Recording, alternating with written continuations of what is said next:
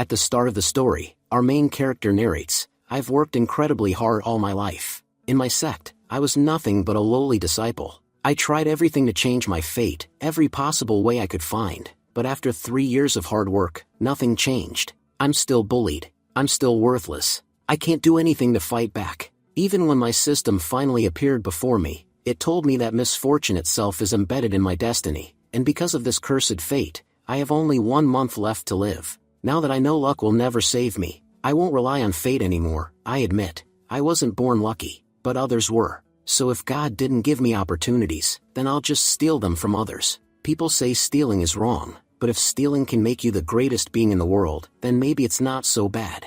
This is my story, the story of Ichiyun. You can call me a thief, or a survivor, or even the greatest immortal in history, the man who rose from nothing to become a supreme hero. Want to know how I escaped death and reached the top? Then listen closely, this is my journey. The story begins with Ichiyun, our protagonist, explaining, "It's been 3 whole years since I arrived in this world. When I first opened my eyes here, a group of kids surrounded me, and bullied me for being weak. It didn't take long for me to understand why. I was born with a 3rd grade, low-quality body, completely useless for cultivation. In this world of immortals, that meant it was impossible for me to progress. But I believed that one day, I'd awaken a system. So I kept working hard, day after day, waiting for that moment to come. After 3 years of endless labor, he is still just a janitor sweeping the sect floors. Suddenly, a blue light flashes before him. Wait, is that my system? Finally, I've waited so long for this moment. From today onward, I'll finally be able to enjoy life, power, money, women, everything a system promises. But instead, the system speaks. Name, Ichiyun. Fate, curse by Hell King. Prognosis, within 1 month, your life will end. However, there is one way to survive, reach nascent soul realm within that time. If you fail, your sect will expel you, and thieves on the road will attempt to rob you. But when they realize you're poorer than them, they'll simply kill you out of pity. Your death will be pathetic and meaningless." Hearing this, Ichiyun collapses unconscious. When he wakes up, he mutters to himself, "So I've only got a month left. Maybe, if I try something bold, I can change my fate. Maybe I can become powerful too." Just then, a commotion starts nearby. The sword warrior is coming. Ichiyun wonders, sword warrior? Are they talking about senior brother Zhao? The gates open, and everyone starts cheering as senior brother Zhao Pingtian enters. He is a stage 9 netherworld realm cultivator, one of the elite disciples of the Luyan sect. Ichiyun then realizes something strange. He can see people's destinies. Wait, not only can I see my own fate, I can see the fate of others. I can literally read their destiny. Nearby, disciples whisper in awe, senior brother Zhao is insanely powerful. His sword can slice through mountains in a single strike. A few days ago, a disciple offended him. They found that poor guy's corpse buried deep in the mountains. Everyone knows Zhao killed him, but the sect elders said nothing. They only warned him not to kill so openly next time. Ichiyun stares at Zhao Pingtian and says to himself, "This guy looks amazing. Let's see what fate has in store for him." The system activates and shows, Zhao Pingtian, chosen of the heavens. His destiny is filled only with blessings. By the end of his life, he will sit on the great emperor's throne. His sword will become so powerful that a single swing can kill millions. His killing intent will reach divine levels, impossible for mortals to withstand. In the end, he will achieve the position of a god. A turning point in his fate will come soon. During a mission through Baichen Peak, he will obtain a grade 5 spiritual herb. Consuming it will help him break through to the next realm. Ichiyun clenches his fists. So he's the one blessed by fate. What about me? Am I just background filler in his story? Wait, that grade 5 herb, it's extremely rare. If I get to it before he does, maybe I can change my destiny. I finally understand how to use my system. My fate may be rotten, but I have one powerful option left. I can steal from the fates of others. Sorry, brother Zhao, but that herb is mine now. Ichiyun races toward Baichen Peak, determined to find the herb before Zhao Pingtian does. Once I eat it, my destiny will finally change. No more bowing to anyone. No more being bullied. My rise starts today. Then Ichiyun quickly consumed the herb right where he stood. He muttered, "Ugh, this tastes awful, but I can't worry about that right now. I need to absorb its power immediately." After a few moments of focused meditation, Ichiyun thought excitedly, "Finally, I did it. I broke through. In one go, I've advanced 3 entire stages. I've reached the nascent soul realm. The system said it would take me a whole month, but I did it in just 1 hour. Now I don't have to worry about dying anytime soon. Just then, Zhao Ping Tian arrived, shouting, "Hey, boy, what are you doing here?" Ichuyan thought nervously, so it really was his destiny to come here. The moment I arrived, he showed up too, just like fate said. As Ichuyan turned around, he froze, shocked. Zhao Ping Tian's destiny had changed again. The system revealed, although Zhao Ping Tian's ultimate fate remains the same, the turning point in his life has shifted. After completing today's mission, on his way home, he'll notice something strange in the river near Nanjing Peak. When he investigates, he'll discover a spiritual weapon, the Cold Flame Sword. Acquiring it will further strengthen his destiny. Ichuyan muttered bitterly, "Unbelievable, this guy's basically the god of fortune himself. I don't get even a single opportunity, and he's drowning in them. I used to think people exaggerated when they said luck is everything, but now I see it's true. If fortune smiles on you, even a fool can become a hero." Then Ichuyan said aloud, pretending to be casual, "Senior brother, I was just cultivating here. I reached the nascent soul realm a short while ago, so I came here to stabilize my energy. No other reason, really." Zhao Ping Tian replied coldly, "Oh, is that so? Fine. Then get out of here. I promised my master I wouldn't kill people casually anymore. That's the only reason you're still alive. I don't really have a reason to kill you, but I kind of feel like it, so before I change my mind, leave." Ichuyan said politely, "Senior brother, are you heading toward Yunjia Pavilion?" Zhao Ping Tian frowned. "What does it matter to you where I'm going?" Ichuyan smiled nervously. "Oh, nothing, brother. It's just that the path passes near Nanjing Peak, and because of the recent rains, the trail is pretty bad. I was just saying your clothes might get ruined if you go that way." Zhao Ping Tian scoffed. "You didn't need to tell me that. I'm flying there anyway." He mounted his sword and soared off. Ichuyan smirked to himself. He's such an idiot. If he had gone on foot, he would have noticed the sword in the river, and then I could never have taken it. But thanks to that little bit of misdirection, he flew right past it. He grinned wickedly. "Zhao Ping Tian, from now on, your destiny belongs to me. You're officially my primary target." Scene shifts to Nanjing Peak, near the waterfall. Ichuyan thought, the water here is strange. Sometimes it feels boiling hot, other times it's freezing cold. That means the Cold Flame Sword must be nearby. Moments later, he spotted something glowing under the water. It was the sword. He struggled to pull it out, straining with all his strength, but after several attempts, he finally succeeded. The narrator explains, in the Qingnan continent, there are various kinds of weapons, for primary types, moral weapons, spiritual weapons, treasure weapons, and magical weapons. Each type is divided into 3 grades, low, middle, and high. The Luyan sect possesses only one high-grade magical weapon, which they never use except in dire emergencies. Most of the elders own low-grade magical weapons for their regular fights. The weapon Ichuyan just found, the Cold Flame Sword, is a low-grade magical weapon. Ichuyan held the sword proudly, saying, "It may be a low-grade weapon, but its power is incredible. I can already feel my strength rising, my entire body feels stronger. Now that I've reached the nascent realm and obtained such a powerful sword, I must have completely changed my destiny. In the future, I'll become a truly great cultivator." Eagerly, he asked his system, "Show me what my future looks like now." The system responded. Ichuyan struggled throughout his life, and through his efforts, his life did improve. However, during a battle on a cliff, his enemy knocked him off. His body was shattered into pieces, and he died a terrible death. A major turning point will soon arrive in your life. In 1 month, an enemy will kill you, and your death will be so miserable that not even your corpse will be found. Ichuyan was shocked. "What? What's going on? I already changed my fate. I got stronger. I even found this sword, so why does it still say I'll die within a month?" As he was still processing the news, he suddenly heard someone screaming nearby. He turned sharply. "That voice, that's Zhao Yu. That bastard is always causing trouble in our sect. He's bullied me so many times just because of his brother's name. Who's he picking on this time?" In a dark forest, a terrified young woman was running, screaming, "Please help me. Someone, save me. These monsters won't leave me alone." Zhao Yu laughed cruelly. "Go ahead, scream all you want. No one's coming to save you in this dark forest." Then, with an evil grin, he began tearing at the woman's clothes. "You said with a wicked grin, don't be scared. We'll take very good care of you. You'll even start to enjoy it soon enough, so stop pretending." Just then, Ichuyan appeared from the side, and kicked Yu hard in the chest. Ichuyan shouted, "Ganging up on a defenseless girl? Don't you feel any shame? How can you even call yourselves men?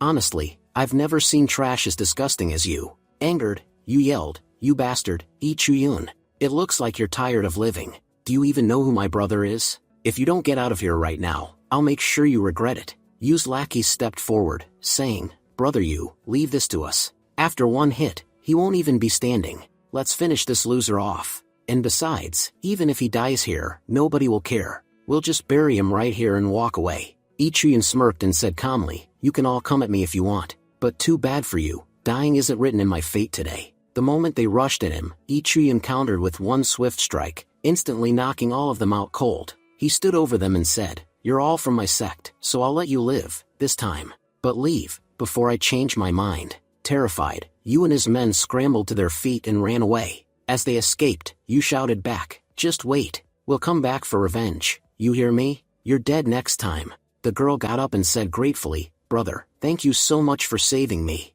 Yi Chuyun smiled slightly. "No need to thank me, just be more careful next time." But then he suddenly froze in shock. His system revealed the girl's identity. Her name was Qin Jian.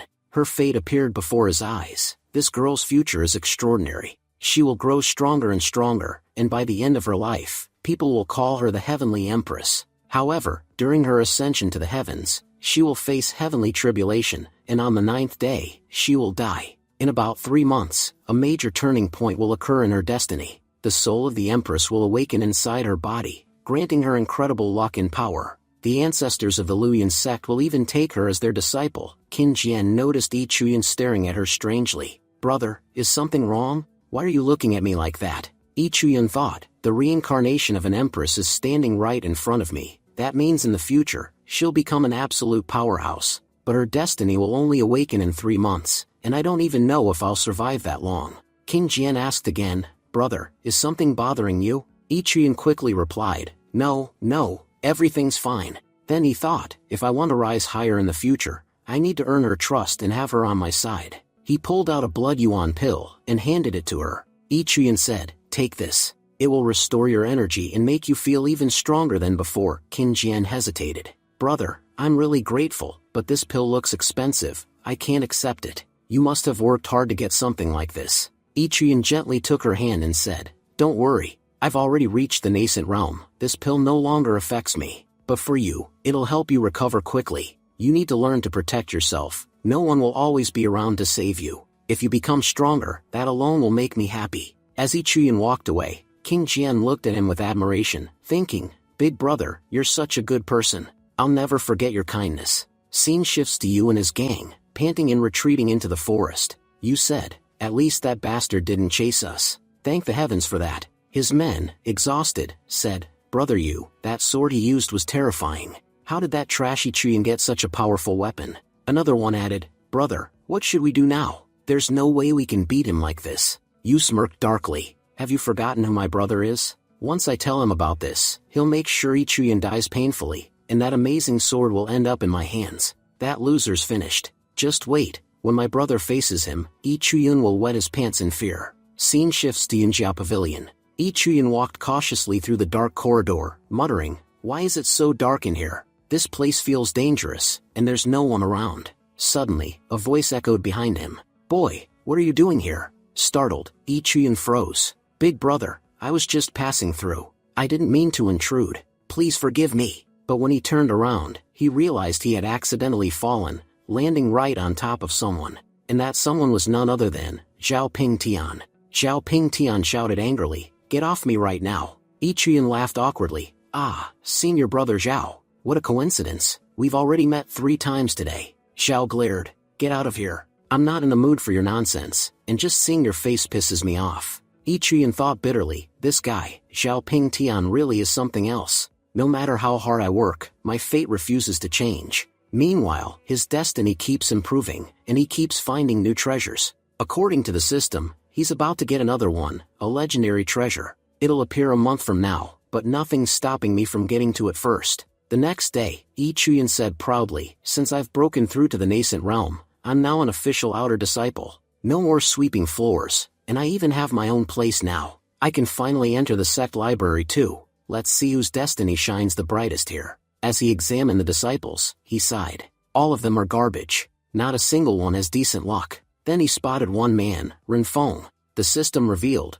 Renfeng's life is about to take a major turn. He recently broke through to the nascent realm, and soon he'll find a high-grade technique book, Soul-Severing Sword, hidden in a pile of trash near the sect. This book will completely change his life. Yi Chuyan smirked. Looks like I've just found my next opportunity. Yi Chuyan said, after searching the entire day, I finally found something, the Nascent Soul Sword Manual. It's an incredible book for sword cultivators, especially for those at the nascent realm. Well, at least all that searching paid off in the end. Later, Yi Chuyan arrived at Five Sun Mountain. Opening his eyes after training, he smiled and said, unbelievable, in just 2 hours, I've already reached the second stage of the nascent realm. This technique is incredible. Not only has it strengthened my swordsmanship, but even my body feels much more powerful now. The more force I use when swinging my sword, the stronger my attacks become. He paused for a moment, then said, let's see what's changed in my destiny now. After checking, his expression darkened.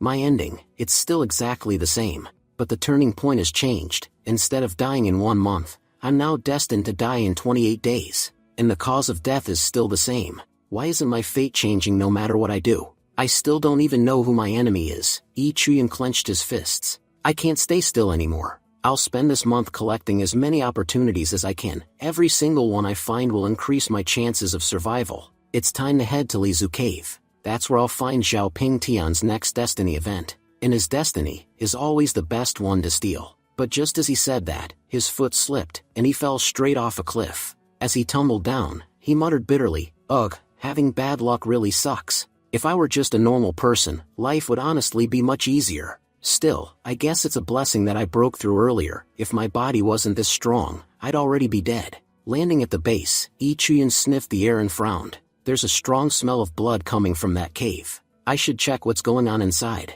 The deeper he went, the stronger the smell became.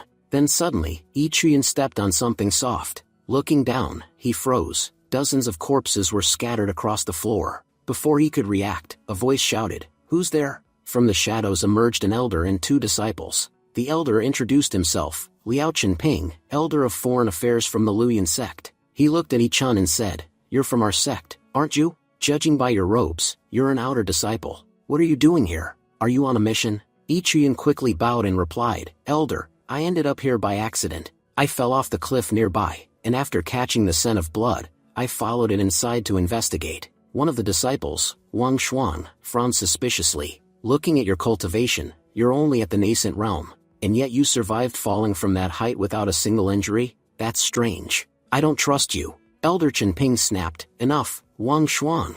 We've lost many disciples on this mountain today, and we still don't know the cause. We're already short on manpower. If this boy can help us, it'll be useful." He then ordered, "Wang Shuang, Yi Chuyan, both of you, head to the left side of the cave and check for survivors. Many disciples are still missing." Yi Chuyan nodded. "Understood, elder." Smiling faintly, he said to Wang Shuang, "Senior brother, let's go." After walking a short distance, Wang Shuang winced in pain.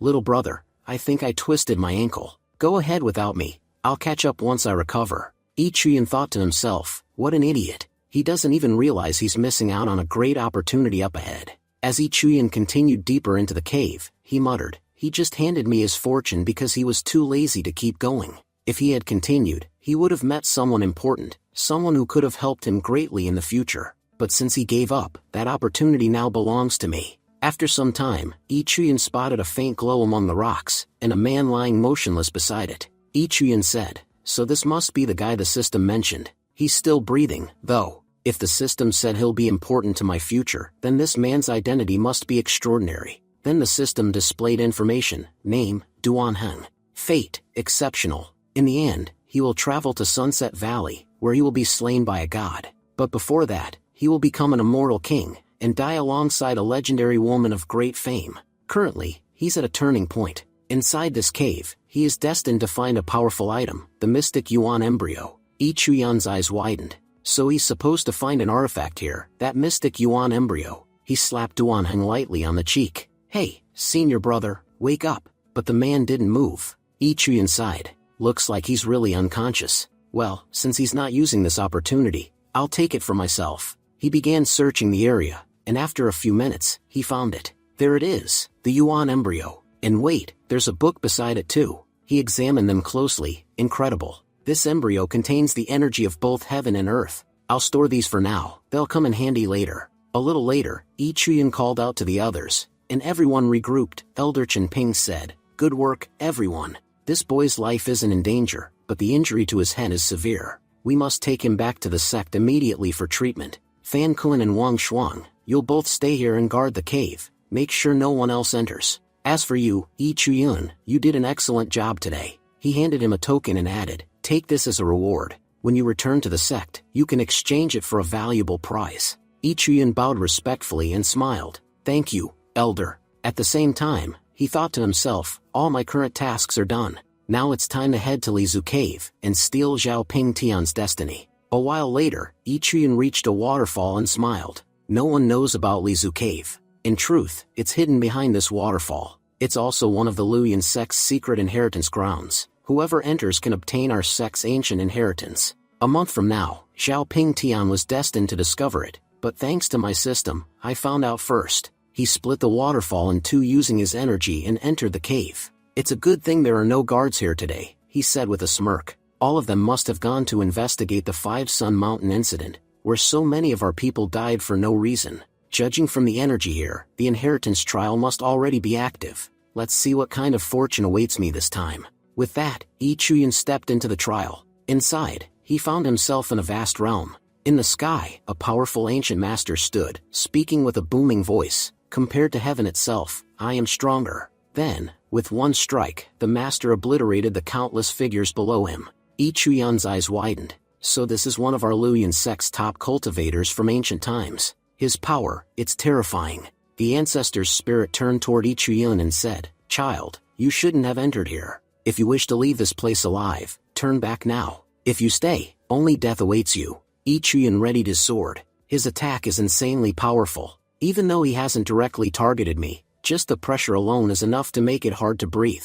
The ancestor frowned. "You're stubborn, boy, and I don't like stubborn people." He unleashed a violent barrage of attacks. Yi Chuyan blocked them all with difficulty, each strike heavier than the last. Still, he growled through the pain. "Running away isn't an option for me. Even if I'm destined to die in a month, I'll fight to survive. If I ever want to become the strongest among all, I must endure this, no matter what." A massive explosion filled the cave. The master frowned, sensing the aftermath. "Did I use too much power? It seems I may have gone too far and killed the boy. But that's not my fault. This was meant to be a test of strength. If he couldn't withstand even a fraction of my power, how could he possibly handle my full inheritance? My last attack was too strong. Next time, I'll hold back." But then, to his surprise, he saw Yi Chuyan still standing, barely, but alive. The master laughed in admiration. "You truly are remarkable, child. Only those with unshakable will can advance in the way of the sword. A person without determination will never achieve true cultivation.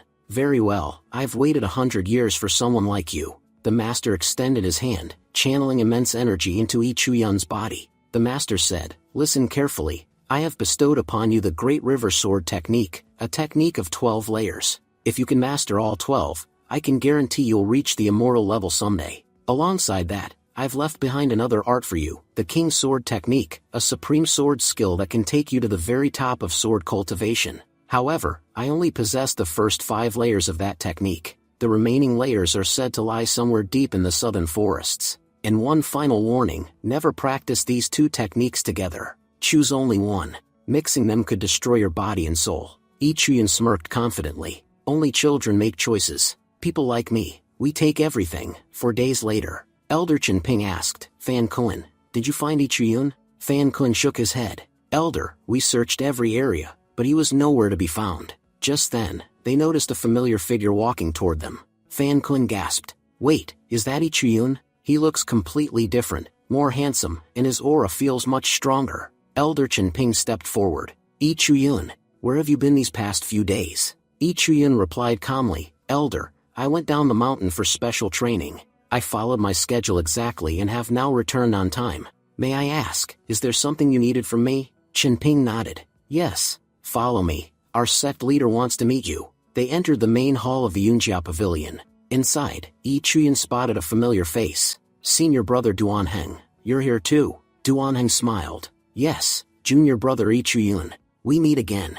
I never got the chance to thank you personally for saving my life that day." Yi Chuyan replied modestly, "There's no need to thank me, senior brother. I only did what was right. At that moment, the sect leader, Gu Xianda, turned toward him. So, you're Ichuyun, Ichuyun thought privately, this man's aura, it's incredible. Bowing respectfully, he said, greetings, sect leader. Gu Xianda smiled. You're an impressive young man, Ichuyun. Among all our outer disciples, you stand out the most. In 3 days, the grand inter-sect competition will be held, and I want you to participate. I'm putting my faith in you, Ichuyun. Don't disappoint me. Ichuyun thought silently, what exactly is the sect leader planning? Elder Chenping said, in just a few days, the inter-sect competition will begin. Whoever performs best in that competition will receive truly remarkable rewards. Our sect leader himself has instructed that you must participate and win. Duanheng personally recommended you. Ichuyun, smiling gratefully, said, thank you very much, sect leader, and thank you too, senior brother Duanheng. I won't disappoint either of you. Gu Xianda said, you both may leave now. As Ichuyun turned to leave, Gu Xianda looked at Elder Chenping and asked, Elder Chenping, about the incident in Five Sun Mountain Cave, where so many of our disciples were killed, have we discovered who was behind it? Elder Chenping bowed slightly. Sect leader, we still don't have the full details, but during our investigation, we learned that members of the Red Ghost sect have been sighted frequently near our territory. It's very likely that they were the ones who ambushed and killed our disciples. Gu Xianda's expression hardened. If that's true, continue your investigation, and keep an eye on the Red Ghost sect. Those bastards have always been our enemies. They never stop scheming against us. Scene shifts to Ichuyun's residence. He sat cross-legged, deep in thought. No matter what happens, I must win this competition. If I take first place, I'll be promoted to an inner disciple, and that would be an enormous step forward for me. He smiled slightly. In just 4 days, I've made incredible progress. I've already mastered 3 layers of the Great River Sword technique, and 2 levels of the King's Sword technique. Just 4 days of focused practice have pushed my cultivation to the 8th level of the nascent realm. And while training in Lizu Cave, I also obtained a rare mental technique, the Mind Flower Sword technique, which helps stabilize my mind during battles. Even after all this, my fate still hasn't changed. I'll need to work even harder if I want to survive. Suddenly, Ichuyun sensed something behind him, a stone flying straight toward his head. He swiftly caught it mid-air and threw it back with force. A calm voice echoed from above. Good reflexes. Impressive technique. Ichuyun looked up in surprise and saw an old master sitting atop a tree branch. The old man said with a faint smile, young man, your body's quite remarkable. It seems I wasn't wrong about you. At that moment, Ichuyun's system activated, revealing information. Name, Dan Pingzhu. Nature, kind-hearted and righteous. 100 years ago, he was a great cultivator from the Boundless Realm. He was severely injured in battle and has since lived quietly within the Luyan sect, concealing his true identity. Very few know how powerful he truly is. Ichuyun thought, so this old man, he's actually one of the hidden seniors of the sect. Hardly anyone knows how strong he really is. Then, the system added, the host's fate is shifting. The dark star that once blocked your destiny has moved away. Your fortune has now ascended from evil star fate to purple fate, a far more auspicious destiny. Ichuyun frowned slightly. My fate has changed, but not enough. It still says I'll die within 30 days. Well, there's nothing I can do about that right now. For the moment, I should focus on understanding why this martial elder sought me out. He looked at the old man and said, Senior, do you have any advice for me? Pingzhu chuckled warmly. I knew you were a sharp one. You've inherited the sect's ancient legacy, haven't you? Then you must have great potential. He threw a small jade scroll toward Ichuyun. This is the Supreme Sword technique. Your Yuan energy is still unstable. If you cultivate using this book, it'll help you stabilize your core and make your training far more effective. Think of your body like a furnace. The more balanced your energy, the more power it can produce. Ichuyun bowed deeply. Thank you, Senior. Pingzhu waved his hand. No need to thank me. I work in our sect's inner pavilion, handling cultivation research. If you ever need help or guidance, you can find me there. I'm quite old now, and talking to bright young people like you makes me feel alive again. Ichuyun smiled. Then I'll be sure to visit you again, Senior. As Ichuyun walked away, Pingzhu watched him and murmured, that boy, he has a good heart. After so many years, the sect's true inheritance has finally found a worthy successor, and I'm glad it was someone like him. 3 days later, intersect competition. The arena was crowded with disciples. One man said, did you hear? The rewards this year are insane. The winner will receive a rare divine pill of ascension, and even a special cultivation ticket to train in the heavenly chambers. Another disciple added excitedly, that's not all. I also heard that an elder who's been in seclusion for decades has returned. He announced that whoever wins this competition will become his personal disciple. That's huge. It could change someone's life completely. Ichiran looked around and thought, no wonder everyone's here. But honestly, just standing around waiting is getting boring. Just then, someone tapped him on the shoulder. Hey kid, this spot's mine. Move aside, or I'll beat you up and knock your teeth out. Ichiran looked over and said coldly, don't cut the line, or I'll be the one to cut you. The man's face darkened. Oh, what did you just say? Looks like you're tired of living. Ichiran moved faster than anyone could see. One punch sent the man flying off to the side. Everyone nearby gasped. Whoa! Wasn't that guy one of the favorites to win? And this kid beat him with just one punch? The crowd murmured in awe. Did you even see what happened? That guy didn't stand a chance. This new kid's ridiculously strong. Up on the viewing platform, Rookin said, that boy, he's powerful. Beside him, Elder Kian frowned. We'll see. He's reckless. Probably just a fool who got lucky. If he's eliminated before I even get to test him, it'll be a blessing for everyone else. Just then, the host announced loudly, the intersect competition will consist of 4 rounds. In the first round, 100 participants will step onto the stage and fight freely. Anyone who falls off the stage will be immediately eliminated. Only the top 30 will advance to the next round. You could say, this first round like Tournament of Power. Releasing his power, Ichiran said confidently, I've seen the entire Tournament of Power. Just like Jiren, I'll stand my ground, and I'm certain no one will be able to move me from here. The host then announced, the first round is over. The top 30 participants have qualified. Ichiran thought to himself, if I didn't have the system, I would have fallen off the stage like the rest of them. Even though my luck is terrible, as long as I have this system, I can fix anything. The second round began. According to the luck draw, the competitors will fight one-on-one. After this, only 12 participants will remain.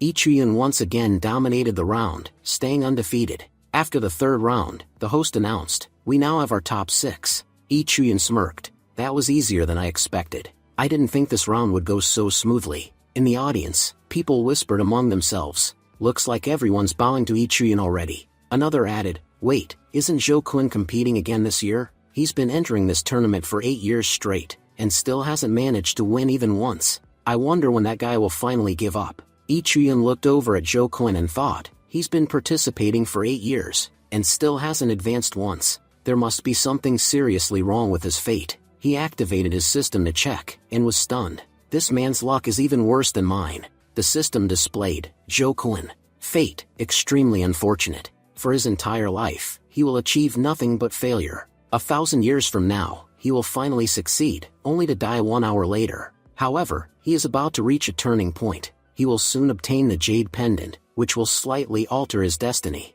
Ichiran sighed softly. This poor guy, even his one success will come too late. Joe-kun called out, Junior brother, let's begin our match. Ichiran nodded. Even if his luck is rotten, his determination isn't. I can't underestimate someone with that much perseverance. Joe-kun threw a handful of dice like talismans toward Ichiran, expanding them in size with his ki until they filled half the stage. Ichiran, calm and composed, shattered them one after another with his bare fists. Spectators gasped. Wow! Ichiran broke all those dice with just a few punches. He used to be a worker disciple for 3 years, but now, it looks like he'll definitely become an inner disciple this time. Joe-kun shouted, that was just a warm-up. Now I'll show you the true technique. I've trained for 7 years. He leapt forward, but as soon as he moved, his foot twisted, and he fell off the stage, getting eliminated instantly. Crying, Joe-kun said, not again, the same thing every year. Ichiran blinked in disbelief. Wait, did I just win?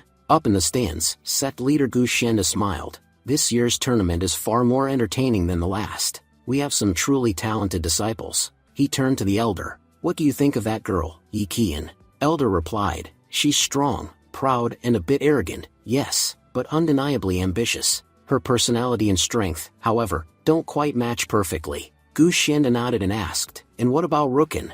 Elder responded, he's talented in cultivation, but lacks vision. He can achieve much, but not greatness. The sect leader sighed. I thought either of these two would satisfy Elder Hongshu's expectations, but it seems neither of them are fit for her standards. Elder Hongshu, however, smiled slightly. That's not true. There is one disciple who has caught my attention. Gu Shenda looked surprised. Elder Hongshu, also known as the ancestor of the Luyan sect, had rarely ever taken interest in anyone before. Third round, Yi Chuyan vs Yi Qian. Yi Qian smirked as she stepped forward. So, you're Yi Chuyan.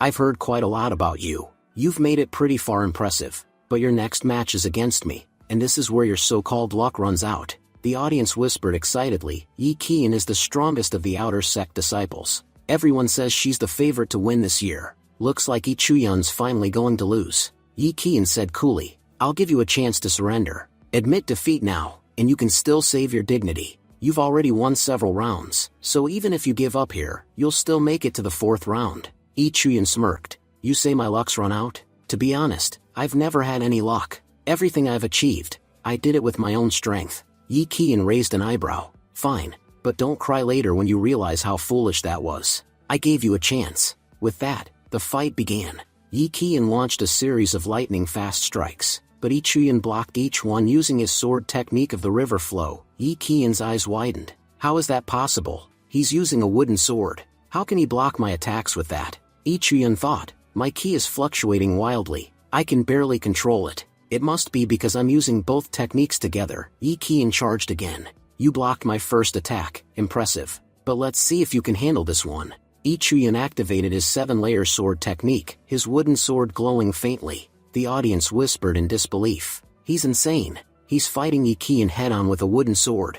There's no way he'll win. She's too strong. But even Yi Qian began to hesitate. Where's this boy getting such overwhelming energy from? Just then, Yi Chuyan's wooden sword snapped in half. Yi Qian seized the moment and slashed forward, stabbing Yi Chun through the shoulder. She smiled coldly. Reaching the top 12 was already your peak, Yi Chuyan.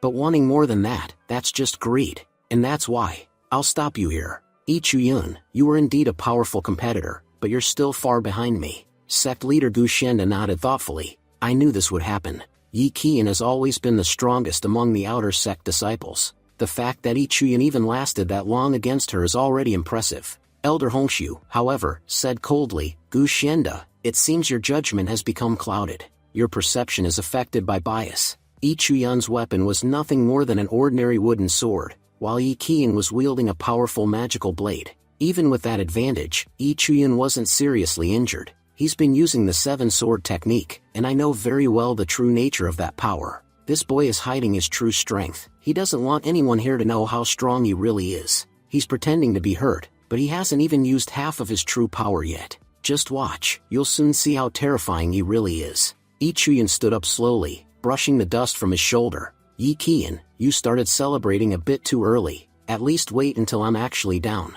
Yi Qian looked shocked. You're not injured? Yi Chuyan thought silently. This all started because of that old man, Pingzhu. When our swords first clashed, I heard his voice echo in my head. He told me, if you wish to remain in the sect and grow stronger, you must do 2 things. First, win this competition. Second, never take any elder as your master. Yi Chuyan frowned inwardly. Why would he tell me not to accept a master? Does he want me to follow his cultivation path instead? Still, he's right. I carry a unique inheritance that only he and I know about. If I were to train under another elder, I'd be exposed immediately. So I'll have to follow his advice for now. He looked up at Yi Qian, eyes steady. I was planning to enter the inner sect by placing 6th, but now, I've changed my goal. I want the number 1 position, and if I'm going to be number 1, then, Yi Qian, you can't be. Yi Qian scowled. You don't even have a sword anymore. How will you fight me? Yi Chuyan smiled faintly. You're talented, that's true. But let's be honest, your family background gave you everything. If not for that privilege, you'd never have made it this far. Yi Qian's face darkened with fury. How dare you insult me? She infused her sword with blood, activating her blood blade technique, and lunged forward to attack. Just as her strike was about to land, Yi Chuyan summoned a faint blue aura, and suddenly, cold flame sword appeared in his hand. Yi Qian froze mid-strike. What? Where did that sword come from? Yi Chuyan parried effortlessly and countered, pushing Yi Qian back with such force that she was wounded on her arm. Yi Qian stared at him in disbelief. This energy, it's completely different from before. He's changed. If he wanted to, he could finish this fight in an instant. Yi Chuyan stepped forward, his expression calm but fierce. Yi Qian, you're too weak. He struck once, and with a single blow, Yi Qian was sent flying off the stage. The crowd gasped in shock. What just happened? Did Yi Qian, the strongest of the outer disciples, just lose in a single hit? That Yi Chuyan, is he even human? How could he become this powerful in just a few days? After the round, the host began pairing opponents for the next match. One disciple, Ji Ping, looked at the list and sighed. My opponent is Yi Chuyun. In that case, I'll surrender before the fight even starts. The crowd murmured, What? You're giving up already? Ji Ping shrugged. People call me stupid, but I'm actually quite smart. If even Yi Qian couldn't beat him, then what chance do I have? Besides, my current rank is already good enough. Brother Yi Chuyun, good luck. I'm sure you'll take first place. After several more matches, the final results were announced. Fourth place, Ji Ping. Third place, Lin Rukin. Second place, Yi Qian. First place, Yi Chuyun. The host then declared, Now, we begin our special challenge round. Inner disciples will now step forward to challenge these new ranking winners. If an inner disciple loses, they will be expelled from the inner sect, and their position will be taken by the victor. The first to step forward was Zhao Yulong, the elder brother of Zhao Yu. Yulong said with a smile, Junior brothers and sisters, it's been a long time since we've met. The crowd cheered. Brother Yulong, he's amazing. He was the first among us to enter the inner sect. There's no doubt he'll put on a great show again. From the crowd, Zhou Yu shouted nervously, Big brother, you're incredible, but you don't know who your opponent is. Please, don't fight him. Just withdraw. Yulong smiled confidently. Little brother, don't worry. I'll avenge you today. You've suffered enough humiliation. I'll make it right. Yu's eyes filled with tears. It's over. He doesn't understand. Yi Chuyun's strength. He's on a completely different level. The host announced, the inner disciples may now choose their opponents. Yulong pointed straight at Yi Chuyun. I choose him. He stepped forward. Boy, before this match, I already spoke with the elders. You humiliated my younger brother. Now, I'll avenge him, in front of everyone. The audience murmured nervously. Yulong made a huge mistake. Because of Yu's pride, he's about to lose his own status, and become an outer disciple again. From the stands, Yu clenched his fists and whispered tearfully, Big brother, forgive me. I tried to stop you, but I couldn't. Yulong smirked at Yi Chuyun. I'll give you one chance. Kneel here before everyone, admit your mistakes, lay your sword on the ground, and walk away. Do that, and I won't hurt you. Otherwise, I'll destroy you, and you'll never be able to show your face again. Acting nervously, Yi Chuyun said, Your words, they've truly frightened me. But still, I'll fight. Yulong, furious, replied, I gave you a generous offer, but you refused it. Fine. No more mercy. Today, in front of everyone, I'll kill you so brutally that no one will ever dare to insult my family again. But before his attack could connect, Yi Chuyun easily dodged every strike with smooth precision. Yulong gritted his teeth. Your speed's impressive, I'll give you that. But tell me, boy, how do you plan to fight without a sword? Yi Chuyun smirked. To deal with a rat like you, I don't need a sword. Then, with blinding speed, he punched forward, a single devastating blow that shattered Yulong's technique midair. Yulong's attack disintegrated under the pressure of Yi Chuyun's fist. Eyes wide with disbelief, Yulong gasped, How? Is that even possible? He blocked a sword strike, with his bare hands. Yi Chuyun stepped in again, delivering a heavy shockwave that sent Yulong flying backward. The audience murmured in awe. It's over, Yulong's finished. Yi Chuyun's attacks are terrifying. One strike and he completely overwhelmed him. As Yulong's body was flung out of the arena, he grabbed Yi Chuyun's ankle, trembling. Yi Chuyun looked down at him coldly. What's this? Still not giving up? He grabbed Yulong and slammed him back onto the stage, again and again. The host shouted, Yi Chuyun, that's enough. Yulong is unconscious. You don't need to continue. The spectators whispered, he's clearly taking revenge. But for what? Yi Chuyun said calmly, I'd stop, but Brother Yulong hasn't admitted defeat yet. Brother Zhao Yulong, do you wish to continue? Say yes, and we'll go on. Trembling and crying, Yulong gasped, No, please, no more. I admit defeat before everyone here. The entire crowd went silent. It was the most humiliating loss anyone had ever seen. Yu covered his face and whispered, I'm sorry, brother, forgive me. The host stepped forward and announced, the inner sect competition has now concluded. 4 disciples have qualified for entry into the inner sect. As promised, all 4 will receive extraordinary rewards. But in addition, there's a special announcement. The crowd grew restless as they turned toward Elder Hongshu. Isn't that Elder Hongshu, the one who's been in seclusion for years? Yeah, she's from Qingxia Peak, right? Sect leader Gu Shenda said, Yes. Elder Hongshu of Qingxia Peak is here today to select a personal disciple. Upon hearing this, Yi Qian's eyes lit up with excitement. Elder Hongshu looked at Yi Chuyun and said, Yi Chuyun, I have decided. I want you as my personal disciple. I won't claim to be the greatest swordmaster in the world, but there are only a handful alive who can stand against me. If you accept me as your master, you'll gain immense benefits in the future, and you'll never suffer loss under my guidance. Besides, my Kingxia Peak has many female disciples. If you accept, I could even arrange a suitable marriage for you." The crowd gasped. What? Kingxia Peak has never accepted a male disciple before. She's breaking her own sect rules for Ichuyun. He's unbelievably lucky. If he joins her, his entire destiny will change. Ichuyun took a deep breath and replied respectfully, "Elder Hongshu, I sincerely thank you for your offer. I entered this competition to prove myself, and earn the chance to become a disciple of the sect. But to be honest, I don't need a master." The entire hall went silent. He continued, "So, Elder Hongshu, please forgive me, but I must decline."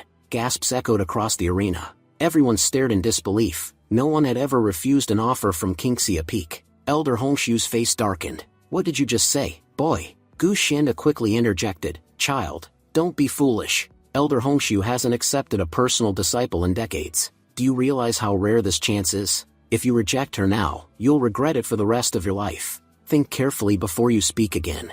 Ichuyun bowed his head. "Sect leader, I'm not joking. I truly mean it. I don't wish to become anyone's personal disciple. Just being accepted into the inner sect is already a great honor for me. Elder Hongshu, I'm grateful for your offer, but I must respectfully decline." Everyone was stunned into silence. After a pause, Elder Hongshu chuckled softly. "This boy is truly fascinating. I didn't think anyone in this sect would ever dare reject me, but now I know what rejection feels like." She turned toward the sect leader. "Very well. If he refuses to be my disciple, then let it be so. However, since he's proven his worth, I'll make him an official inner sect disciple anyway." Later, Ichuyun sighed to himself, "I can't believe I offended such a beautiful and powerful woman. That old man Pingzhu is to blame for all this. Still, I can't change anything now. I have to follow the system if I want to survive." He activated his system to scan Elder Hongshu's fate. Fate summary: Hongshu will become one of the greatest cultivators of her time. However, when she faces the heavenly Tao, she will fail. A turning point is approaching. She has forgotten her jade pendant at Kingxia Peak, a relic crucial to her destiny. Ichuyun frowned. Her end is near. That pendant might be her key to survival. Scene shift to Internal Affairs Pavilion Library. Ichuyun sat slumped over a table, crying. Elder Pingzhu appeared and asked, "What's wrong, boy? You won the competition, didn't you? You received the Calamity Pill and the right to study any martial art in the library. Why are you sitting here crying instead of celebrating?" Ichuyun wiped his tears and said, "It's because I offended Elder Hongshu. Everyone knows Kingxia Peak only accepts female disciples, and yet she offered to take me under her wing, and I turned her down. You can't understand how much pain I feel inside." Elder Pingzhu said gently, "Stop crying, child. I promise you, within just 1 month, I'll get you into the Yunhai realm." Hearing that, Ichuyun's face brightened with joy. "Master Pingzhu, really? Are you serious?" Pingzhu smiled. "Of course, I'm serious. Didn't I tell you to reject Hongshu's offer? You think I'd say that without a plan in mind? First, let's go up to the 3rd floor of the library and select a book for you. Now, it's all up to your luck. Let's see what kind of technique you get." Ichuyun thought to himself, to even step onto the 3rd floor, one usually needs extremely high status, at least the position of a personal disciple of a master. And yet, here I am, getting access this easily. This old man really is something.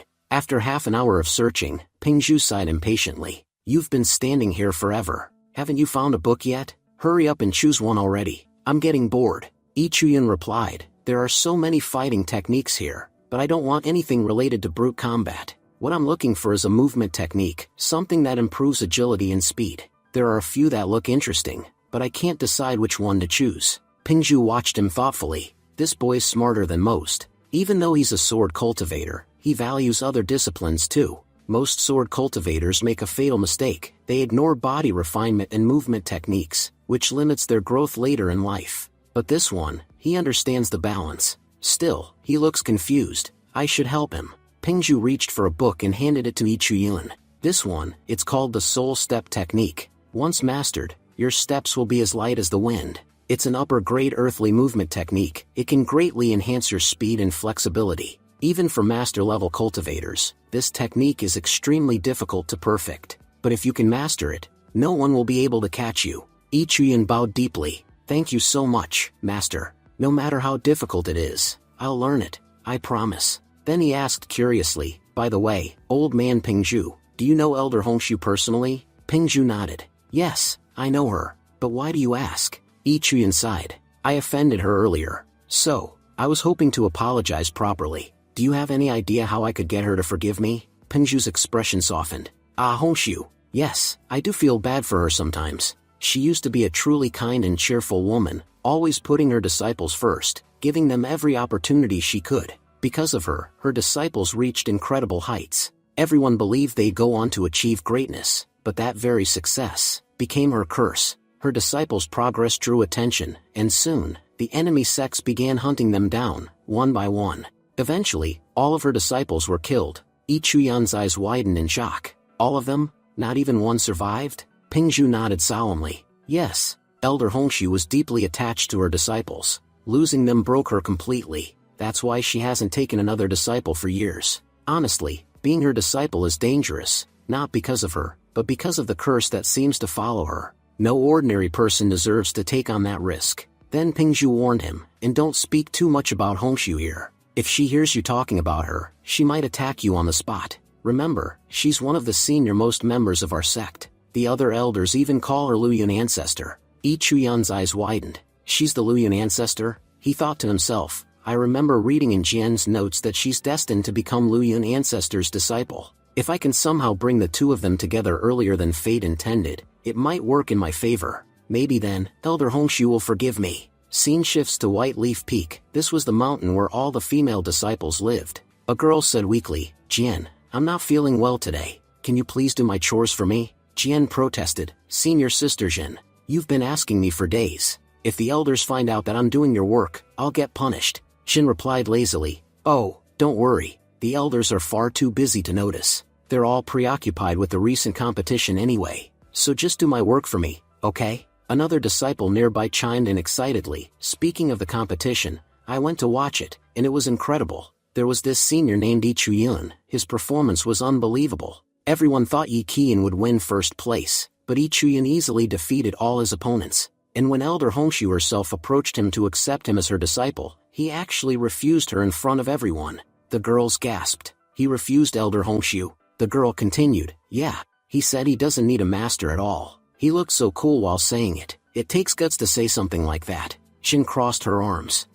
Elder Hongshu must not have offered him anything special, that's all. You all remember how hard our leader worked to gain senior brother Zhao Pingtian, right? He offered everything he had for it. Then Jian spoke softly. I already knew senior brother Ichuyun was amazing. He's strong, talented, and not arrogant at all. If he refused Elder Hongshu, I'm sure he had a good reason. The other girls laughed. Haha, listen to her, she's talking like she knows him personally. Jin smirked. Careful, Jian. Don't even mention his name so casually. If anyone hears you say senior brother Ichuyun, you could get in trouble. You'll never get close to someone like him anyway. They say even senior cultivators can't stand against him. He's completely out of your reach. Jian shook her head firmly. No, that's not true. I've actually met him before, and he's really kind. He's not arrogant at all. The girls burst out laughing again. Sure you have. You probably just dreamed it. Jin chuckled. My cousin knows senior brother Ichuyun personally, and she's told me a lot about him. So, trust me, I know far more about him than you do. Don't go making things up. At that moment, Ichuyun himself entered the hall and said, I'm looking for Qin Jian. Is she here? All the girls froze. Their eyes widened in shock. Wait, senior brother Ichuyun? He's here? At our peak? Jin immediately stood up and said, Senior brother, did you come here to see me? Ichuyun frowned. Sorry, who are you again? I'm not here for you. I came to see Jian. I need to speak with her about something important. Jin's face turned red with embarrassment. She stammered, but senior brother, Jian is currently on duty today. You can't just take her away like that. Ichuyun's tone hardened. Oh really? Do I need your permission now to speak to someone? Do you think you have the authority to talk arrogantly to your senior? Jin immediately panicked and bowed deeply. I'm so sorry, senior brother. Forgive me. Jian can go with you, of course. We'll handle her duties for her. Later, Jian walked beside Ichuyun nervously. Senior brother, where are we going? Ichuyun smiled faintly. Sorry. I forgot to tell you. Jian quickly replied. No, it's fine. You've already helped me so much. After everything you've done, I'd do anything to repay you. Ichuyun thought to himself, she really is an amazing girl. After I gave her those 4 blood spirit pills, She broke through 4 cultivation layers and even unlocked her sacred body. Her growth from now on will be incredible. Then Ichuyun spoke seriously. Junior sister, you probably know that a few days ago, I refused Elder Hongshu's offer to become her disciple. That really offended her. Now, the only way I can make peace with her is by bringing her a new disciple to train. If I can't do that, I might end up in serious trouble. So, would you be willing to become her disciple for me? Jian looked at him, completely stunned. Jian, shocked, said, wait, me? You want me to become Elder Hongshu's disciple? Ichuyun nodded earnestly. Yes, please, do this for me, help me out just this once. Even if Elder Hongshu rejects us, it's fine. At least we'll have tried. Honestly, I don't know any other female disciple in the entire Luyan sect besides you, so you're the only one who can help me right now. Jian hesitated, thinking to herself, if I refuse him, there'll be no one left to help. Everyone knows how powerful and how short-tempered Elder Hongshu is. If she attacks him out of anger, he won't survive. To save his life, I have no choice but to help him. Finally, she said softly, all right, senior brother, I'll help you. Ichuyun smiled. Good, we'll be meeting Elder Hongshu soon. When you see her, give her this pendant. She's been searching for it for a long time. If you hand it to her personally, she'll be pleased. Jian looked at the pendant curiously. Brother, where did you get this from? Ichuyun replied, oh, that's a long story. I'll tell you later. He thought to himself, actually, this pendant originally belonged to her. I picked it up after defeating that old fool Xuan. Poor guy, so unlucky. Scene shifts to entrance of Qingxia Peak. Ichuyun stood at the gate and shouted loudly, Elder Hongshu, I've brought you an incredible opportunity. If you come out now, I promise you'll love what I've got for you. Jian tugged at his sleeve, embarrassed. Senior brother, please stop yelling. If you keep shouting like that, she'll get angry for sure. You're being way too loud, and honestly, kind of annoying. Just then, a terrifying spiritual attack shot toward them from inside the peak. A woman appeared in front of Ichuyun. It was Elder Shanguan, one of the senior elders of Qingxia Peak. Furious, she snapped, who gave you permission to stand before our peak and shout like that? Ichuyun quickly bowed and said, Elder Shanguan, I didn't mean any disrespect. I came here because I accidentally offended Elder Hongshu earlier. I just want to apologize and make amends, nothing more. Shanguan glared at him. So, you're here to apologize? And this is how you do it, by bringing along a body-tempering realm girl? You really think you can appease Elder Hongshu with this child? You must take our elder for a fool. I'll teach you a lesson myself. Without warning, she launched a deadly strike at Ichuyun. Ichuyun thought quickly, she's insane. If even one of her attacks lands, I'm dead. But before the strike hit, a sword flashed between them. Duanheng appeared just in time and blocked the attack. Elder, you can't attack my junior brother like that. Shanguan's eyes narrowed. You dare stop my attack? Duanheng bowed respectfully. Elder, I understand my junior brother offended Elder Hongshu, but he came here sincerely to apologize. Attacking him when he's come in peace isn't right, that's why I intervened. Shanguan roared and sent another strike toward him. You're just a disciple, don't tell me what's right or wrong. Before the clash could escalate further, Elder Hongshu herself appeared, her presence instantly silencing everyone. Shanguan, what do you think you're doing? Stop this at once, or you'll end up hurting everyone here. Then she turned to Ichuyun. Now, boy, show me what you've brought to prove your sincerity. But hear me well, if your gift is worthless, I'll destroy your soul myself, and you'll never reincarnate. Ichuyun bowed deeply. Elder Hongshu, I brought this junior sister with me. There's no one more worthy in the entire sect to become your disciple than her. Jian's eyes widened. Senior brother, what are you saying? Ichuyun whispered, don't worry, just give her the pendant I gave you. Jian stepped forward nervously. Elder Hongshu, I found this pendant near Qingxia Peak. I thought it might belong to you, so I brought it back. Shanguan scoffed. Ha, that cheap little trinket? It's not even made of a valuable material, just plain metal. You two must have a death wish if you think this will please her. But as soon as Elder Hongshu saw the pendant, her expression changed. Her eyes softened. I see, so this is what's going on. Shanguan, step back. I need to speak with Jian alone. Shanguan frowned. Alright, Elder, but I still think this girl is ordinary. There's no way Ichuyun's claims about her are true. Hongshu turned coldly toward her. Enough. I said step back, I'll handle this myself. After Shanguan left, Hongshu smiled faintly. This child recently awakened, didn't she? Her talent is extraordinary. I can tell she'll become very powerful in a short time, perhaps even one of the greatest cultivators in the world. This girl isn't ordinary at all. Her veins carry the divine flame bloodline, one of the rarest and strongest in existence. Jian gasped. Elder Hongshu, are you talking about me? Hongshu nodded. It seems Chuyun you were right. You brought me an exceptional disciple indeed. But tell me, no one gives such a valuable gift for free. What is it that you want in return? Chuyun smiled. I knew it, Elder Hongshu. You're extremely clever. All I ask for is a promise. If, in the future, I ever find myself trapped in a life-threatening situation, one from which I can't escape, will you come and save me? Hongshu laughed softly. So, you fear death after all, boy. Then she thought to herself, even Shan Guan couldn't sense Jian's true potential, but Chuyun saw her bloodline instantly. This boy is fascinating. Finally, she said, very well. Take this, a golden leaf charm. It will protect your life once. And as a gesture of gratitude, I'll make a public announcement. From today onward, both of you are officially part of Kingxia Peak. Chuyun, you won't have a master yet, but you'll belong to my peak from now on. That means we'll take responsibility for you in the future. However, you must visit my peak at least once every week. If you don't, I won't guarantee your safety. Chuyun, with tears in his eyes, said, Elder Hongshu, thank you so much. You don't know how great a favor you've done for me today. Just then, Duanheng approached and said, Brother, looks like things worked out after all. Chuyun smiled faintly. Yes, Brother Duan. Thank you, truly. If you hadn't stopped Elder Shanguan earlier, I'd definitely be dead by now. Duanheng waved his hand dismissively. Don't mention it. We're brothers, after all. Besides, I just happened to be passing by. By the way, I saw your fight with Yi Qian, and honestly, it was incredible. You're a remarkable fighter, Chuyun. Watching that match made my whole day. You've only been in the inner sect for a short time, right? How about we train together sometime? I specialize in sword techniques, and I could help you learn them. Chuyun nodded enthusiastically. That sounds great, brother. If we train together, it'll benefit both of us immensely. A few days later, Chuyun stood alone, glancing around.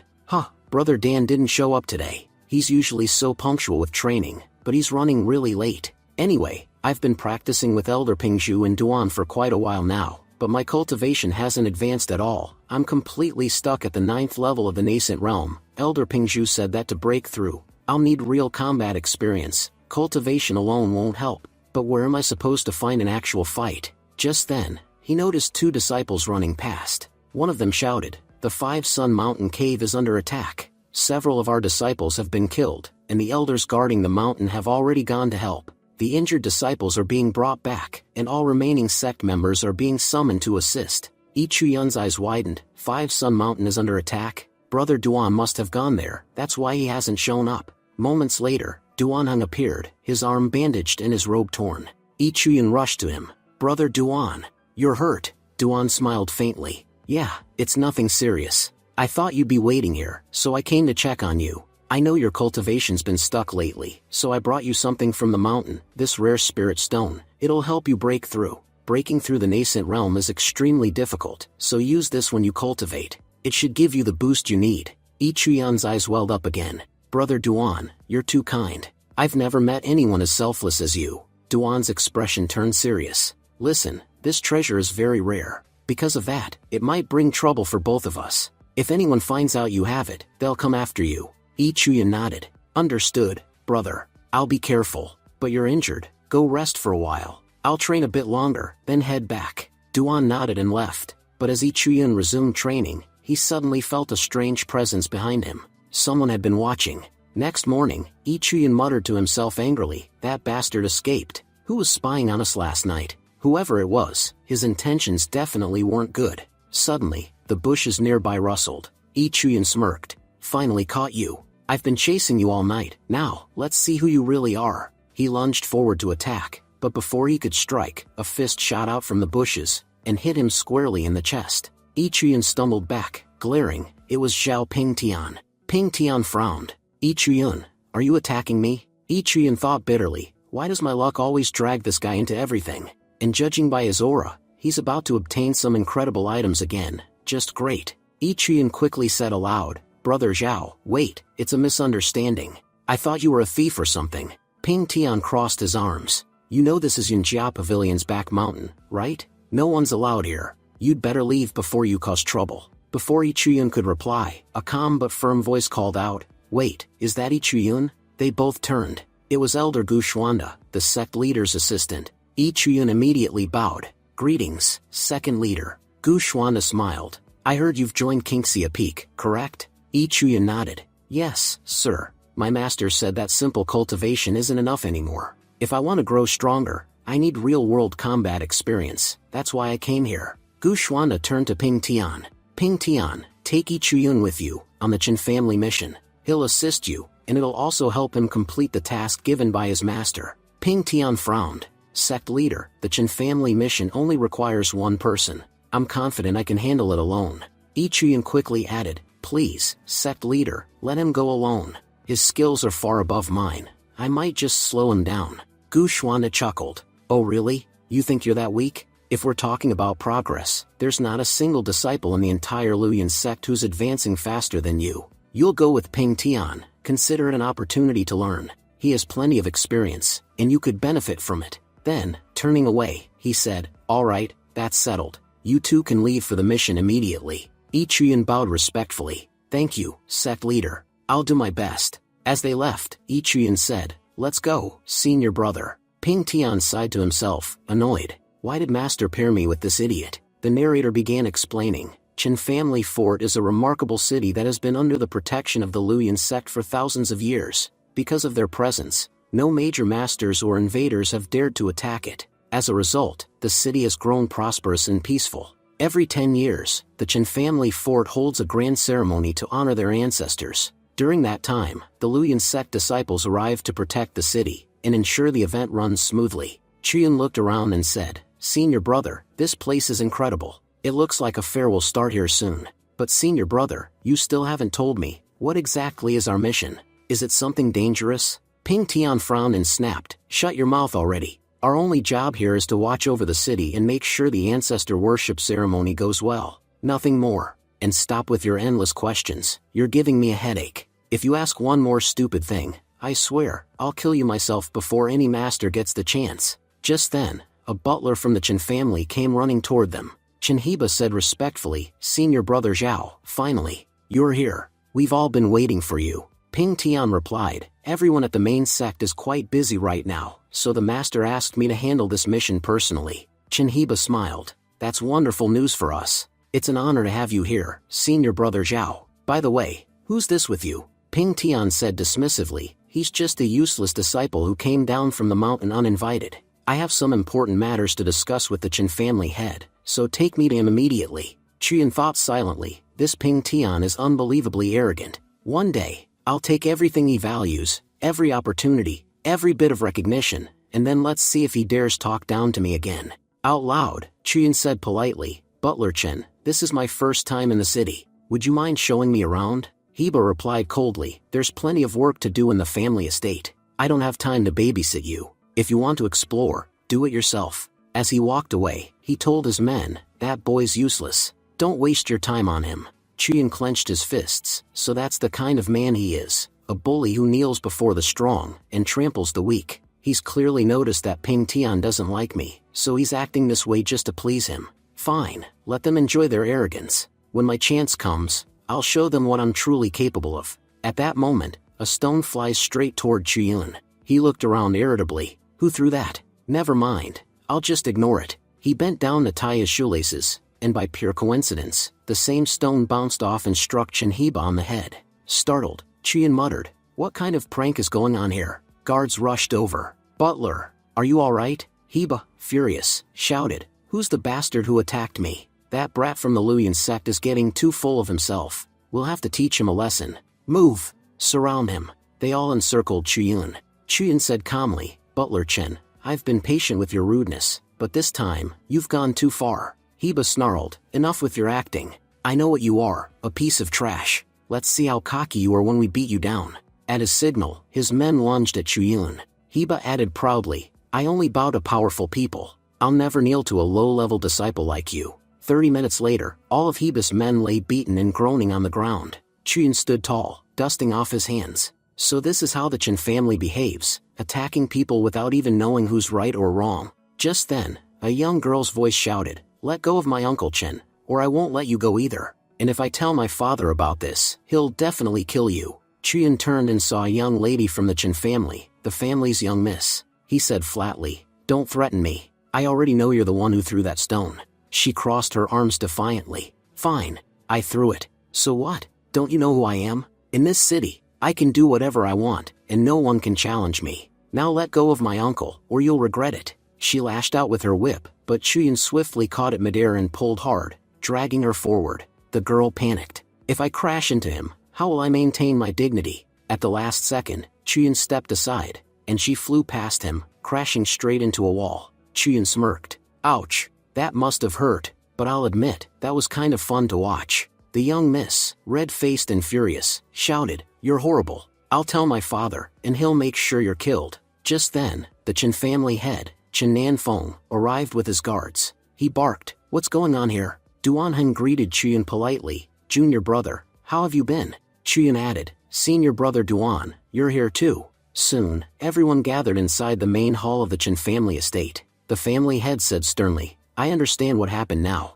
Daughter, I've spoiled you too much. You keep causing trouble, and now you've even attacked our guests. The young miss pouted, Father, please forgive me. That guy's awful, he attacked our people first. Nanfeng roared, Silence. You started all this nonsense. And you, butler, you're an even bigger fool. If you were just an idiot donkey, that'd be better. How could a human be this brainless? You said this man was just a useless disciple? Don't you realize he's a direct disciple of King Siapeak? How dare you offend someone that powerful? He turned to his guards. Take Butler Heba away and lock him in the punishment cell. He'll spend the rest of his life in confinement. Crying bitterly, the butler said, Senior brother Chuyun, please forgive me. If you say a word on my behalf, they'll let me go. Chuyun replied calmly, Butler Chen, don't worry. I've already punished these people myself. There's no need for you to face any further punishment. Please forgive them. Chen Nanfeng, the family head, said, Junior brother, please forgive me as well. I truly regret what happened to you.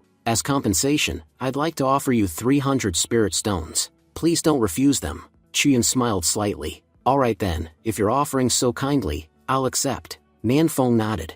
Our junior brother is a good man. He doesn't wish to punish anyone harshly. Butler, take the young miss to her room immediately. She's grounded. She won't be allowed to leave her room for the next 5 days. The young miss glared angrily at Chuyun as she was escorted away. Suddenly, a man in purple robes rushed into the hall, out of breath. Patriarch, there's a serious problem. Nanfeng frowned. Speak quickly, what happened? The messenger said. We've just received a report from Mount Wuyang. During our sect's ancestor worship ceremony, a group of strangers suddenly interfered, causing chaos and disrupting the rites. We believe their intentions are malicious. Should we send someone to investigate? Nanfeng, shocked, exclaimed, Someone is daring to disturb our ancestor ceremony? Chuyun thought to himself, finally, the moment I've been waiting for. Now I can steal Ping Tian's destiny. According to his fate, he was supposed to encounter a mysterious man on Mount Wuyang, and obtain a rare cultivation manual that would help him achieve a breakthrough. But this time, that manual will be mine. Later, Chuyun and Ping Tian set out toward Mount Wuyang.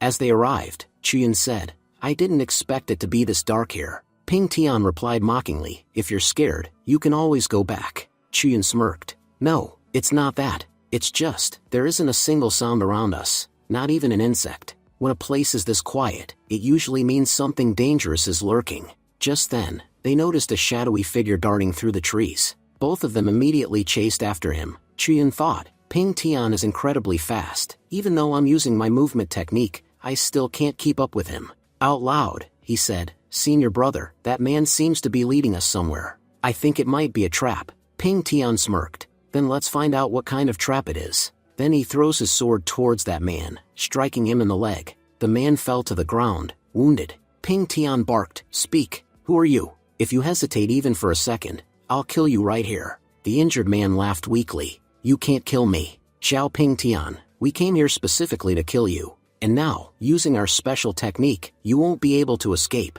Ping Tian narrowed his eyes. You think you can kill me alone? The man suddenly activated a vanishing technique and tried to flee. Chuyun shouted, Senior brother, if you go ahead, tell me first. Ping Tian responded quickly, Chuyun, hurry back to the Chen family fort and warn Nanfeng. Tell him we're under attack by the Red Ghost sect. I'll stay here and hold them off. Then he rushed into battle. Chuyun called out, Senior brother, wait, you're going the wrong way, there are no enemies over there. At that moment, a figure appeared behind Chuyun.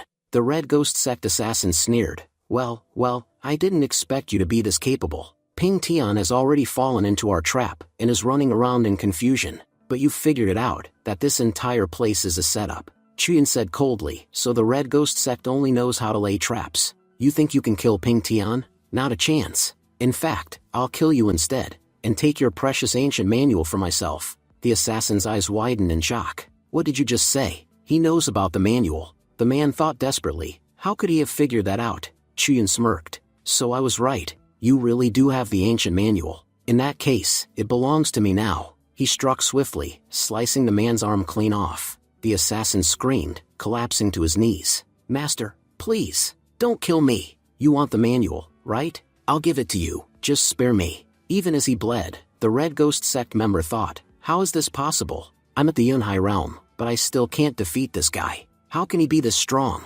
Chuyin said, I might let you live, but first, tell me how to break this formation. The man sobbed, I swear, I don't know. I was only ordered to lure Ping Tian here. My mission was to kill him. The rest of my team was assigned to attack the Chen family fort. That's all I know. Chuyun's expression hardened. Then you're useless. He struck again, killing the man instantly. Breathing heavily, Chuyun muttered, this is the first time I've ever killed someone. But if I hadn't done it, it would have caused huge problems later. If he had escaped and reported my strength, it would have been impossible to keep my power hidden. He picked up the glowing ancient manual from the ground. So this is it. I can tell, this book's power is terrifying. With my current cultivation, I can't even open it yet. He tucked it away. For now, I need to leave. Senior brother Ping Tian is still trapped somewhere, but he might return any moment. And since the assassin mentioned his comrades are going to attack the Chen family fort, I have to hurry back there immediately. The scene shifted to the outer area of the Chen family fort. The once lively outskirts were now littered with corpses. Every guard and fighter of the Chen family lay dead. Members of the Red Ghost sect stood among the bodies, laughing cruelly. If you see anyone from the Chen family, kill them on sight. And if you spot any disciple from the Luyan sect, cut them down too. They are our main enemies. Chuyun thought to himself, I never imagined the Red Ghost sect would have already seized control of the outer area of the Chen family fort. Senior brother Ping Tian is still inside. I can only hope he's managing to handle things somehow. If I try to barge in using brute force, it'll only draw attention. I'll have to be smart about every move I make. Meanwhile, among the Red Ghost sect soldiers, one of them returned excitedly and said, Brothers, we did an excellent job out there. The guards at the gate stopped him. Wait, if you want to leave, show your disaster jade. Without it, no one leaves the fort. The man nodded nervously. Ah, disaster jade? Right, just a second, I'll show it. Chuyun thought, so they're using jade passes for security checks. The Red Ghost sect guard narrowed his eyes. You're dressed like us, but you don't even seem to know what a disaster jade is. Could it be that you're not one of us, and you've disguised yourself to infiltrate our ranks? Chuyun's heart raced. Damn, they're suspicious already. Looks like I'll have to fight my way in after all. Some of these men won't be walking out alive. Just as the guards prepared to attack Chuyun, Wang Ru and her disciples from the Luyan sect suddenly charged in, weapons drawn. Kill these bastards. As long as we're alive, the Chen family fort will not fall. As Chuyun entered the city amidst the chaos, he thought, what's going on here? Why are so many Luyan sect disciples fighting here? If Ping Tian was their main target, why are they attacking the Chen family fort so fiercely? And where are the elders? Why did they send only disciples to defend such an important stronghold? The Red Ghost sect is capable of anything. They must have deployed one of their elite divisions here. He clenched his fists. I don't even know what happened to the team I came with. I just hope Senior Nanfeng is still alive. I have to find him and include him in my plan. Once he joins me, my strategy will become foolproof, and I'll be able to save senior brother Ping Tian too. Just then, Chuyun noticed two Red Ghost sect members dragging a wounded Chen family guard across the ground. The guard spat blood and shouted, The Luyan sect will never forgive you. You'll all die horrible deaths. One of the Red Ghost sect men sneered, We'll see about that. He stabbed the guard through the chest, killing him instantly. A man wearing a golden mask stepped forward. The Chen family cultivators are stubborn. Even when they know they're doomed, they still refuse to surrender. Once we capture the city lord's mansion, everything they own will be ours, and their spirit will break completely. He turned to one of his subordinates. I sent you to the 5 Sun Mountains. What did you find? The man bowed. I searched thoroughly, master, but I didn't find anything there. The golden masked leader growled. I don't care what it takes. I want those 2 items. Bring them to me at any cost. The man replied quickly, Yes, master, I'll find them. but it may take a little more time, the golden masked man said coldly. Before the Luyan sect elders arrive, you'd better disappear. If they recognize you, you'll die before I can save you. As he turned, his eyes suddenly caught sight of Chuyun, still in disguise. He approached and placed a hand on Chuyun's shoulder. What are you doing here? Chuyun bowed slightly and replied calmly, the Luyan sect disciples have started attacking the front gate, so I was heading there to join the fight. Chuyun thought silently, it seems that I can't see the fate of people whose faces are hidden behind masks. The golden masked man handed him a map. This contains the entire layout of the city lord's mansion, every hall, every chamber. Tell everyone to follow the plan marked on this map. If they do, they'll encounter no resistance. Chuyun glanced at it and thought, this map is incredibly detailed. It's clear their goal isn't just to attack, they're trying to capture the city lord's residence. And from the looks of it, they're searching for something inside. One of the masked men yelled impatiently, what are you waiting for? Move! Chuyun nodded. Yes, sir. I'm on my way. The scene shifted to the outside of the city lord's mansion.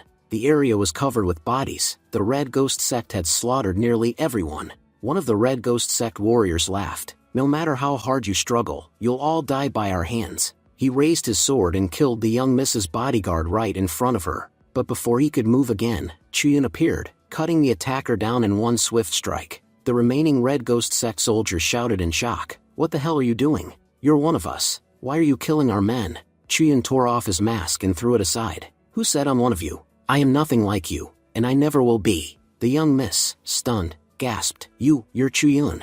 The surviving guards murmured, he's from the Luyan sect. But what's the point of him being here? His cultivation isn't even as high as ours. What can someone at his level possibly do? Chuyun smirked. True, your cultivation may be higher than mine, but having higher cultivation doesn't make you stronger. He charged forward, his sword blazing with energy, cutting through the Red Ghost sect soldiers like a storm. His speed and power were overwhelming, so fast that the enemies couldn't even react. The onlookers were frozen in disbelief. Chuyun turned to them and said, so, were you saying something about my cultivation level? Do you still want to compare? The young miss, awestruck, replied softly, Chuyun, I never imagined you could be this powerful. You saved me today, and for what I did before, I sincerely apologize. Chuyun said, if you're sincerely apologizing, then fine, let's forget about our past. But tell me something, where is Senior Duan? I came here specifically to find him. The young miss replied, when the Red Ghost sect first attacked, Senior Duan led a small group to fight them off. Everyone else eventually returned, except for him. He's been missing ever since. No one in the entire city has seen him. Shocked, Chuyun muttered, Senior Brother Duan is missing? Meanwhile, inside the Patriarch's mansion, chaos had erupted. The disciples and elders were panicking, shouting, Patriarch Nanfeng, what's going on?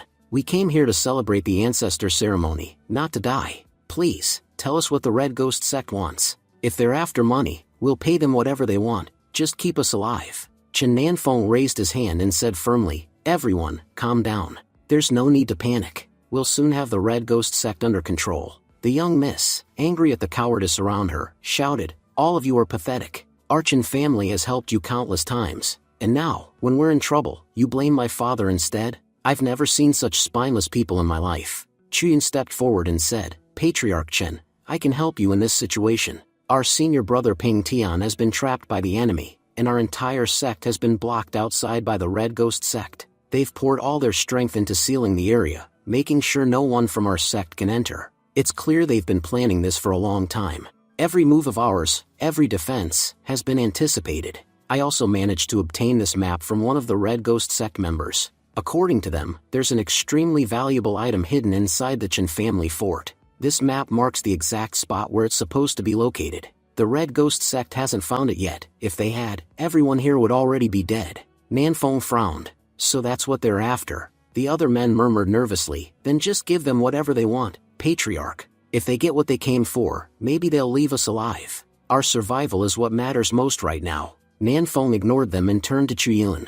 Junior brother, you said you have a plan to deal with this. Tell us. The scene shifted to Chuyun, fighting inside the ancestor hall of the Chen family fort. He slashed through a group of Red Ghost sect fighters, saying, I've already taken down every one of their men in this area. But it's clear the Red Ghost sect has infiltrated every corner of this place. Nearby, more of the sect's men were talking among themselves. The leader said that if we capture 10 ancestral halls, we'll each receive a breakthrough pill as a reward. That pill will help us reach a breakthrough instantly. Chuyan thought grimly, so the Red Ghost sect is suffering losses both inside and outside. They're dying by the dozens. That means they probably have one clear goal: grab whatever they came for and escape, minimizing their casualties. I must stop them from finding that item, no matter what it takes. He attacked again, cutting down 5 or 6 more enemies in a single strike. I just have to hold them off, until our Luyan sect elders break through their defenses and arrive. Once they do, these Red Ghost cowards won't stand a chance. But until then, I'll have to keep fighting. These enemies may be weak individually, but there are far too many of them. And I've been fighting non-stop. My body is already starting to give out. Meanwhile, on the roof of the hall, 2 masked figures were watching the battle from above. One of them said, "This boy is impressive. He's guarding the entire ancestral hall by himself." The other, wearing a silver mask, replied, "We've already searched this place before and found nothing. But look, these people are fighting to the death to defend it. There must be something here worth protecting.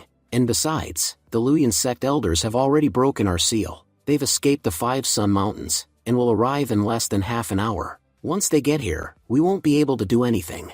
We need to finish our task before then. Shura, go down there and deal with that boy. Make it quick." Shura leapt down from the roof, landing in front of Chuyan.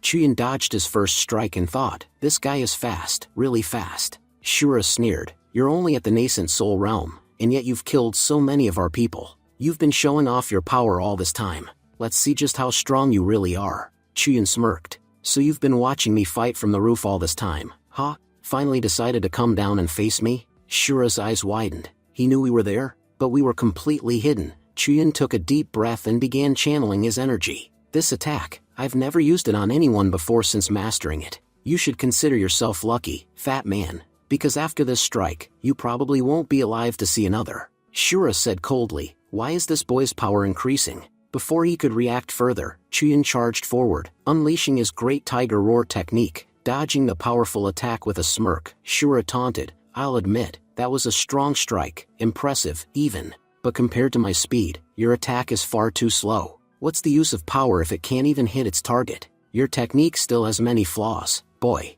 Unfortunately, you'll never get the chance to correct them." With that, Shura threw a heavy punch. Chuyan quickly brought up his arm guard to block, but the force of the blow sent him flying backward, crashing into the ground. Despite the hit, Chuyan laughed. "Now this is getting exciting." He gathered his energy again, activating his hidden spirit technique. Shura's eyes widened. He has another hidden technique? So that earlier attack, he used it to bait me, to draw me in close, and now that I've taken the bait, he's going for his real strike. Damn, I walked right into his trap. I can't dodge this one. A massive explosion shook the hall as Chuyan's attack hit. The Chen family fighters around them screamed and fell back, blinded by the blast. "What happened? Did we win?" "Senior brother, that attack was incredible," Chuyan said sharply. "Don't celebrate yet. The fight isn't over." Through the smoke, they saw Shura on his knees, wounded and gasping. I underestimated this kid. He looked up at the silver-masked man nearby. "Huangshi, what are you waiting for? Go, finish him." Huangshi smirked. "You talked too much during the fight, Shura. If you had focused instead of bragging, this wouldn't have happened." Without moving from his place, Huangshi raised a hand, and a deadly wave of energy erupted from him, vaporizing several of his own men in an instant. Chuyan's eyes widened. That attack was unbelievably fast. If I didn't have my step technique, I'd already be dead. He steadied his breathing. "I've used the King Yuan sword technique twice already. My body's reaching its limit. If I don't retreat soon, these guys will definitely kill me." Shura stood shakily, glaring. "Running away, are you? After killing so many of my men, you think you can escape?" Chuyan thought quickly. "If I reach the inner chamber, I can use Hongshu's artifact. That might be my only way to survive." Then, from below, a familiar voice shouted, "Chuyan, over here." It was the young miss, waving her hand. Chuyan frowned. What is she doing here? She'll get herself killed. He dashed to her, grabbed her arm, and said sternly, "Move aside. If you stay here, you'll die for no reason." But as he pulled her back, a glowing barrier suddenly surrounded the house. Shura and Huangshi try to enter, but the barrier rejects them completely. The young miss said quickly, "This is Archen family's ancestral residence. Our ancestors placed a powerful barrier around it. It can hold off intruders for a short time.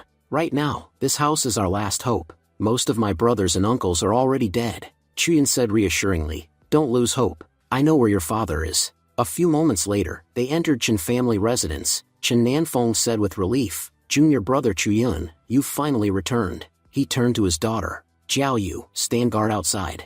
Make sure no one enters. Yes, father, she said, hurrying out. Chuyun said urgently, Patriarch Chen, if there's something you need to say it clearly and quickly. We don't have much time, every moment counts. Nanfeng slowly got down on his knee. Junior brother, please, save my daughter. Chuyun's eyes widened. Patriarch, what are you doing?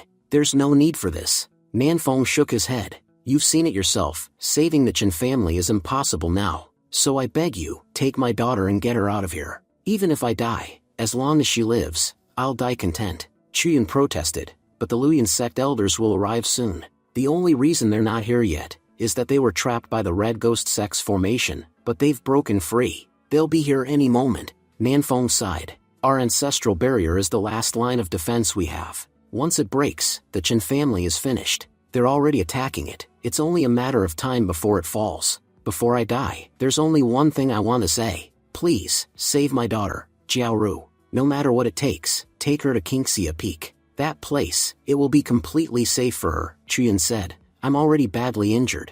In this condition, I can't even protect myself. Taking responsibility for Jiaoru's safety, it would be nearly impossible for me. Chen Nanfeng said firmly, then look at this item. This is called the Dragon Jade, an ancient artifact passed down by our ancestors. It's the reason our family has grown stronger generation after generation, and, ironically, the reason we're being destroyed now. I can tell, Junior brother, you're a good man. You've risked everything to save us, even though we can't repay you. I trust you completely. Take this artifact, and take Jiaoru with you. There's a secret passage beneath this hall that leads out of the city. It's the only way you can both escape safely. Chuyun looked at the jade, realization dawning on him. So this is what the Red Ghost Sect has been searching for all along, Nanfeng said firmly. Don't refuse, Junior brother. Chuyun nodded. Don't worry, Patriarch Chen. As long as I'm alive, I won't let anything happen to your daughter. Just then, a loud crash echoed through the hall, the gate was shattered, and a group of terrified townsmen stormed in.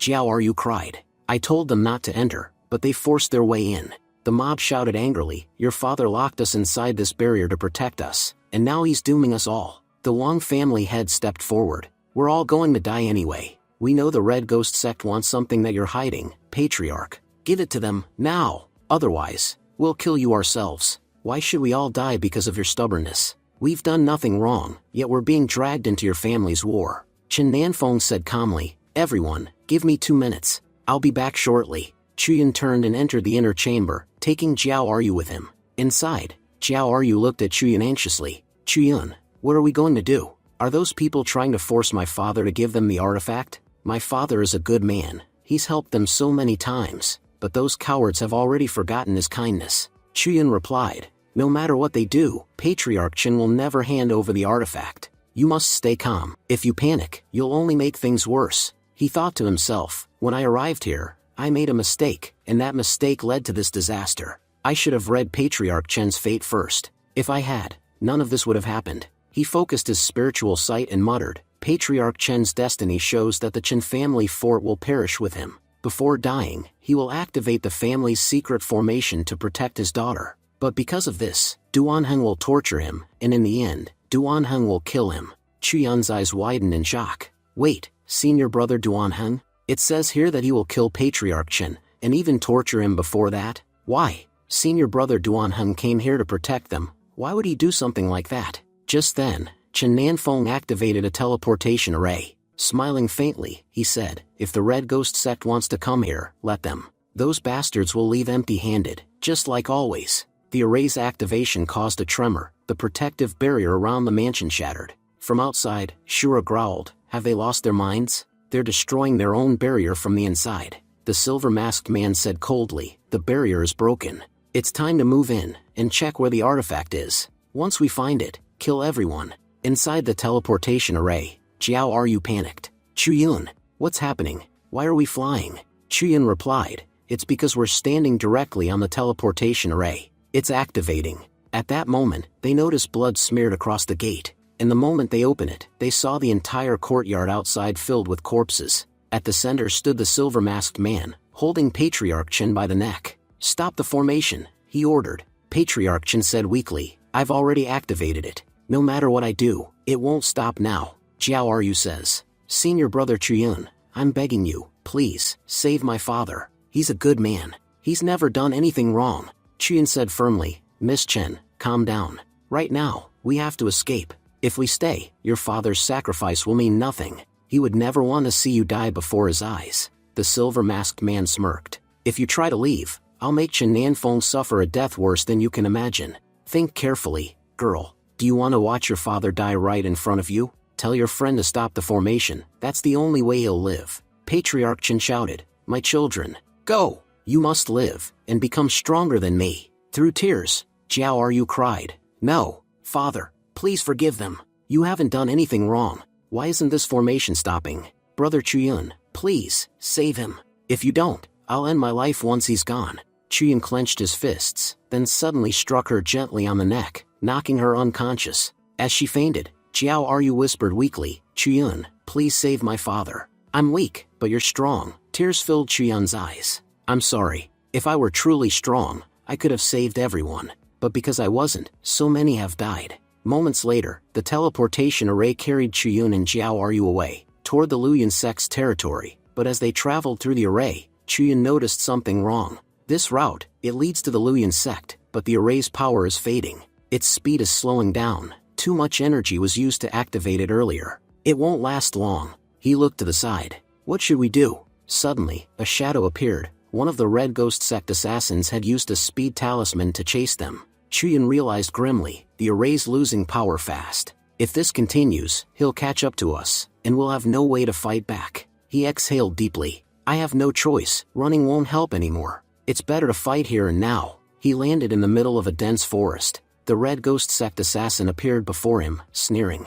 Struggling is useless. No matter how hard you try, you can't escape me. Hand over the artifact, and I'll let you and the girl live. Chuyun replied coldly. Do you take me for a fool? We both know that if I give you the artifact, you'll kill us right after. Patriarch Chen gave his life protecting it, and you think I'll just hand it over? Well, I have to admit, your acting skills are impressive, isn't that right, Duanheng? Removing his mask, Duanheng smirked and said, Junior brother, you're not as foolish as I used to think. We were once good friends, so I'll give you a fair chance. Quietly hand over Chen family's treasure, and I promise not to make you suffer. I'll give you a swift and painless death. Oh, and you still have something that belongs to me, don't you? Remember when we first met in the Five Sun Mountain Cave? You stole one of my artifacts there. Chuyun frowned. How do you even know I have that artifact? You were unconscious when I found it. Duanheng chuckled. I found out later. You and Wang Shuang went into the cave that day. When I asked Wang Shuang about what happened, he told me he never entered, that you went in alone.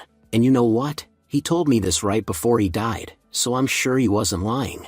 Besides, your recent growth has been extraordinary. If someone improves that fast, they must be hiding incredible secrets. And now, I know exactly what yours are. Just then, Chuyun's system spoke in his head. Your fate has changed. You will soon be killed by Duanheng in Sunset Valley. Even if you take the calamity pill, it won't help you. Chuyun was stunned. What's going on?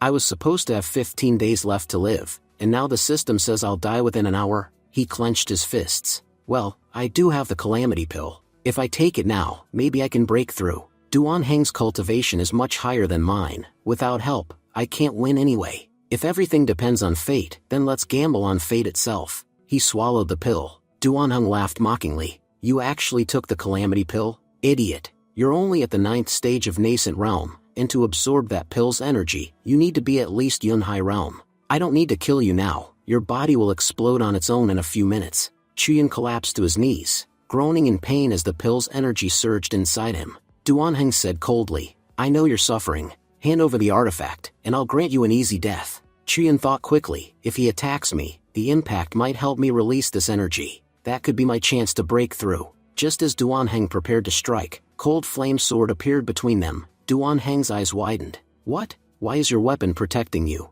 Don't tell me it's a spirit artifact that already recognizes you as its master. Damn it, junior brother, just how many powerful artifacts do you have? Chuyun was equally shocked. I didn't even know my sword could do that. It's defending me automatically. But then he realized something terrifying.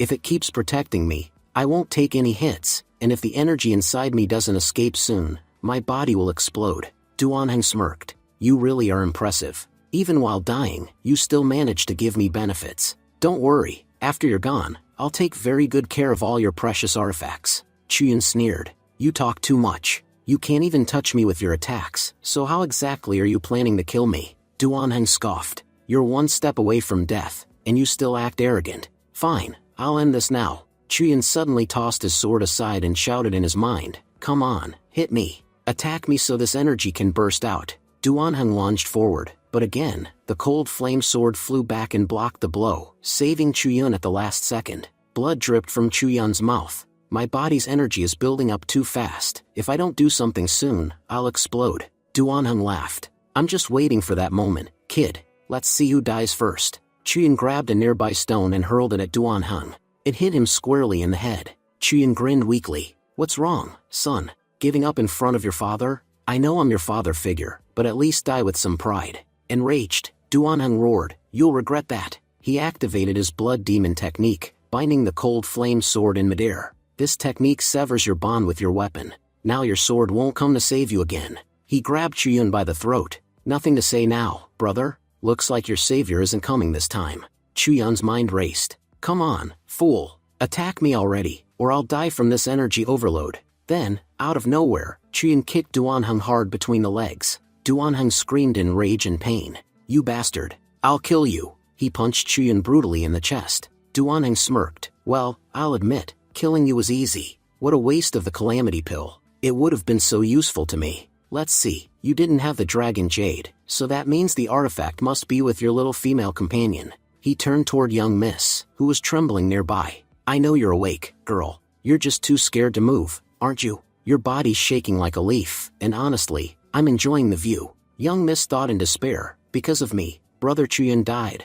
I'm nothing but bad luck. Everyone close to me ends up dead. My father, my brother, and now him. Duanheng sneered. You're becoming a distraction. So, I'll paralyze your body. He stepped forward, reached out his hand, and stabbed her. Duanheng, in shock, said, what's going on here? Where did that artifact go? This girl doesn't have it either. Scene shifts to Chen family fort. We see Elder Chen Ping standing over Shura's dead body. He said coldly, has there been any news about Zhao Ping Tian and Yi Chuyun? Those two children are still missing. Another elder replied, no, Elder Chen Ping. We haven't found any trace of them yet. Chen Ping frowned. We've already wiped out every member of the Red Ghost sect, but we still haven't located those kids. We must find them at all costs, or the sect leader will be furious, especially because Zhao Ping Tian is very important to him. Everyone knows that boy is the sect leader's favorite. If even a single scratch appears on him, the consequences will be disastrous. Scene shifts to Sunset Valley. Duanheng paced angrily, muttering to himself, what the hell is going on? Where's the dragon jade? I saw Chen Nanfeng give that artifact to the boy, but now he doesn't have it. I've worked so hard just to get that artifact. Years of pretending, manipulating, and earning everyone's trust in the Luyan sect, and now, after everything, it's gone. He clenched his fists in rage. I endured all this, infiltrated the sect, and killed countless people just for that one artifact, and now it's missing? But just as Duanheng raised his weapon to finish Chuyun off, a sudden surge of energy erupted from within Chuyun's body. Duanheng froze in shock. What? He was dead.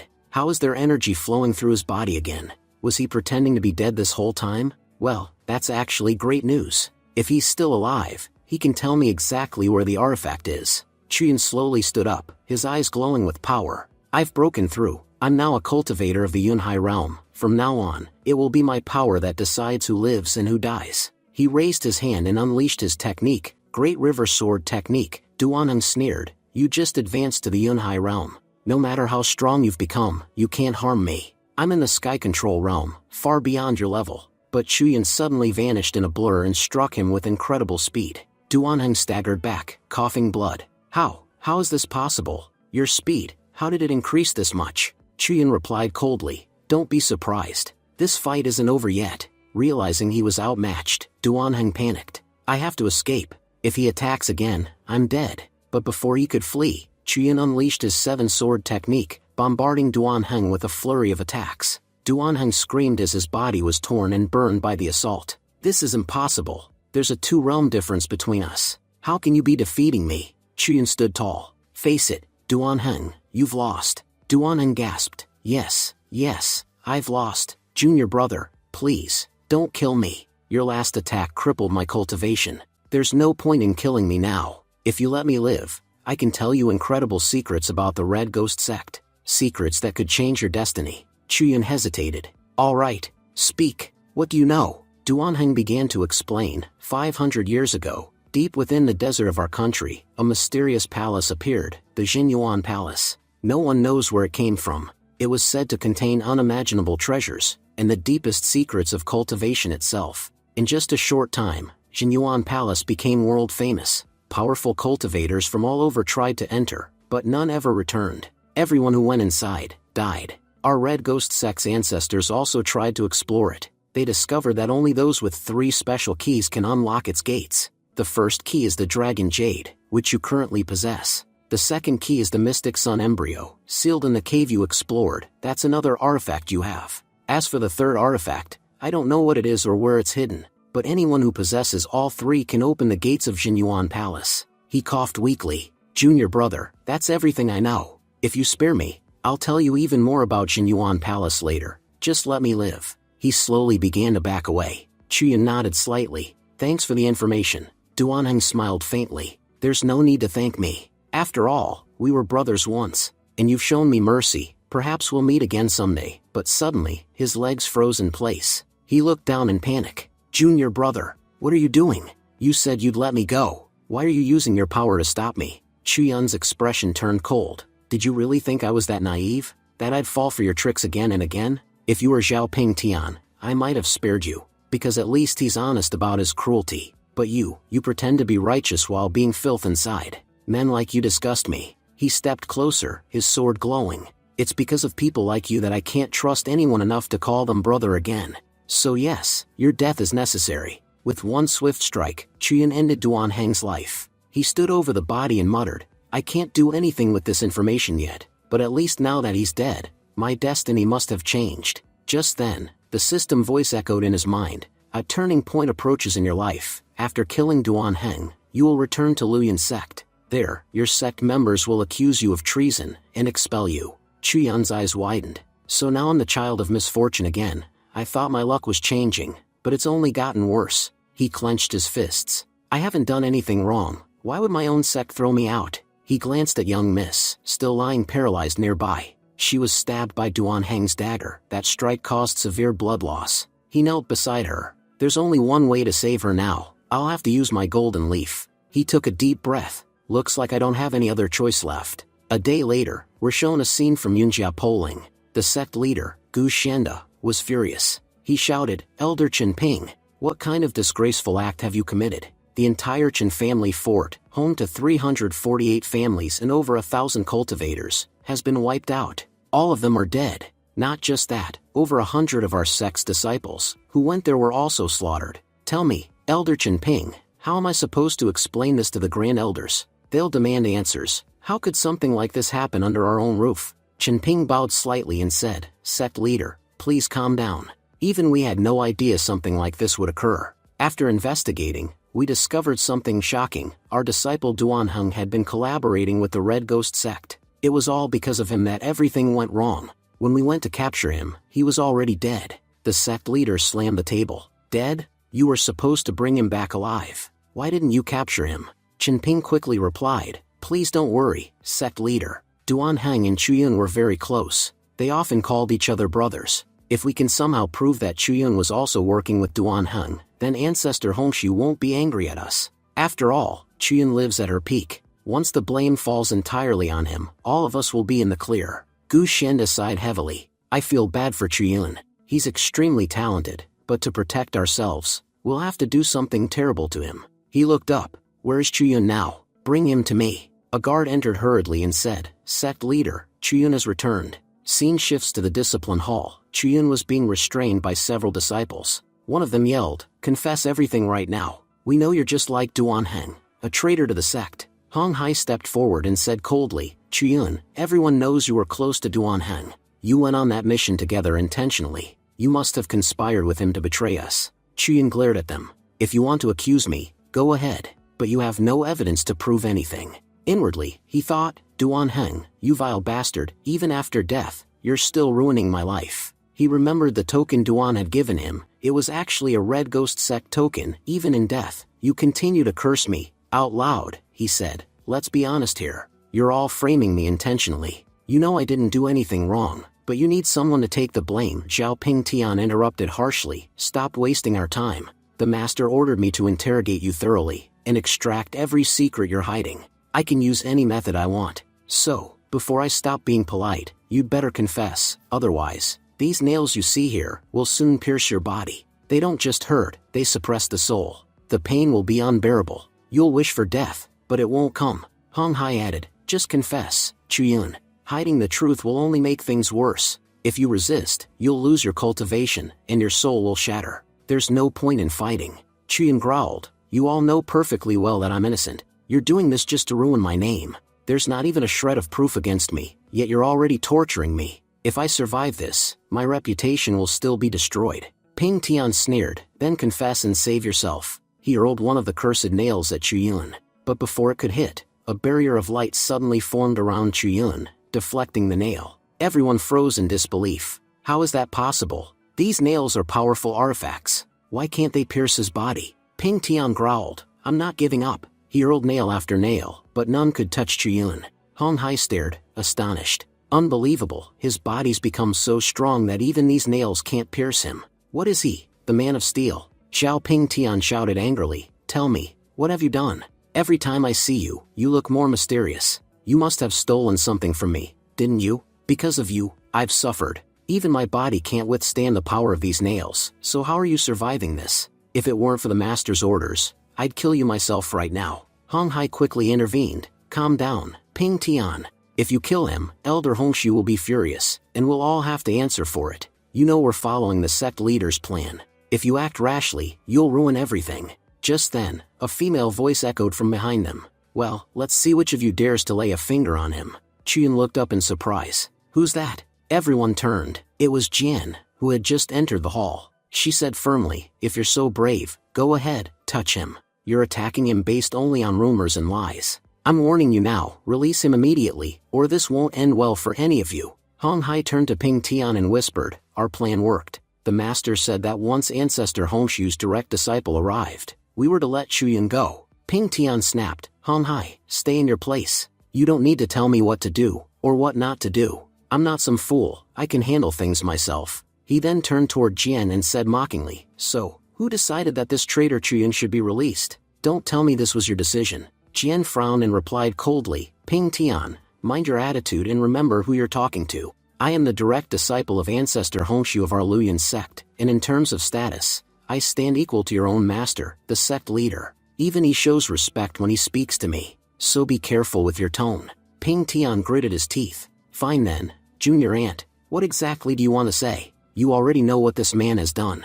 According to his crimes, what punishment do you think he deserves? Jian replied calmly, my master said that Chuyun indeed made a grave mistake. However, he also performed an extraordinary act. He saved the last surviving heir of the Chen family. Everyone knows that if not for Chuyun, the entire Chen family line would have been wiped out. Because of his merits, my master has chosen to pardon his crime, but as punishment, Chuyun is to be expelled from our sect. He will no longer be an inner disciple of the Luyan sect. Instead, he'll serve as a gatekeeper at the mountain entrance. That is the punishment my master has assigned. If anyone here has objections, they can take it up directly with her. Ping Tian clenched his jaw but forced a smile. Since this decree comes from the ancestor herself, no one will object. I'll report everything to the sect leader when we return. But inside, he seethed with hatred. I swear, if I ever find that girl alone, I'll kill her. She won't escape next time. Later, Jian and Chuyun were walking together. Chuyun smiled faintly. Junior sister, that was incredible. You completely shut down Ping Tian. Honestly, having a disciple like you around is a real blessing for both of us. Now those two won't dare bully us again. Jian stayed silent. Chuyun frowned. What's wrong? Why aren't you saying anything? Tears welled up in Jian's eyes as she said softly, Senior brother, I'm just so relieved that you're alive. All this time, I was only pretending to be calm. You don't know how terrified I was before. Chuyun looked at her in surprise. He thought, in less than a month, she's made such incredible progress in cultivation. She was only at the refinery level before, but now she's reached the 8th stage of the nascent soul realm. She really deserves the title of Heavenly Empress. It says here that she pleaded with Ancestor Hongshu on my behalf, and even received a 3-day punishment because of it. Chuyun's expression softened. She's done so much for me, he said gently. Junior sister, you did an amazing job. If it weren't for you, your senior brother would be dead by now. Jian shook her head. The Chen family suffered terrible losses. An entire city under our protection was destroyed. Sect leader Gu Xianda was under heavy pressure. The elders and my master were ready to blame him for everything. So, to shift the blame, they made you their target. This time, my master managed to protect you, but now, you've become the sect's scapegoat. They'll come after you eventually, so please, be very careful. Chuyun nodded. Don't worry, junior sister. I've got plenty of ways to protect myself. If I'd known they were plotting against me earlier, I'd have been better prepared. Still, you're right, there aren't many allies left for me in the Luyan sect. It's clear that staying here is only going to bring danger. Looks like my connection with this sect will soon come to an end. Half a month later, we see Chuyun living in his gatekeeper's hut at the mountain gate. In just 15 days, he had advanced to the 5th level of the Yunhai realm. He sat cross-legged, deep in thought. My cultivation keeps growing stronger, and my techniques are becoming more refined. Honestly, it's because of my technique that I'm getting so powerful so quickly. And this Mystic Sun embryo, it's truly an extraordinary artifact. It contains enough energy to supply the entire sect for years. It even absorbs spiritual energy from the surroundings, and channels it directly into me. But the downside is, I've already absorbed most of the nearby energy. So now, my cultivation isn't improving as quickly as before. Still, it's at least 100 times faster than any normal cultivator. He sighed. There's still something I don't understand. Why didn't those soul nails pierce my body that day? There's only one person who can answer that, Old Man Pingzu. He reached into his system inventory. I also have this ancient manual, the one that belonged to Ping Tian. His treasures are always impressive. I should check what this one does. He looked around in confusion. Wait, where's the manual? It's gone. He scrolled through his system. I can't pull it out from my inventory. System, don't tell me you ate my artifact. You can't just take my treasures like that. The system spoke. Your ancient manual isn't a physical book. It's actually a set of ancient texts that have already merged with your mind. If you focus deeply within your consciousness, you'll soon be able to comprehend and learn the technique. Chuyun sat down and entered his spiritual domain, concentrating his energy. He murmured, the system was right. I can see the ancient texts swirling inside my mind. This technique seems to be divided into 2 parts. The first part explains the nature of ancient and rare beasts, how powerful they can become, and how they harness their inner energy. The second part describes how to control them. So this isn't just any technique, it's actually a beast-controlling manual. This technique will be incredibly useful to me. Right now, my cultivation isn't strong enough to capture powerful beasts, but once I grow stronger, I could command entire armies of them. Imagine, an army of beasts under my control. No one would dare challenge me in battle. Truly, Ping Tian, your luck was extraordinary. Every artifact you left behind is a masterpiece. Scene shifts outside the Luyan sect. A stranger stood before the gates. I've come from the beast-controlling sect. I seek an audience with your sect leader, Gu Xianda. The guards stepped forward.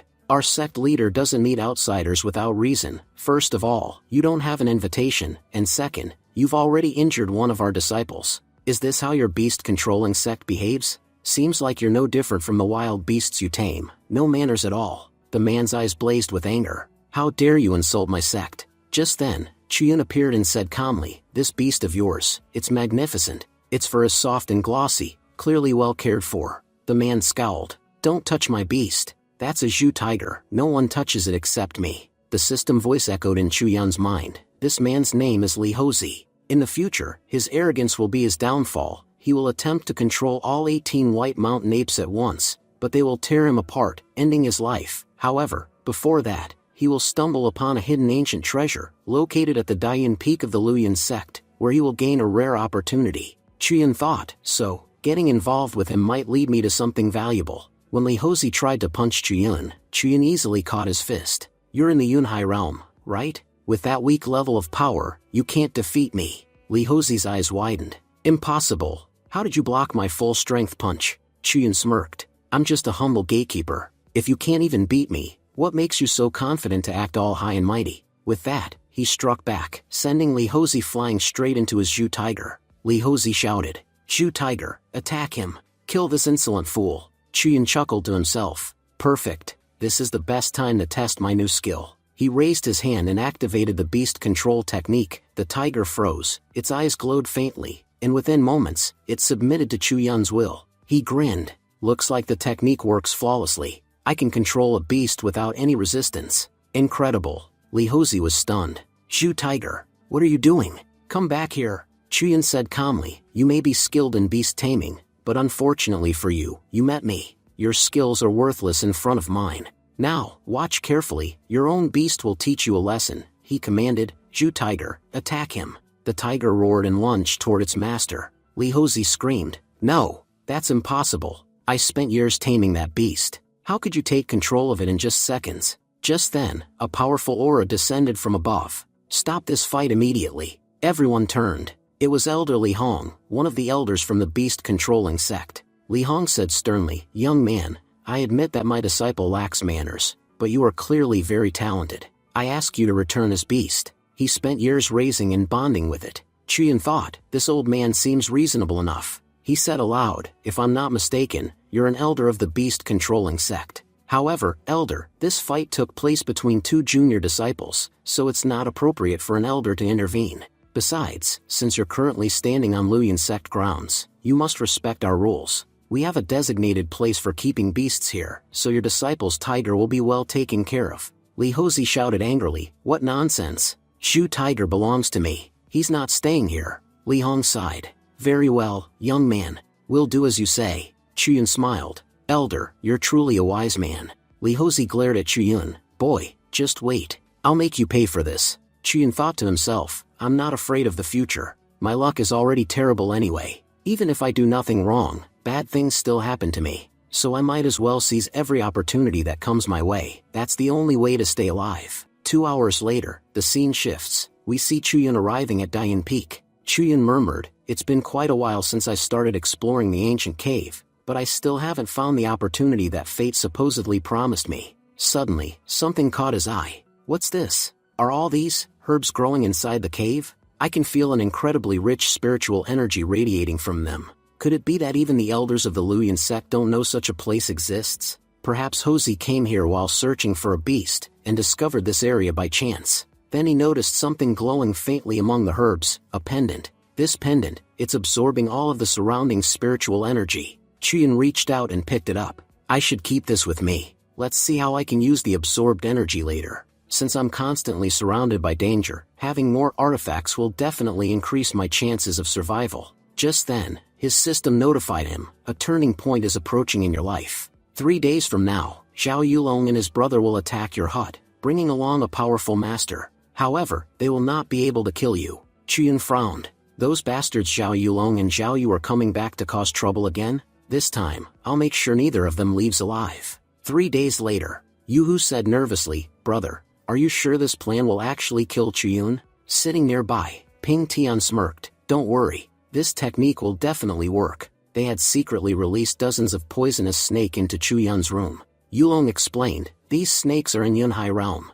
I spent a fortune getting them. Just one bite from these, and Chuyan will die instantly. As soon as he said that, one of the snakes lunged at Chuyan and bit him. Yu grinned. Brother, the snake bit him. But, why isn't he screaming? Yulong laughed. You fool, these snakes are extremely lethal. He's probably paralyzed already and can't even react. Yu scowled. Because of Chuyan, our lives have been ruined. Dying in his sleep is too easy for him. If it were up to me, I'd have tortured him first. Just then, a voice came from behind them. Chuyan said coldly, oh, were you two talking about me? And you, fat one, you think you can torture me? The brothers froze in shock. Yulong shouted, you bastard. Because of you, I was expelled from the inner sect. You ruined my life. I'll never forgive you. Chuyan replied calmly. And you really think just the two of you can kill me? You sneered. You betrayed our sect, Chuyan. You deserve death. Yulong grinned viciously. I have a powerful beast that will make quick work of you. He released his 7-colored fury python. The enormous serpent hissed and lunged toward Chuyan. Chuyan jumped back, eyes widening. That's a 7-colored fury python. A high-tier beast that only beast sect masters can control. Wait, does that mean Li Houzi is working with these two? He always hated me. I wouldn't put it past him. Yulong laughed mockingly. What's wrong, Chuyan? Not so arrogant now, are you? Yu smirked. He's terrified, brother. Look at him, he knows death is standing right in front of him. Yulong continued, he's not even a disciple anymore, just a gatekeeper. His death won't matter to anyone. Chuyan narrowed his eyes. You've given me quite a few surprises today. but it's only fair I give you one in return.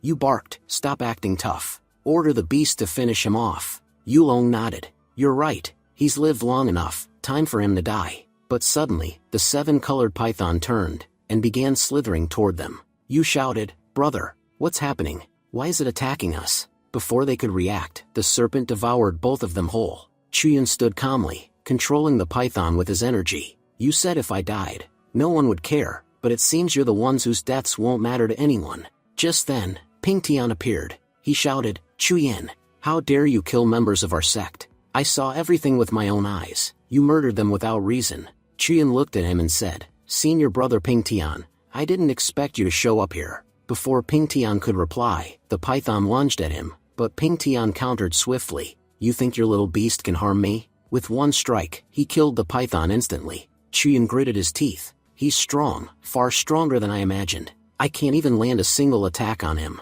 Later, they dragged Chuyun to the main hall of the Yuzhen Peak. Elder Gu Shenda scolded, we were still investigating your previous misconduct, and now you've caused another major incident. This time, your mistake is unforgivable. Even our ancestor can't save you now. Xinguan thought angrily, these people are despicable. Why are they dragging the ancestor into this nonsense? Hong Hai said coldly, Chuyun has no defense. He's committed a grave sin. I say we execute him immediately. The other elders nodded. Agreed. There's no reason to keep him alive. Chuyun raised his voice. Before you pass judgment, let me report what really happened. The true victim here isn't those dead men, it's me. Senior brother Ping Tian and his 2 lackeys ambushed me first. And now that they're dead, you're framing me as the villain. Tell me, why does it feel like every single one of you is against me? It seems this entire sect is filled with nothing but hypocrites. Every single person standing in this hall is a two-faced liar. Hong Hai shouted furiously, how dare you talk such nonsense? You even called our leader a hypocrite? Leader, I say we should execute this insolent brat right now. Gu Shenda said sternly, Chuyun, the statement you've just made is very serious. I expect you to explain yourself clearly, otherwise, things could turn very dangerous for you. Chuyun replied calmly, I have one question for senior brother Zhao Pingtian. What were you doing on that mountain so late at night? Normally, no one goes there after dark. Pingtian answered confidently, I was assigned a mission at the base of the mountain.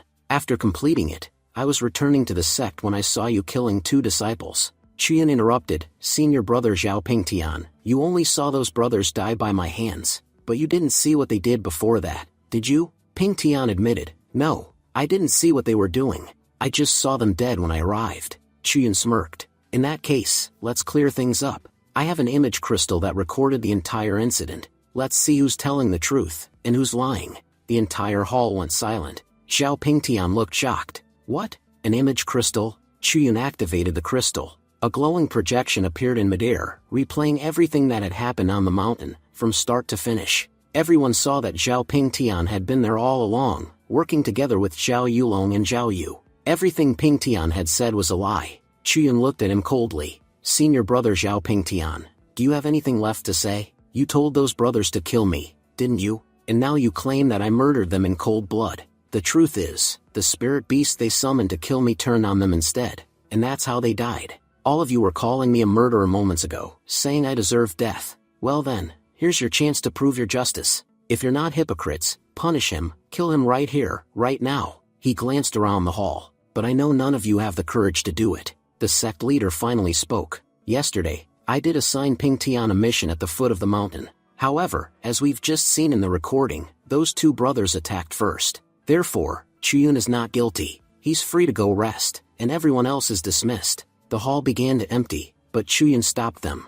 Elders, wait a second. Just a few minutes ago, you were all calling for my death, and now you're running away with your tails between your legs? You all saw the recording yourselves. Zhao Pingtian clearly lied and witnessed everything, yet he came here and twisted the truth. Doesn't that deserve punishment? Or have you all become so spineless that you won't even act against a liar? I never thought our sect's standards would sink so low, that even elders would tremble before a deceitful disciple. Zhao Pingtian, looking panicked, said, Chuyun, enough. Master, please forgive me. I admit my mistake. When I saw them fighting, I thought it was just a friendly sparring match. I never imagined anyone would actually die. Gu Shen aside, admitting your fault is a good start, but you still made a grave error. Therefore, you'll be sent to the Liju cave for 1 month. You cannot leave until I personally grant permission. Pingtian bowed quickly. Yes, master. I'll confine myself to the cave for a month. Chuyan thought silently. The sect leader is a vile man. He's pretending to punish Xiao Pingtian, but in truth, he's sending him to the Li Zhu cave to gain opportunity and treasure.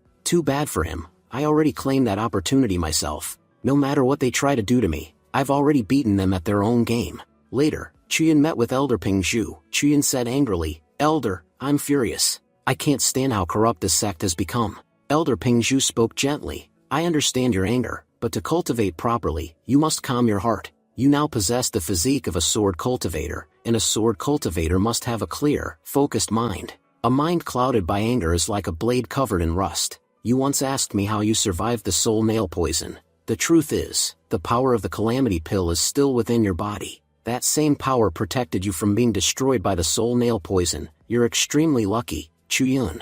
Without it, you'd already be dead. Chuyan nodded slowly. Anger only exists for those we care about. I was never truly angry at these people. I just didn't realize how despicable they could be. The sect leader pretends to be righteous, but is deeply biased toward his favorites. To cover his mistakes, he tried to sacrifice me. Even the elders follow him blindly. Honestly, Elder Ping Zhu, you're the only decent person in this entire sect. You were the one who gave me the image crystal. Without it, I couldn't have defended myself, and they surely would have sentenced me to a harsh punishment. Ping Zhu smiled faintly. You're not yet strong enough to stand against them, which is why I intervened. But when you become powerful enough, you must make them face the consequences of their injustice. Remember, you've awakened the physique of a sword cultivator. You've already unlocked your body's full potential, something only 1 in a million cultivators ever achieve. You possess extraordinary talent and luck, Chuyan. If you train diligently, you'll one day reach the very peak of sword cultivation. Chuyan said with a slight grin. Elder Ping Zhu, the day I reach the peak of sword cultivation, you'll probably have already ascended and become an immortal yourself. Ping Zhu laughed heartily. You really know how to flatter an old man, don't you? You're quite the interesting one, Chuyan. To be honest, I've never seen anyone reach that level of cultivation. I don't even know if it's truly possible. Anyway, I'll be leaving the sect for some time. Chuyan was surprised. You're leaving? But where are you going? Ping Zhu replied, there's an old friend of mine, my life companion. He entrusted me with an important task long ago, and now the time has come to finally fulfill it. I must leave to complete that mission.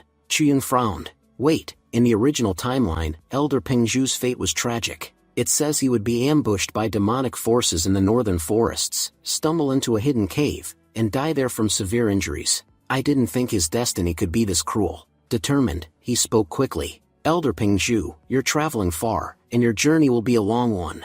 Please, listen carefully. I'm going to read your fortune. Ping Zhu chuckled. What nonsense are you talking about, boy? There's no such thing as reading fate. Chuyan shook his head. It's true, Elder. I received a divine technique from my ancestor, one that allows me to see glimpses of the future. If, in the coming days, you go north and find a cave, don't go inside. No matter what, something terrible will happen there. Please remember my words. Do not enter any cave in the northern forests. Ping Zhu lightly smacked him on the head. You silly boy. I haven't even begun my journey, and you're already cursing me? Don't worry, my fate is my own to control. I refuse to believe in bad omens. Chuyan sighed inwardly. I did what I could to warn him. Hopefully, he'll avoid his misfortune. The scene then shifts to Yuzhen Peak. Gu Xianda asked sharply, Pingtian, why are you back so soon? I sent you to the cave to obtain an inheritance. Why did you return so quickly? Xiao Pingtian bowed nervously. Master, someone else already took the opportunity. When I got there, everything was gone. There was nothing left. Gu Xianda's eyes widened. What did you say? That mountain has been off limits for years. We have guards posted there day and night. How could anyone even enter, let alone claim the inheritance? The cage trials are deadly. No one without immense power could possibly survive them. Pingtian clenched his fists. Master, I have a strong feeling that all of this is connected to Chuyan. Every time I see him, rage builds up inside me. It feels like he's stolen something from me. His cultivation is advancing too quickly, unnaturally fast. No ordinary methods could give him that kind of strength. Gu Xianda thought for a moment, then said, now that you mention it, Elder Chen Ping once told me he saw Chuyan fighting Duan Heng. Astonishingly, Chuyan killed him with a single strike. Pingtian gasped. What? Duan Heng was in the sky control realm. I knew him well, he was no weakling. How could Chuyan possibly defeat someone so powerful with just one hit? Gu Xianda replied coldly, I understand your concern, but don't worry. Chuyan's progress is indeed impressive, yet he's still only at the Yunhai realm, far below you. Continue your cultivation and leave this matter to me. Ping Tian bowed again. As you wish, master. But one more thing, those two brothers who attacked Chiyun used a 7-colored python. As far as I know, no one in our sect owns such a beast. They claim they bought it, and recently, some outsiders have been seen who can control such creatures easily. Gu Xianda frowned deeply. So, the people from the beast sect have grown bold enough to meddle in our affairs. No matter what, Chiyun may be our enemy, but no outsider can interfere with our sect's matters. I'll handle this personally. You've done well bringing me this information. The next day, the scene shifts again. Gu Xianda summoned Chiyun. He said with a smirk, Chiyun, are you still angry with me? Yesterday, you called me quite a few unpleasant names. Chiyun thought to himself, he dragged me here early in the morning just to talk nonsense. He must have some ulterior motive. He said aloud, Leader, you don't need to apologize to me. I have plenty of work to do, and if I'm here, that means no one's guarding the sect gates. So please, get to the point. I don't have time for small talk. Gu Xianda, clearly annoyed, muttered to himself, this arrogant brat, does he think he's too important for me? Then he spoke aloud, don't be so hasty, Chiyun.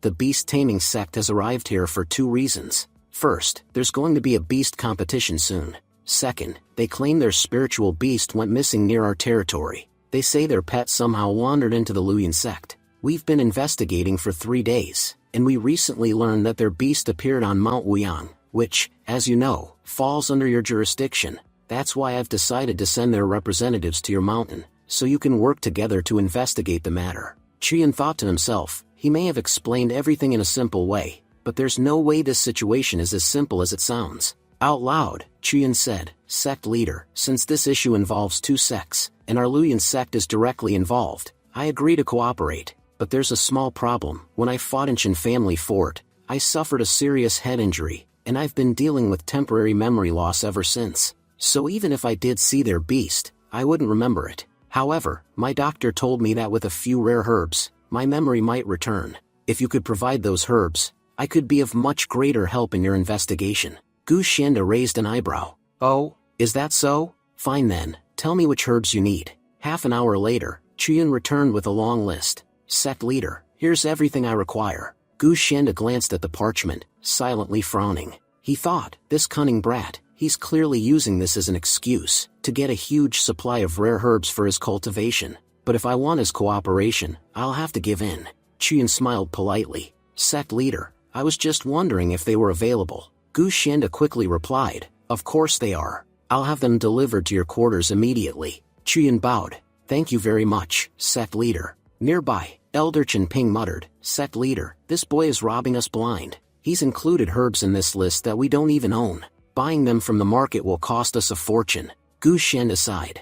Let him have what he wants. Once he dies during the mission, everything will return to us anyway. A few days later, Zhu Qin arrived. Junior brother Chuyun, all the items you requested have been delivered. Everything on your list is accounted for. You can check if you'd like. Chuyun smiled faintly. Impressive. The sect's logistics department truly works fast, preparing all of this in just a few days. Some disciples standing nearby whispered among themselves, can you believe this? He's just a gatekeeper, yet he's acting so high and mighty. Another disciple replied, you must be new here. That guy used to be an inner disciple, but he was expelled after making a huge mistake. Still, his power grew rapidly afterward. They say he's the only one in the entire sect who could match Xiao Pingtian in strength. So don't talk carelessly about him. I heard the sect leader is planning to reinstate him soon. Hearing this, Chuyun thought, reinstate me? Ha! Gu Xianda doesn't care about me. He's planning to send me to Mount Wuyang and have me killed there. No matter what tricks he plays,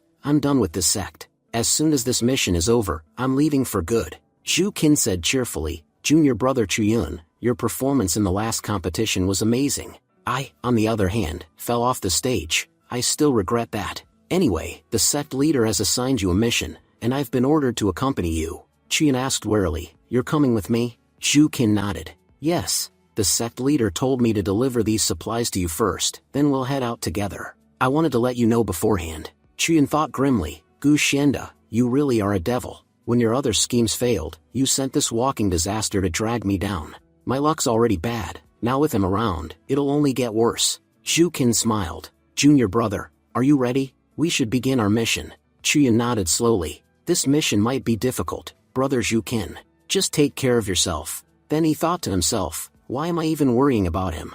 We're both unlucky. Maybe two negatives will cancel out and make a positive, who knows? Maybe together we'll be lucky for once. Scene shifts to Mount Wuyang. Elder Li Hong spoke to the group, we'll reach our beast's location soon. Stay alert, it's extremely powerful and might attack. They arrived at a shimmering lake. Li Hong said, the tracking stone indicates that our beast is here. Could it be hiding underwater? Chuyan thought, why did they even bring me here? They claimed I know this mountain well, but they haven't asked me a single thing. Li Hong's tracking stone can locate the beast easily, so why am I really here? They must have another plan.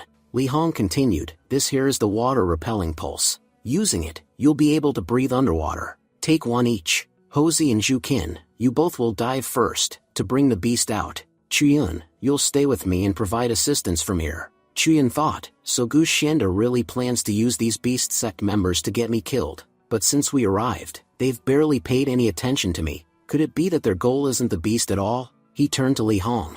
Elder Li Hong, be honest with me. Is there another reason behind this mission? Did our sect leader give you a special task? Li Hong looked startled. How did you know that? Chuyun smirked. So it's true. Our dear sect leader wants me dead, doesn't he? Li Hong burst into laughter. You have quite the imagination, boy. Don't be ridiculous. Everyone in the sect knows you're one of our most promising disciples. Sect leader Gu personally instructed me to ensure your safety. In fact, he said that as long as we protect you, the Luyan sect will reward us with great resources. Then, softening his tone, Li Hong added, I know you're not weak, Chuyun, but sect leader Gu is genuinely concerned about you. He favors you greatly. How could you think such terrible things about such a kind man? Chuyun thought to himself, what is this elder even saying?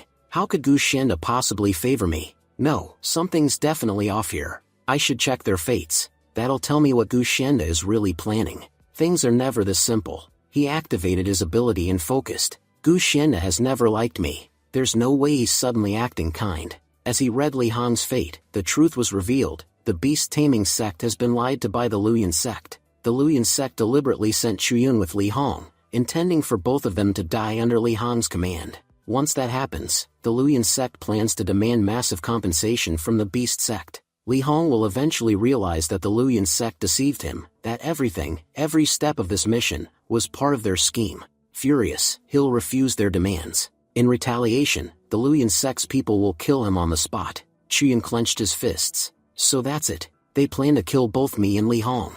That's why Gu Xianda made it look like he favored me, to trick the beast sect into lowering their guard. Suddenly, Zhu Qin surfaced from the water, shouting, Elder Li, there's something strange below the lake. Hosey added, panic in his voice, our spirit beast, it's dead. It's been killed. Li Hong's eyes widened in disbelief. What? That's impossible. Our beast was a crimson flame lion, a peak-level sky control realm creature. Even underwater, it would have been incredibly powerful. No normal human or beast could have killed it. Chuyun's mind raced. I need to uncover Gu Xianda's plan completely. To do that, I must read everyone's fate here. He turned his divine sight toward Zhu Qin. Zhu Qin's fate says that after returning from Mount Wuyang, all his teammates will die. The sect will accuse him of treason and imprison him for life. 1 year later, he'll be executed inside the prison. Then he checked Hosey's fate. Hosey's arrogance will be his downfall. Overconfident in his own strength, he'll challenge the 18 white mountain beasts on Mount Wuyang, and they'll tear him apart. Back near the lakeside, Hosey was examining the beast's corpse. Our crimson flame lion was brutally slaughtered. It looks like something ripped it limb from limb. Whatever did this, must be far stronger than we imagined. Chuyun stared at the mangled body and thought grimly, now I understand everything.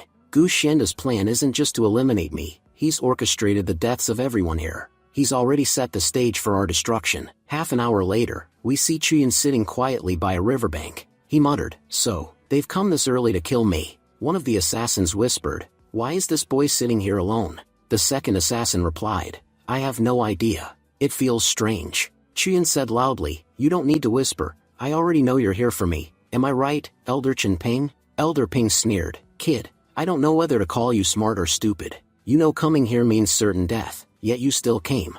Chuyun thought with a smirk, this old fool just exposed himself. I was only guessing, but he confirmed everything. Chuyun said boldly, Senior Brother Ping Tian, I know you want to kill me. And why wouldn't you? You used to be famous, but ever since I arrived, no one pays attention to you anymore. Everyone only talks about one name, Chuyun. You're scared, aren't you? Scared that someday I'll replace you. Ping Tian shouted angrily. Replace me? Let's see you try. I'll kill you right now. He lunged at Chuyun, attacking with all his strength. Chuyun barely dodged, getting a small cut on his cheek. Suddenly, Ping Tian looked at his weapon and froze. Wait, this is poison. Who the hell used poison on me? Just then, Elder Li Hong and Hosey arrived at the scene. Li Hong said firmly, the boy was right all along. Sending him with us was part of your entire plan, wasn't it? You people from the Luyan sect, you have quite the reputation. But tell me, do you feel no shame ambushing your own members in the dark of night? The scene flashes back to a few hours earlier. We see Chuyun speaking to the others. Chuyun said seriously, everyone, listen to me carefully. We've been trapped. Our sect leader wants me dead. Once I'm killed, he'll blame everything on the beast control sect. That way, he'll kill 2 birds with 1 stone. Hosey frowned and said, Chuyun, are you out of your mind? What nonsense are you talking about? Chuyun replied calmly, I know it's hard to believe, but please trust me, Elder Li Hong. Everything I'm saying will be proven true within a few hours. What you do next is your choice, but remember, our fates are now tied together. If anything happens to me, your sect will also fall. Li Hong sighed and said, all right, I'll trust you, boy. But remember my words, if even one thing you said turns out to be false, I'll personally report you to your sect leader. Back in the present, Chuyun thought to himself, I already told Zhu Qin to get far away from here. Staying would only put him in danger. If he returns to the sect, they'll imprison him for life. I just hope the old man survives this. It's crucial that he does. Elder Chen Ping shouted, Li Hong, stay out of this. This is an internal sect matter. Our only target here is Chuyun. Helping him will bring you no benefit. In fact, you might get yourself killed fighting us. So here's my advice, leave now while you still can. Li Hong replied calmly, you're right, there's no benefit in saving this boy. But if he dies here, it will bring immense trouble to our sect. I've realized now, the Luyan sect is full of schemers. You'll seize any opportunity that benefits you. Once this boy is dead, we won't be able to prove our innocence to anyone. You'll twist the story however you please. Turning to the students, Li Hong said quickly, you too, listen to me. Escape through the waterway. I'll handle these people myself with my white horse. Chen Ping sneered, you underestimate us, Li Hong. I told you, you'll die for nothing. He then used a secret beast binding technique, trapping Li Hong's white horse in glowing chains. Li Hong gasped, shocked, how is that possible? My beast is a Mahayana class creature, it shouldn't lose this easily. Chen Ping laughed mockingly, you fools. You knew we were plotting against you, and yet you did nothing to stop it. We planned to kill Chuyun first, then you. That way, 2 enemies would be gone at once. You know, this all started because of you. When we came to negotiate with your sect, you were the one who refused to give us the special spirit vein. If you'd just handed it over, you might have been spared today. Li Hong glared and said angrily, you're killing for a spiritual vein? You've already robbed our beast-controlling sect enough. Wasn't that enough for you? Then, Ping Tian started chasing Hosey and Chuyun from behind. Ping Tian shouted, Elder, you finish him. I'll take care of the others and return soon. He then turned toward Chuyun and yelled, Chuyun, surrender now. Otherwise, your stubbornness will cause the deaths of many. As he spoke, Ping Tian launched a barrage of powerful attacks at Chuyun. Hosey shouted, what did you even do to these people? Why are they so determined to kill you? If even one of those attacks hits, you're dead for sure. Chuyun replied, honestly, even I don't know why they're after me. Brother Ping Tian, why do you hate me so much? Ping Tian sneered, because you're nothing but a rat, and I hate rats. Then, thinking to himself, Ping Tian realized, his movement technique, it's gotten much sharper than before. If I let him live, he'll surpass me one day. That's why I must end this now, before it's too late. Suddenly, a powerful burst of energy erupted across the battlefield. Elder Li Hong shouted, kids, get out of here, quickly. But hear me, if anyone wants to kill them, they'll have to go through me first. Chen Ping scoffed, old man, have you gone insane? You're using the forbidden art to protect someone you barely even know? You do realize using that technique will kill you. Li Hong said firmly, I'm not doing this for the boy, I'm doing it for my sect. And for my sect, I'm more than willing to die. Chen Ping shouted, you summon the divine Chan King bird, the guardian beast of your sect, by sacrificing your own life force. Ping Tian, come back here, help me trap it in the formation. If we don't, it'll kill us all. Meanwhile, Chuyun and Hosey started running away. Chuyun called out, Elder Li Hong, I'll never forget what you've done for me. Then both he and Hosey dived into the water to escape. Hosey said breathlessly, their battle has already begun. If we're going to get out of here alive, we'd better hurry. Chuyun replied, I have to admit, Our elders are incredibly powerful. Even down here, we can feel the shockwaves from their attacks. It's so strong that it's hard to even swim properly. Cultivators from the Mahayana realm are terrifying, Hosey said grimly. Elderly Hong is in grave danger. Even if he defeats Chen Ping, fighting Chen Ping and Zhao Ping Tian together is nearly impossible. That bastard Ping Tian may just be a disciple, but he's ridiculously strong. Honestly, what's the point of us running? If cultivators that powerful are chasing us, there's no way we can escape. Chuyan smirked. Hosey, you used to be so arrogant, and now you're scared already? Giving up won't help us. If we're going to die anyway, let's at least fight for our lives first. Look, I think I see a way out. There's a cave down there. As they swam into the cave, Chuyan said, amazed. I didn't think this place existed. It's so close to the water's surface, no wonder it's hidden. But suddenly, Chuyan's energy bracelet began glowing and trembling. Chuyan muttered, confused, what's wrong with my spirit bracelet? It's never behaved like this before. Hosey whispered urgently, keep your mouth shut. There's another realm dragon sleeping beside us. If it wakes up, we're dead. But before they could move, the dragon stirred, awakened by the sounds of the explosions above. The cave rumbled violently as the creature's eyes opened. With a deafening roar, the dragon attacked. Chuyan barely managed to dodge, but the attack hit Hosey directly. Chuyan thought, it's a miracle that dragon's injured. If it were at full strength, that blow would have killed Hosey instantly. The dragon roared again, preparing another attack. Chuyan shouted, Hosey, we need to get out of here, now. If it hits us even once, we're finished. Hosey shouted back, the water from the dragon's strike blocked the cave's exit. We're trapped, we'll suffocate before we even drown.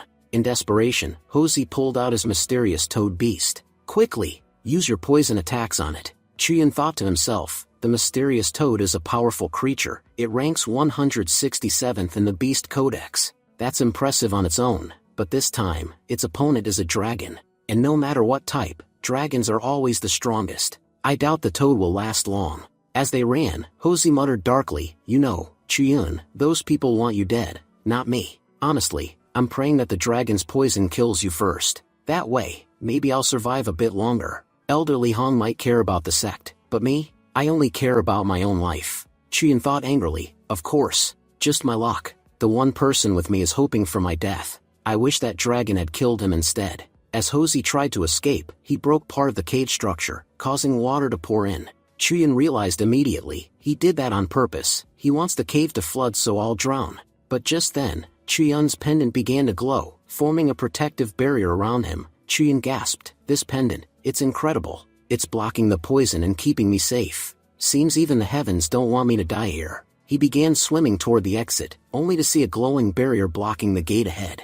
Chuyan said angrily, who put up this barrier here? Breaking through it will take me at least 15 minutes. Damn you, Hosey. I'll never forgive you. You really went all out just to kill me. Meanwhile, the dragon advanced toward him, preparing to attack. Chuyan thought desperately, the toad is already dead, and I can't possibly fight a dragon head-on. What should I do now? Then, gathering his courage, Chuyan activated his King Yuan sword technique and attacked the dragon, but his strikes had no effect. The dragon roared, grabbing Chuyan tightly in its claws. Chuyan thought, struggling to breathe, this dragon is far too powerful. If it clenches its fist any tighter, it'll crush my entire body. Just as he was about to lose consciousness, a strange energy began radiating from his body. His Yuan embryo emerged from within him, glowing intensely. Chuyan whispered weakly, something's happening, something is about to come out of it. Suddenly, the embryo exploded, unleashing a terrifying surge of energy that tore through the cave. The dragon screamed as deep gashes appeared across its body, the very force of the blast shredding its scales.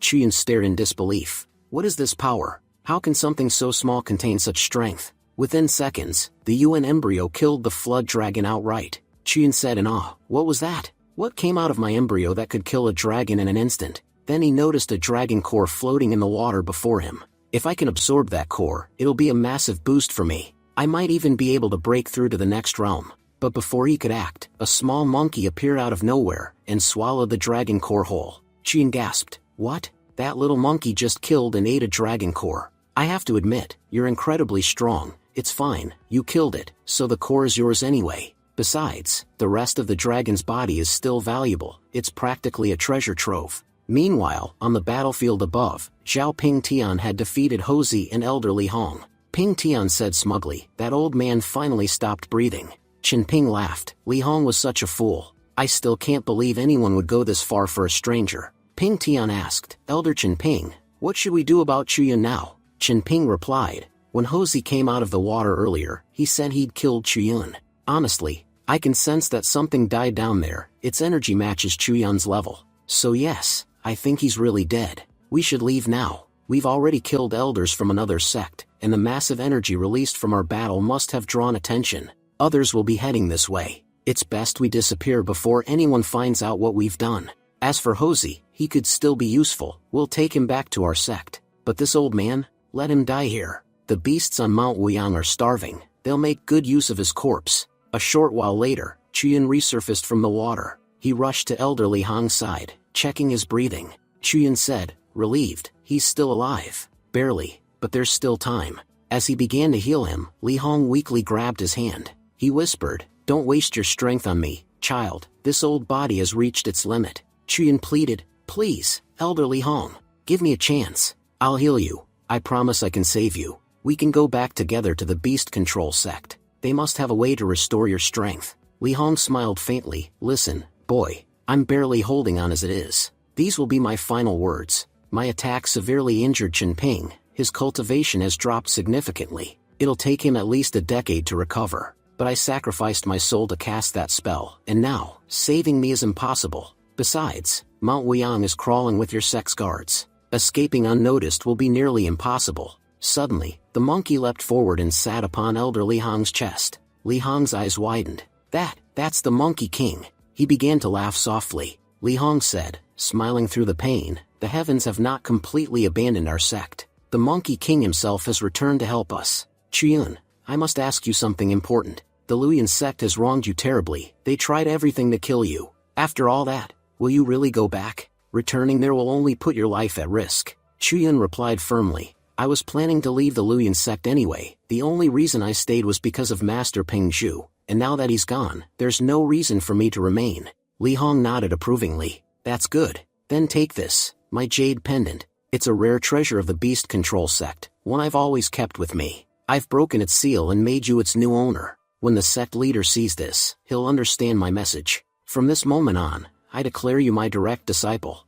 You'll gain all the rights and benefits that come with that title. Chuyun, overwhelmed, bowed deeply. Senior, thank you. I can't believe you'd do so much for me. Even as you face death, you're protecting my life. I promise you, I'll do everything in my power to protect your people. From now on, your sect, your family, will be mine as well. Later, we see Chuyun sitting quietly, finally eating a meal. Chuyun was thinking to himself, I've searched the entire mountain, but I still have no idea where this monkey came from. Even Elder Li Hong, one of the most powerful masters of the beast control sect, didn't know its origin. He only sensed its energy, and said it was the Monkey King. Judging by its condition, it must have been born recently, and yet it killed a dragon so easily. In time, I'll figure out exactly what this creature is. Then Chuyun said aloud, smiling, oh right, I almost forgot, you haven't eaten anything. Wait a second, I've got some amazing herbs here. You'll love them. He reached into his storage ring and pulled out a glowing herb. Chuyun said cheerfully, here, little monkey, try this herb, it'll make you feel great. Eat it and grow big and strong. But the monkey frowned, grabbed the herb, and tossed it aside. Chuyun asked, confused, what? You don't eat herbs? Then, do you eat fish? As soon as he said fish, the monkey's eyes lit up with excitement. Chuyun laughed, so you're not like normal beasts that eat herbs. You're a foodie, huh? Just as the monkey was about to eat the fish, Chuyun suddenly threw him aside. Chuyun shouted, Ping Tian, you don't need to hide. No one here is dumb enough to die from your sneak attacks. Come out and fight me like a man. Ping Tian stepped out, smirking. Chuyun, I have to admit, your luck is unbelievable. You got trapped underwater next to a dragon and still survived. But unfortunately for you, I knew that dragon wouldn't be able to kill you. That's why I've been waiting, to finish the job myself. Chuyun glared and said, Zhao Ping Tian, what's your problem with me? I've never even done anything to you. Ping Tian grinned and struck the fish nearby, splitting it in two. Every time I see you, I get angry. I don't know why, but it feels like your existence has brought me nothing but losses. Maybe it's irrational, but I can't stand the sight of you. Once you're dead, I'll finally be able to cultivate in peace. And besides, you killed a beast control sect elder. That's no small crime. Killing you is justice. Chuyun thought nervously, the little monkey looks frightened. I need to find a way out of this fast. Ping Tian shouted, stepping forward. Enough talking. I'll end you here and now. But before he could strike, the little monkey suddenly leapt in front of Chuyun, growling fiercely. Ping Tian laughed mockingly. A tiny monkey thinks it can stop me? Let's see what you can do, beast. The monkey roared, and in an instant, its claws slashed through Ping Tian's heavenly grand sword, shattering it into pieces. Ping Tian's eyes widened in shock. Impossible. That sword was a gift from my master. It's indestructible. Chuyun watched in amazement. What's going on with this monkey? Just moments ago, it was scared of him. Now it's gone berserk. Then, he noticed the monkey glancing back toward the broken fish. Chuyun realized, it's protecting its food. So that's what set it off. He grinned slyly. Well, if it loves food this much, I can use that to my advantage. Chui said loudly, listen, my dear Wukong, if you defeat that man for me, I'll give you 100 fish every day, cooked, seasoned, and delicious. All you have to do is finish him off. The monkey's mouth started watering at the sound of 100 fish. Ping Tian thought uneasily, how can a mere monkey possess such power? Moments later, Wukong unleashed a ferocious series of blows, sending Ping Tian crashing to the ground, bloodied and trembling. Ping Tian stammered, terrified, This isn't a monkey, it's a monster. All this destruction over a single fish. Chuyun laughed, unbelievable. The mighty disciple of the Luoyan sect, one of the strongest I've ever met, is being beaten to a pulp by a little monkey. This creature must be a Mahayana realm beast from birth. Ping Tian crawled backward, shaking. That monkey, it's stronger than I am. Chuyun smirked and said, well, looks like your luck's run out, Ping Tian. I know Elder Xinguang will be here soon to save you, but before she gets here, I'll kill you myself, and save myself a lot of future trouble. He raised his hand to attack, but just then, Elder Xinguang appeared, blocking his strike. Chuyun frowned, Elder Xinguang, what are you doing here? Don't tell me you came to arrest me. Xinguang replied calmly, no, I just happened to be passing by when I noticed you two fighting. Here's the deal, leave now, and I'll pretend we never met. I'll also report that you never attacked Ping Tian.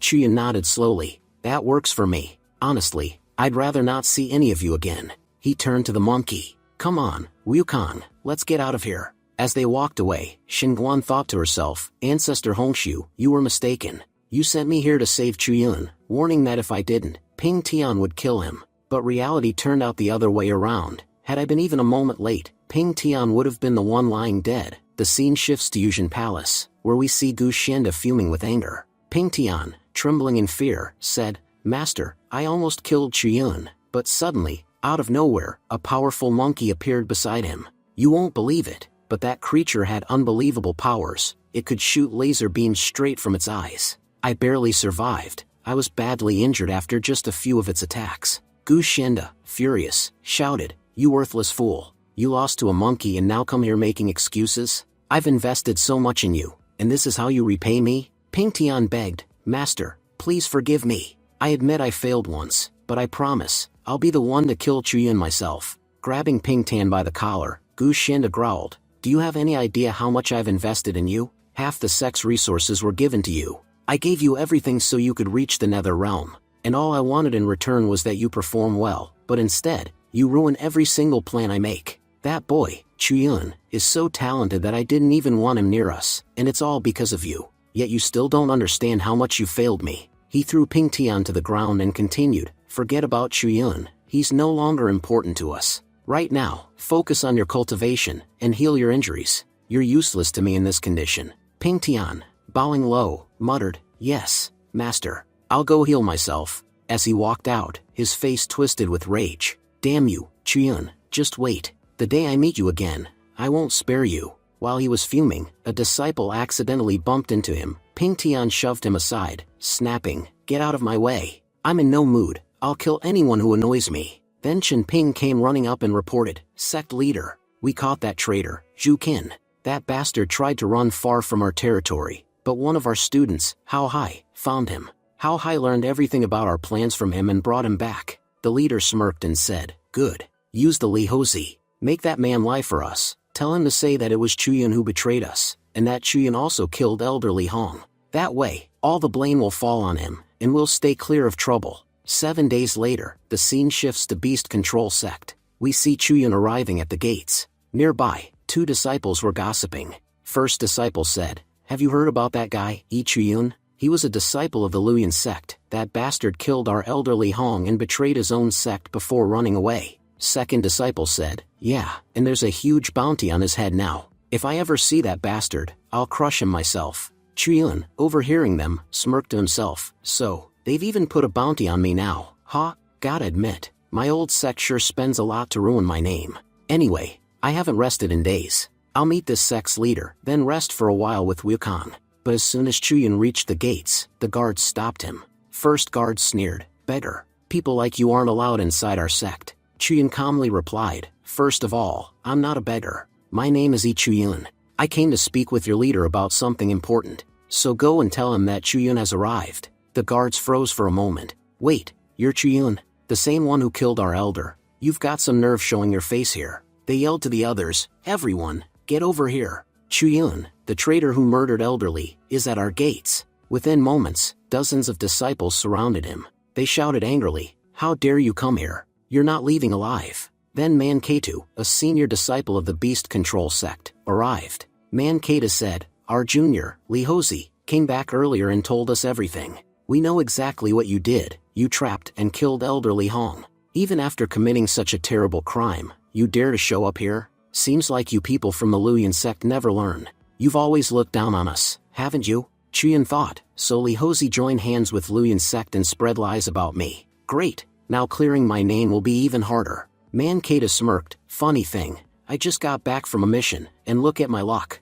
I complete my task and run into you right after. Seems like today's my lucky day. Chuyun thought dryly, heh, this guy's luck is about to run out. He's about to make a huge mistake that'll get him arrested by his sect leader for 3 days. As the fight began, Chuyun moved swiftly, dodging every attack. The beast sect disciples whispered in awe, his speed is insane. Our demon hawk is at the sky control realm, and even he can't touch him. Chuyun's faster than a hawk. Another disciple said, I can't believe it. How can someone move this fast? These body cultivators are monsters. Their physical strength is unmatched. Pulling out an artifact, Manhwa shouted, everyone's watching us now, no matter what. I'll kill you right here. He used a binding seal, trapping Chuyun in glowing chains. Chuyun struggled. What is this thing? It's strong, too strong. Then Manhwa used poison arts and attacked again. The explosion filled the area with smoke and blood. Manhwa laughed, brothers, we've avenged elderly Hong. That bastard's either dead or crippled. Just then, the sect leader arrived, shouting, Manhwa, stop right there. Manhwa bowed quickly, sect leader, I killed Chuyun. Please, reward me. The sect leader, glaring furiously, yelled, you fool, do you even realize what you've done? I needed to question Chuyun, but you killed him. If he came here himself, we could have brought him in alive. Manhwa fell to his knees, stammering, sect leader, I was just so angry. Elderly Hong was such a good man. I couldn't believe someone would kill him without reason. The moment I saw Chuyun, I lost control and couldn't hold back my power. He's dead. The sect leader said sternly, I'm sentencing you to 3 days of house arrest. Don't leave your quarters until I say so. Chuyun protested, sect leader, your disciple just killed someone, and you're only giving him 3 days of confinement? Don't you think that punishment is far too light? A murderer like him deserves at least 30 years in prison. Meanwhile, Chuyun thought to himself, that last attack, Wukong managed to block it, but it took a lot of his strength. He's resting inside my spatial domain now. Nearby, a few female disciples gathered around, staring at his body. One of them whispered, isn't this the same beggar who came here earlier? After his clothes tore, he actually looks incredible. Another added, blushing, look at his body, it's amazing.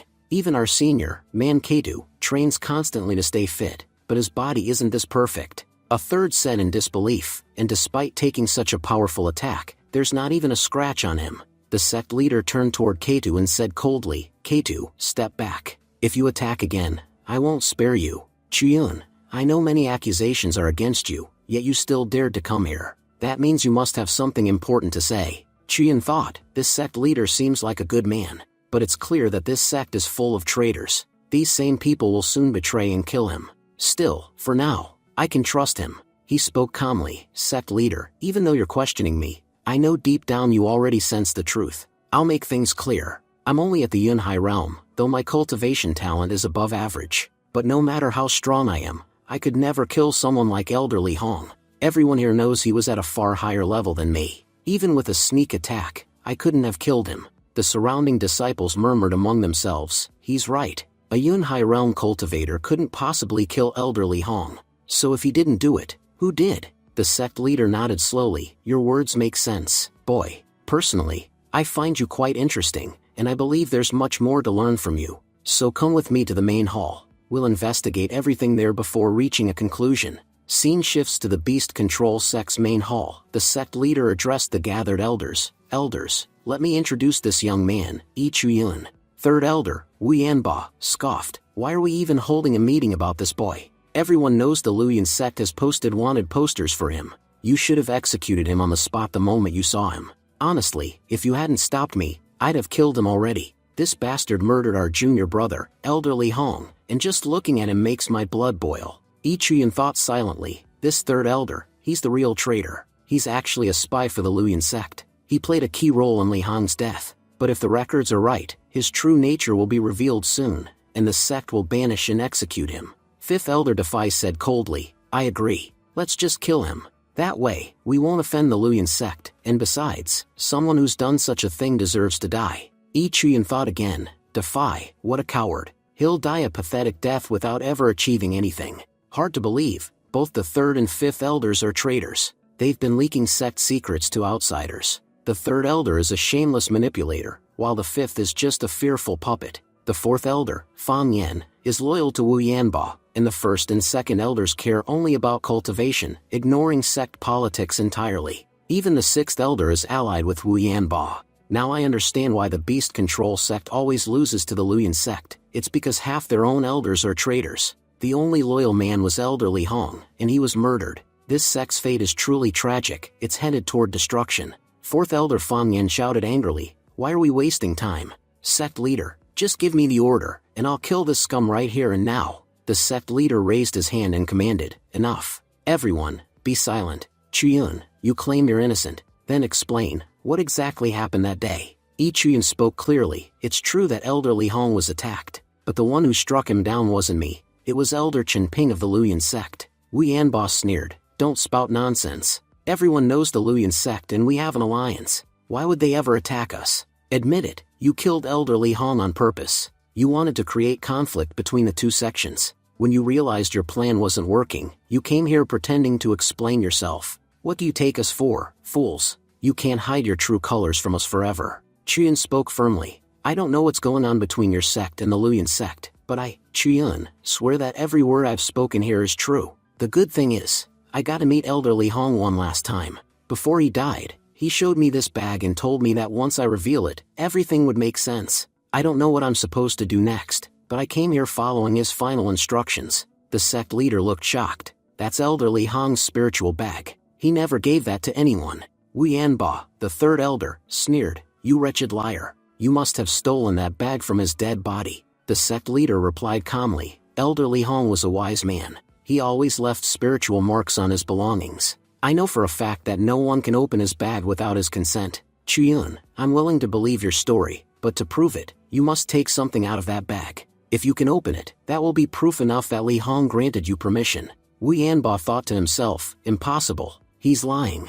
Chen Ping told me personally that he saw Li Hong die. There's no way this boy could have met him afterward. Fourth elder Fan Yen growled, boy, this is your last chance. If you fail to prove your words, I'll kill you myself. Chuyun smiled calmly. You don't need to get so worked up. In just a few seconds, the truth will reveal itself. Then he opened the spiritual bag. Everyone gasped. It actually opened. Chuyun bowed slightly and said, besides this bag, there's something else elderly Hong told me before his death. He said that from this day on, I am his direct disciple. Therefore, I now officially belong to your sect. I am no longer part of the Luyan sect. Wu Yanba shouted in disbelief, impossible. Elderly Hong almost never accepted disciples. To become his student required extraordinary qualifications. He hadn't chosen one for years. Why would he suddenly choose you before dying? What makes you so special? Other elders murmured in agreement. Sect leader, I don't trust this boy. I feel like he's lying to take advantage of the situation. We shouldn't believe him so easily.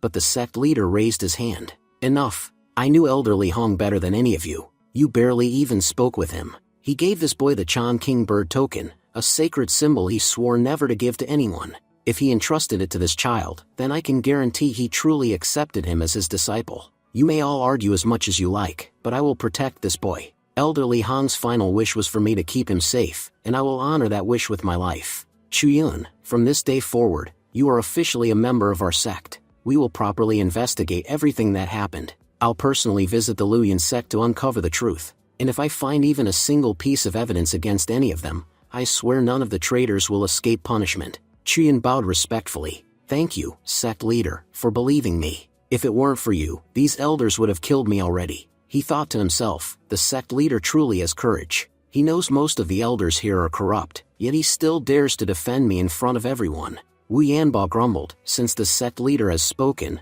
we have no choice but to obey. But remember this, boy, if you wish to stay in our sect, you'll have to follow our rules. Until you pass the sect examination, none of us will recognize you as a fellow disciple. The sect leader nodded. Our examination focuses on one thing: how well a disciple can control and bond with spirit beasts. The faster a student can train a beast, the higher their rank. Unlike the Luyan sect, which focuses solely on cultivation, our strength lies in beast mastery. That's why this test will be particularly difficult for Chuyun. Even if I want to help him, I can't give him special treatment. Just then, a radiant Chan King bird, the sect's sacred guardian beast, suddenly appeared in the hall. Everyone was stunned. Why is the Chan King bird here? It never shows itself before anyone. Outside, the younger disciples whispered, there's a huge surge of divine energy coming from the main hall. It's the Chan King bird's aura. But why would it reveal itself? Inside, the majestic bird spread its wings and released glowing energy, flowing directly into Chuyun. Chuyun, shocked, muttered, Why? Why is it giving its energy to me? The elders gasped. The Chan King bird has chosen him, it's acknowledging him as its master. The sect leader explained, his voice full of awe. The Chan King bird is our sect's guardian beast. It belonged to our first sect leader. Ever since his death 500 years ago, it hasn't accepted anyone as its master. And yet, today, it has chosen Chuyun. Earlier, some of you questioned this boy's worth, even claimed he wouldn't pass the examination. But now, you all have your answer. The divine Chan King bird, whom no one could tame, has come forward on its own to recognize Chuyun as its master. I trust none of you have any objections left. One elder stepped forward, still stunned. Sect leader, everyone knows that the Chan King bird can see the future. Perhaps it chose this boy because it foresaw that he will bring great benefit to our sect. Sect leader said solemnly, yes, you're right. Our first sect leader was once an incredibly powerful master. Back in his time, no other sect even dared to speak in his presence. But after his death, our sect began to decline, and we've fallen so low that even the Luyan sect dares to challenge us now. Things were very different when he was alive. Perhaps under Chuyun's time, things might return to how they once were. If this boy truly brings fortune to our sect, then I hereby announce, all the duties and responsibilities of elderly Hong now belong to him. From this moment, Chuyun is officially a temporary elder of our sect.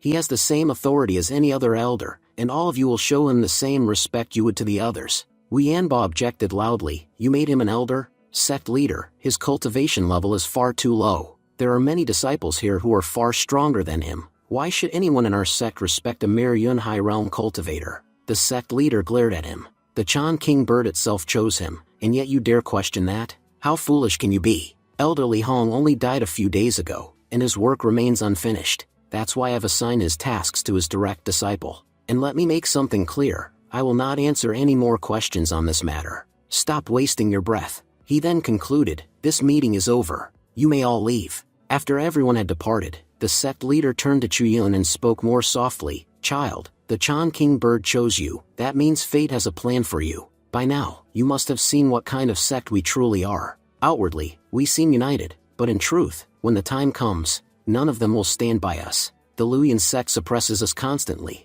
and many of our own elders secretly support them. I honestly don't know what future awaits our sect, but I will tell you this, be careful. Chuyun replied, I know why your sect has been declining. Every year, the Luyan sect and the Beast Control sect compete, and your sect has never won. Every defeat forces you to pay them huge tributes, and over time, they've taken nearly all your wealth and resources. Your spiritual minds, once your main source of income, are now controlled by the Luyan sect. You're left with almost nothing. It's not that your sect was always weak, but years of losses have drained your strength, while the Luyan sect grows stronger each time. And let me tell you, aside from a few rare individuals, there's not a single decent person left in the Luyan sect. Their leaders and elders are nothing but snakes. Sect leader Jiang, I can promise you this, if you put your trust in me, I'll make sure we win the next competition. There isn't a single disciple in the Luyan sect who can defeat me. The sect leader replied cautiously, you do have the Chan King Bird's protection, that's true. But let's be honest, your current strength is still low. Within our sect walls, you'll be safe. No one will dare harm you under my watch. But the upcoming competition outside, that's another story. It's dangerous, Chuyun. According to the rules, contestants are allowed to kill each other. If the Luyan sect's disciples attack and kill you during the match, there's nothing I can do. Elders are forbidden from interfering. Competing will be extremely risky for you, so I'm giving you a chance to reconsider. Think carefully, because joining the competition could very well mean your death. Chuyun smiled confidently. Sect leader, don't worry, I've thought this through. There are many people I need to settle scores with, and I'll do whatever it takes to bring down the Luyan sect, even if it costs me my life. The sect leader sighed. Very well, child, it's your choice. We'll discuss the details later. For now, you may go. I'll send one of my disciples to guide you, show you around the sect, and help you change your clothes. Later, Chuyun met a cheerful disciple named Judah. Judah smiled and said, Junior uncle, our sect has very few strict rules. You're free to move around as you please. No need for registration or permission to visit most areas. If you ever get confused about anything, just ask me. I'm a pretty easygoing guy, happy to help anytime. Chuyun nodded. Thank you, Judah. Nearby, some disciples were whispering. Isn't that the traitor who fled from the Luyan sect? Another replied. You don't know, do you? He even tamed the Chan King Bird. If he hadn't, he'd be dead already. I can't believe a traitor like that is walking around freely. Our sect leader must be going senile. Another sneered. Yeah, if he betrayed the Luyan sect, what's to stop him from betraying us next? He should have been executed already. Angered, Judah snapped. You idiots. Do you even realize that Chuyun is now an elder? He deserves the same respect you gave elderly Hong. Anyone who speaks against him will answer to me. The disciples immediately bowed their heads. Forgive us, senior brother. We didn't know he'd become an elder. Still, they whispered among themselves afterward. He's only at the Yunhai realm. How can someone that weak be an elder? Our beast-controlling sect was already in decline, and now it's falling even lower, with elders weaker than disciples. Judah turned back to Chuyun and said kindly, Don't listen to their nonsense, uncle. My master told me that the Chan King Bird chose you as its master. That bird can see the future, and it only submits to those destined for greatness. You know, the Chan King Bird once belonged to our first sect leader. Since his death, no one has been worthy of its bond. Back when he was alive, our sect was number one, and I believe that with you here, we'll rise to the top again. Chuyun smiled slightly. You might be right. Judah pointed ahead. Do you see that gate over there? That's the path to Mount Mingtai, the restricted area of our sect. No one is allowed in without the sect leader's permission, not even the elders. But come, let me show you something else instead. There's a place I think you'll like, our beast taming arena. It's right behind this mountain, where we train and bond with our spirit beasts. Chuyun thought to himself, let's see what kind of fate this guy, Judah, has. I wonder what he'll actually achieve in his life. The system replied, Judah may look like a fool, but in reality, he's quite intelligent. A major turning point in his life is about to occur. 2 days from now, Judah will go to Mount Mingtai, where he'll discover the truth about Elder Defy. That Defy is secretly working for the Luyan sect, and is currently stealing a map for them. Later, Defy will send one of his men to assassinate Judah. Chuyun frowned, thinking, I have to admit, the Luyan sect are masters of scheming. They already know the competition is about to start, so they've begun setting their plans in motion. Even though our own leader knows something's wrong, he's powerless to act. The scene then shifted to the beast taming arena, where several disciples were training their beasts. Elder Wu Yanba barked, Judah, why have you brought Chuyun here to the beast arena? Judah replied respectfully, Elder Wu, you should know that my junior uncle, Chuyun, has officially joined our sect. Since he's now one of us, he has permission to visit any area within the sect. I don't believe bringing him here is a mistake. Wu Yanba scoffed, Judah, you call me junior uncle, and now you call him the same? Do you even understand what it takes to earn that title? I already told the sect leader, until this boy passes our test, I will not acknowledge him as part of our sect. The sect leader may be convinced, but the rest of us are not. Tell me, what has he done that's so remarkable?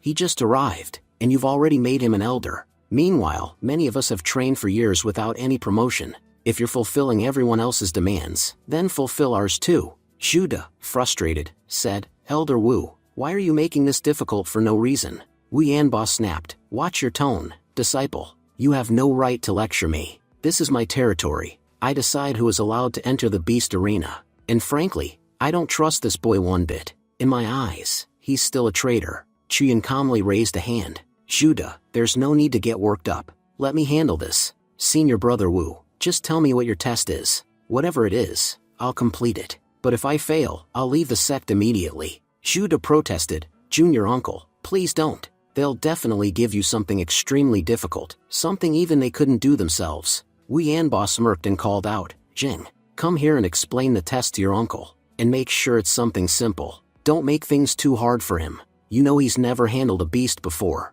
Jing nodded. Understood, master. I know what to do. He turned to Chuyun and said, as you can see, these are our beasts. Your task is simple, just feed this one. Chuyun glanced at Zheng, and the system revealed, a major turning point approaches for Zheng. In the Red Valley area of the beast-controlling sect, he will find a hidden cave containing divine energy. When he feeds his beast there, it will become immensely powerful. Chuyun smirked to himself. Finally, an opportunity has appeared after so long. Zheng, your opportunity is now mine. Zheng pointed to a large black horse. See that horse? Feed it. That's your test. Zheng thought to himself, this black fairy horse is extremely dangerous. I've tried countless times to tame it, even starved it for days, but it never obeyed me. No one in the entire sect has ever been able to control it. And now, it's hungrier than ever. Chuyun brought so little food, it's going to enrage the beast, and it'll definitely attack him. Once the horse injures him, my master will surely reward me. I'll just use a small mental control technique to make the beast even more aggressive. Chuyun, watching silently, thought, he's openly cheating, and no one says a word. These people have no idea who they're dealing with. I'm from the Luyan sect, where bullying and manipulation are second nature. Compared to them, these fools are children. The furry horse suddenly lunged at Chuyun. Jin smirked. He'll be seriously injured any second now. Judah warned, junior brother, be careful. This horse is powerful and extremely difficult to tame. Elder Yanbo stopped him. Judah, stay back. You are the ones who accepted this challenge. Whatever happens now, it's your responsibility. The other disciples whispered, the furry horse is extremely strong. One hit and Chuyun's legs will break. But Chuyun calmly used his technique and tamed the furry horse instantly. Chuyun said, you all slandered this poor horse for nothing. Look how sweet it actually is. It listened to me so easily. I assume I've passed your test now. And don't you dare say I cheated. Judah added, Uncle, you were amazing. No one can deny you passed fair and square. Xing froze in disbelief. How is this possible? I commanded the horse to attack. Why didn't it obey? Even Yanbo thought, something is off. Chuyun's beast taming technique is far stronger than mine. How is he better at controlling beasts than me? Chuyun smiled. Junior brother, this horse is yours now. I'm giving it to you. But remember, if I want, I can take it back anytime. One word from me, and it will never listen to you again. Xing snapped. All right, don't act too smart. But before he could finish, Chuyun gave a subtle signal. The furry horse kicked Xing in the chest, sending him flying. Everyone gasped. What? A moment ago the horse wasn't attacking at all, but the moment it got near its real master, it attacked instantly. Xing angrily stood up. Why are you all laughing?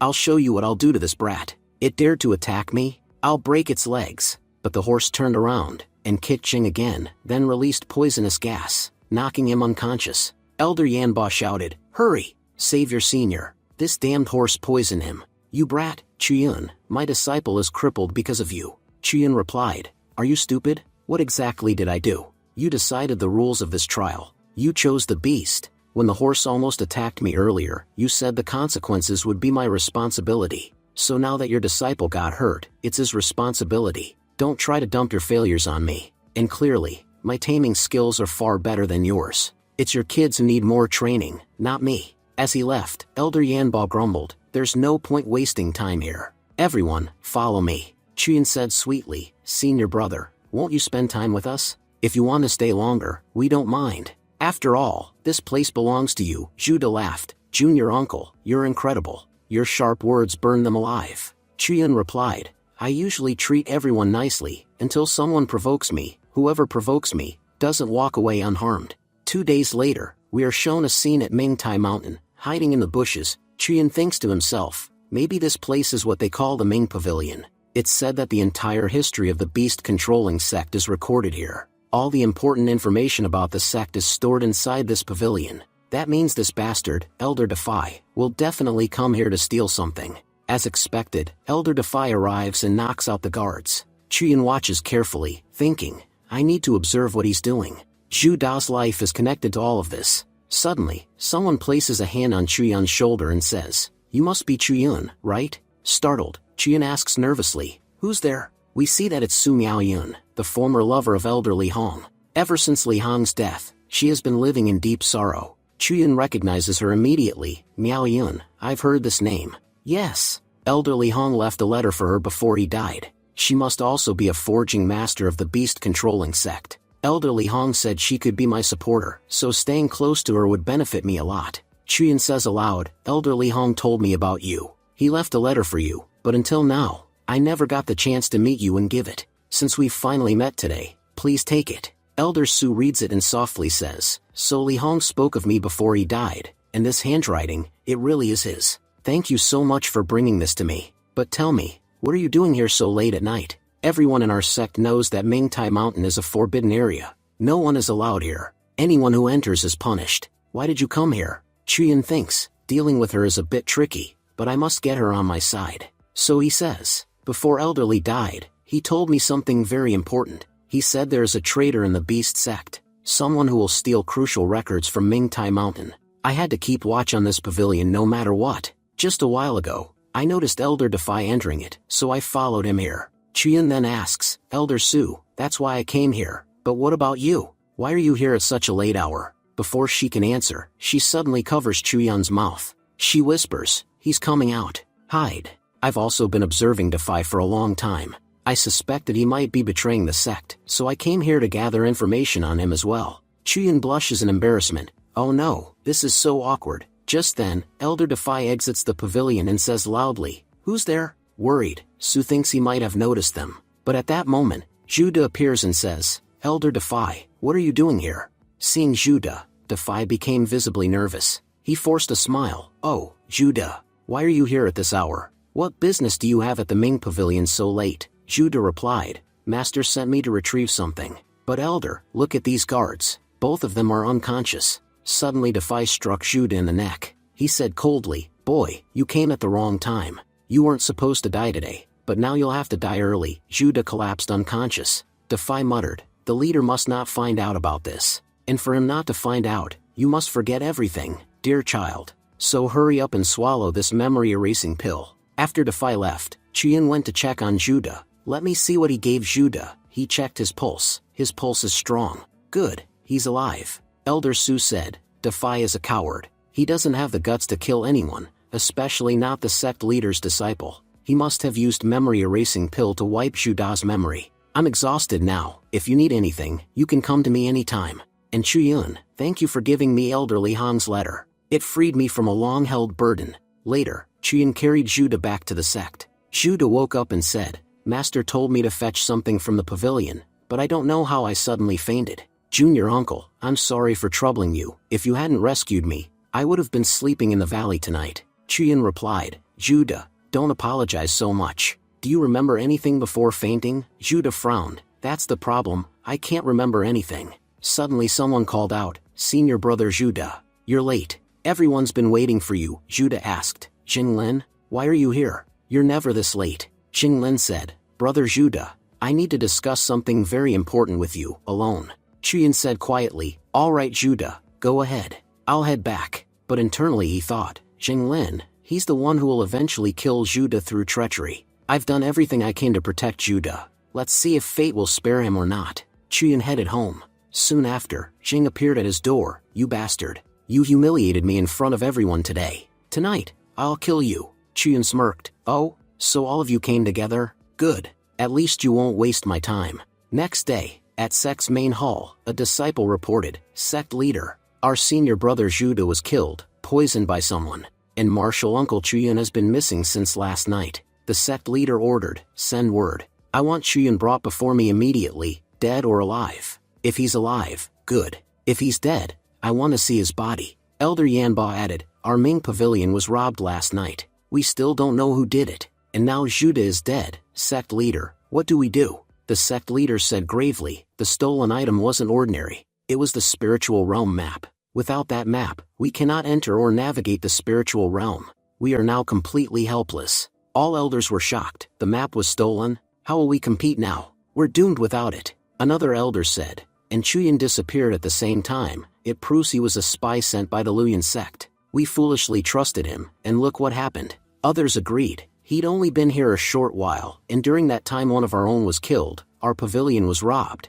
and now the sect is in chaos. It's all because of Chuyun, Yanba said angrily. How will we face our ancestors after this? If senior brother hadn't insisted on letting Chuyun stay, we would have never accepted that brat. Because of him, our beast-controlling sect is finished. Suddenly Elder Su burst into the hall. Stop talking nonsense. Last night, I personally saw that bastard Defy enter the Ming Pavilion. When he came out, he met Judah, and when Judah asked what he was doing there, Defy fed him the memory-erasing pill. Soon after, Judah died. So think, who else could have killed him? Yanba said, Sister Su, what are you implying? Do you have any evidence for these claims you're making? Defy snapped, everything she's saying is nonsense. I know that Li Hong was the one who sent Chuyun here, and now she's trying to clear his name by slandering me. This is completely unfair. Yanba added, yes, Elder Su, it's obvious you're trying to defend Chuyun. There was a time when you liked Li Hong very much. Could it be the same thing is happening for Chuyun now? Elder Su shouted, shut your filthy mouth, Yanba. And fine, you're right about one thing. My words alone cannot be trusted. Believing me won't be easy. But what if I have proof? I can show you all that everything I said is the truth. The sect leader turned to Defy. Defy, what is all this? You've served our sect for many years, and I know your character well. I never imagined you'd betray us. Tell me, who is behind this? On whose orders did you do all of this? Hearing this, Defy dropped to his knees. Just as he was about to speak, Yanba cut in, you bastard. Defy, you dared to steal the map. I trusted you for so long, and I never realized what you were plotting inside your rotten mind. Defy protested, senior brother, how can you accuse me like this? But suddenly Chuyun walked into the hall. He said, Elder Yanba, you sure are quick to throw all the blame onto Defy. If there's anyone who knows how to use others, it's you. Everyone gasped, Chuyun,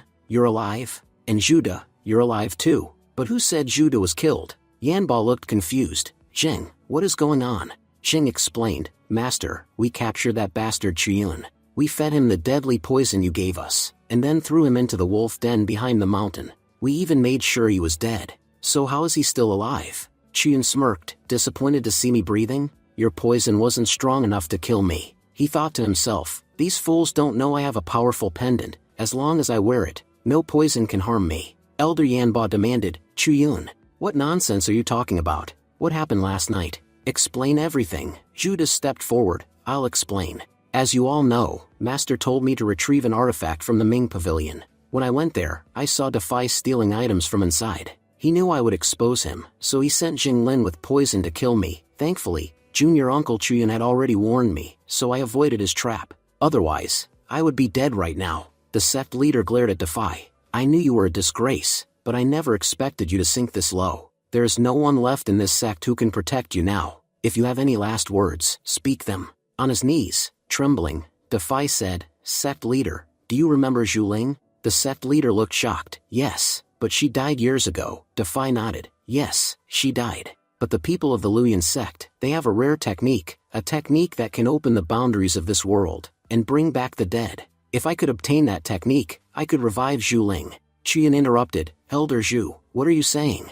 Everyone knows the Luyan sect is a sword sect. They don't have such a technique. I was a part of that sect for a long time, and I can guarantee that no such method exists. Someone lied to you and used you like a fool. They wanted your potions, and you helped our enemies without even realizing it. Defy trembled. Impossible. They promised me that technique. How could it all be a lie? The sect leader said tiredly, so in the end, you're nothing but a fool, Defy. But there is still one question I need answered. Where's the map? Defy pointed. I gave the map to senior brother Yanba. Ask him where it is. He is the one working with the Luyan sect. Everything I did because he told me to. Yanba exploded. You shameless dog. You dare accuse me? You must be offended by something I said before, so now you're trying to ruin my name. Chuyan stepped forward. Elder Yanba, just a moment ago you were lecturing Elder Su about evidence. But what evidence do you have to prove your innocence? Everyone here knows how cunning and disgusting you can be. The map was stolen last night, and the prime suspect is the person who had access to the pavilion,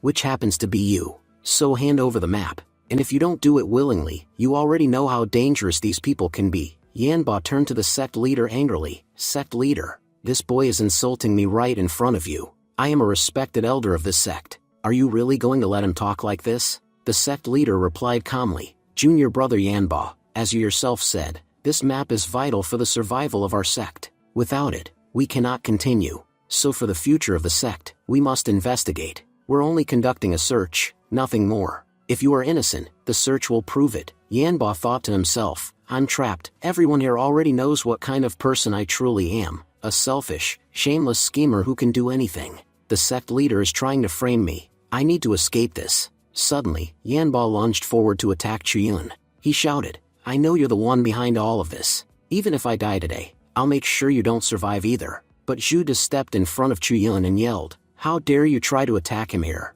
You know fighting inside the sect grounds is forbidden. Yanba ignored him. If I'm already going to die today, then I'll at least kill the one responsible before I go. His attack slammed Jude so hard that Jude was forced into the ground. Yanba roared, I controlled the beast-controlling sect for so long. I stole from this sect countless times. But then you showed up, Chuyun. Because of you, everyone is ruined now. They thought you could revive this sect, but I will crush that hope today. I'll prove that no one can protect them. He prepared his most powerful strike. But suddenly, a barrier appeared around Chuyun.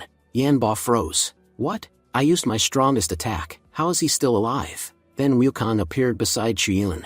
Chuyun said, Wukong, you came out. Wukong fired a beam of energy that hurled Yanba backward. All the elders were stunned. Did you see that? What kind of beast is that? No ordinary beast possesses that kind of power. Another elder added, Yanba is a powerful elder. Even high-level cultivators struggle to face him directly. How did a mere lower realm kid overpower him? Yanba stood up trembling. Impossible. Someone at the Yunhai realm, blocking my attack? Trash like you could never do that. But the sect leader finally spoke. Junior brother Yanba, your true nature is finally exposed. Even with all the evidence against you, you refuse to accept reality. I can't believe I kept snakes like you in my sect. You have done more harm than I ever imagined. Chuyun muttered, how is this possible? Yanba is a powerful cultivator, yet these chains bound him so easily. Elder Su explained, that's the Kuan lock. Anything below the earth realm can be restrained by it. It's a rare artifact, only the sect leader is allowed to use it. Yanba shouted desperately, sect leader,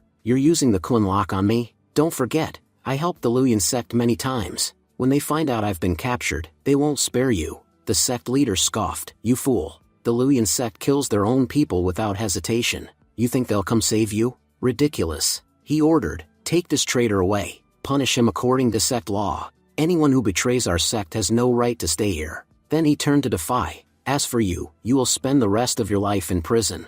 Think about every mistake you made. If you hadn't chosen this path, your life could have been very different. Defy bowed his head. Thank you, sect leader. The sect leader continued, the matter is settled. Chuyun, I must say, you did an excellent job today. If you hadn't acted in time, our entire sect might have fallen apart. I am very pleased. Ask for anything you want. Chuyun replied politely, sect leader, before all this happened, I tried to warn you. You trusted me, even though many wouldn't, so thank you. And what I want, is permission to participate in the upcoming competition. But before that, I need some treasures to forge my own weapon. The sect leader nodded, very well. Take my token. With this, you can access any part of the sect. Our treasure pavilion is open to you. Take whatever you need. You can even enter the library, every floor. There are many powerful techniques inside. Study them well. Another elder said enviously, Chuyun, you're incredibly lucky. Even we rarely get access to the treasure pavilion, let alone take anything we want. You've earned a great fortune today. Chuyun bowed. Thank you, sect leader, for giving me such an opportunity. After they left, Elder Su asked, Chuyun, are you really going to participate in the competition? Chuyun nodded, yes. It's extremely important to me. You have no idea what the Luyan sect has done to me. I must take my revenge. In that competition, I will make them suffer. Elder Su said, if you need any kind of weapon, come to me. I'll forge one for you. Chuyun smiled. Today has truly been an incredible day. Everything turned out perfectly. Next, we see the scene of the beast-controlling sect's treasure pavilion. Judah said, Junior uncle, walk carefully. There's a dangerous river beneath us, and anyone who has ever fallen into it has never come back alive. So don't slip. If you fall, you're gone forever.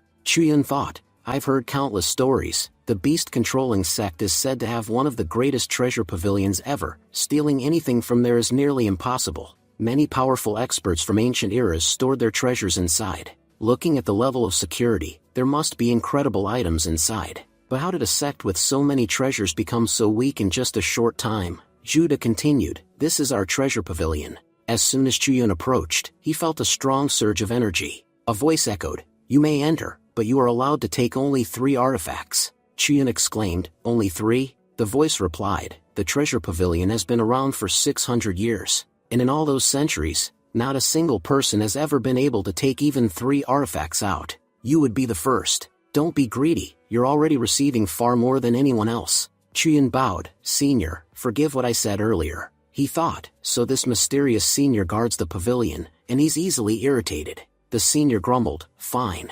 Come inside." He pulled Chuyun in by force. Judah whispered outside, "I never knew our sect had seniors this powerful." Half an hour later, Chuyun walked out with a calm expression. Judah asked, "Junior uncle, you're already done?" Chuyun nodded, "Yes. I found 3 incredible artifacts, the 1 Tian silk armor, the commanding demon skull, and the 8-realm pagoda. Honestly, they were the first things I noticed inside, and I could tell instantly they were perfect for me." The senior appeared again and said, "Boy, you are extremely lucky. The 1 Tian silk armor is a top-tier artifact. You aren't strong enough yet to use its full power, but even at your level, it will protect you more than enough." Chuyun said, "Thank you for your guidance, senior. May I ask what the other 2 items do? I can tell the armor's use, but the other artifacts, I don't understand their functions." The senior snapped, "Are you stupid? My pavilion is full of scrolls and ancient items. How am I supposed to know the function of every single one? Be grateful you got them at all. Now get lost and stop disturbing me."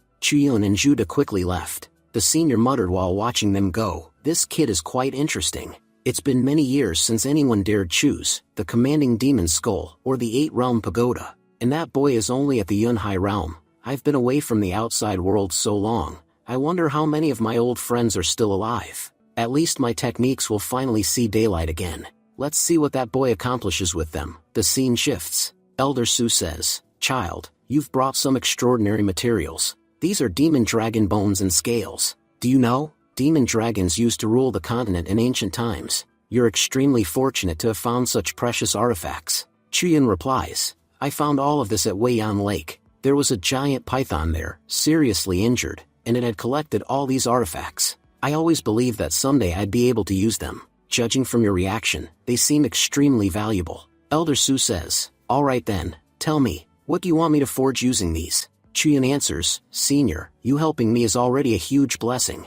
I don't even have the courage to request anything specific. Whatever you think is best, please make that." Elder Su nods, "Fine.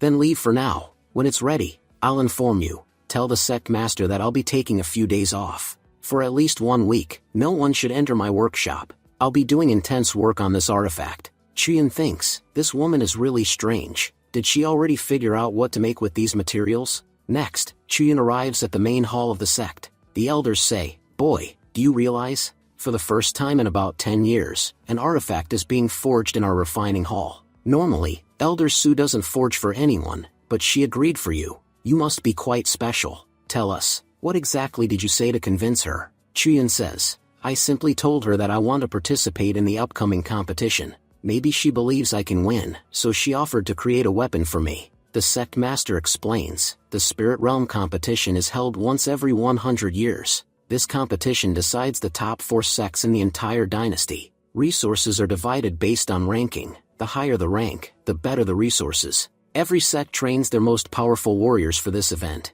Even if a sect is weak, its warriors are never weak. Everyone aims to reach the top 4. The spirit realm is full of incredible opportunities, but also just as many deadly traps. The most dangerous things there are the demonic beasts. Once you enter, your goal is to kill as many high realm beasts as possible. The more beasts you kill, the more points you earn." The map of the spirit realm is divided among 4 sections. It was created using information gathered from all disciples who explored it over the years. Every sect has its own separate map. Our sect still possesses enough power to own a territory inside the realm, and someone even tried to steal our territory map. Technically, there's no need to fight each other during the competition, but kids still kill one another, because, if you're not careful, you'll definitely die inside the realm. Everyone except your friends will see you as a target, they want your points. And Chuyun, you're in special danger. The Luoyuan sect bears a huge grudge against you. Because of you, they killed Elder Li Hong. They will go to any lengths to kill you. Chuyun replies, I know they'll do anything, but I won't hide at home in fear. I'll enter their territory and kill them. Sect leader smiles. Good. Don't worry, we will support you as much as possible. All the elders have discussed it. We'll open the ancient forbidden land for you. You will be able to learn a lot inside. Shocked, Chuyun says, What? The ancient forbidden land? What is that? An elder explains. The ancient forbidden land is a battlefield created by our ancestors using their ultimate powers. It is a separate space filled with powerful energies and dangerous monsters. Opening this space requires a huge amount of cultivation energy. We don't even know if opening it will bring us good fortune or disaster. But child, we are taking this risk just for you. We have no other choice. The sect master adds. But remember, the forbidden land is extremely dangerous. Entering is easy. Returning alive is extremely difficult. So tell me, are you willing to go? Chuyun says, Yes, I must try. If I don't grow stronger now, I'll definitely die in the spirit realm. It's better I risk it here first. 2 days later, we see the disciples gathered in the training ground. The sect master says, Remember everything I told you. The ancient forbidden land is enormous. Most beasts there are at the Yunhai realm or higher. Some parts are under our control, but some areas are extremely dangerous. Never, ever enter those areas. Chuyun replies, Yes, master. You have already warned me. I'm not foolish enough to go into a forbidden area. The sect master says, Good. Begin the formation. Open the gate. The formation activates, and Chuyun is sent inside. The sect master calls out, Child, a month from today, the gate will open again. You must return on time. If you fail to return, you will never be able to come back. You could say, You'll have only one chance. Chuyun replies, Yes, sect master. I'll remember. As Chuyun enters, he notices a broken sword. He thinks, What is a broken sword doing here? Even the energy coming from it is extraordinary. Its origin must be incredibly powerful. But I need to focus. I only have 1 month. Still, it won't hurt to test my luck. Who knows? Maybe fate has something good written for me. Suddenly his system speaks. A major turning point is coming in your life. 1 month from now, you will not be able to leave this place. You will remain trapped inside the ancient forbidden land. And eventually, you will be killed by the ancient beast or zoo. This will be your end. Shocked, Chuyun says, So, I'm really going to die? A moment later, Chuyun faints on the spot. When he finally opens his eyes again, he realizes he is inside the forbidden land. Chuyun says, This whole place looks like a military camp. System told me the beast control sect won't be able to reopen the passage after 1 month. Which means I also won't be able to leave. It looks like I'll have to cultivate here while also finding my own way out. Now that I'm inside, there's no option to escape. For now, I can only rely on the people outside.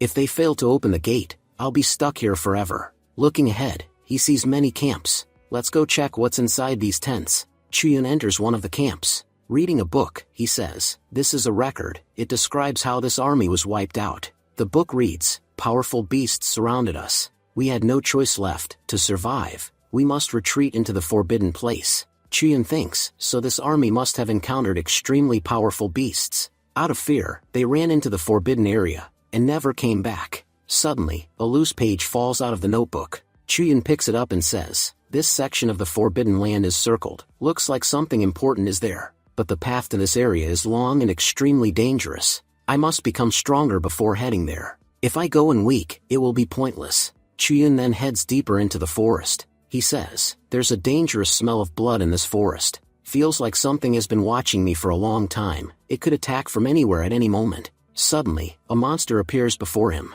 Chuyun says, A deathclaw beast. I've read about these. They prefer darkness, and they specialize in sneak attacks. If I hadn't sensed something around me, I'd already be dead. The deathclaw lunges at him. Chuyun uses his iron stance and blocks the attack. This thing is strong. If I compare it to human cultivation, it's at least 9th level of the nascent soul realm. I can't handle it head-on. Seems like beasts inside the forbidden land have grown far stronger than usual. They say deathclaws never hunt alone. They always travel in packs. That means, this entire forest is filled with them. I have no choice. I must kill them one by one. Fighting them all at once would be impossible. Chuyun attacks and kills one deathclaw. But when he turns around, several more have appeared. This is going to be a long fight. Chuyin activates his King Yuan sword technique, and with a single powerful strike, kills a large group of them. Breathing heavily, he says, "My stamina, it's running low. I've used way too many combo attacks. This place is testing my physical endurance to the extreme.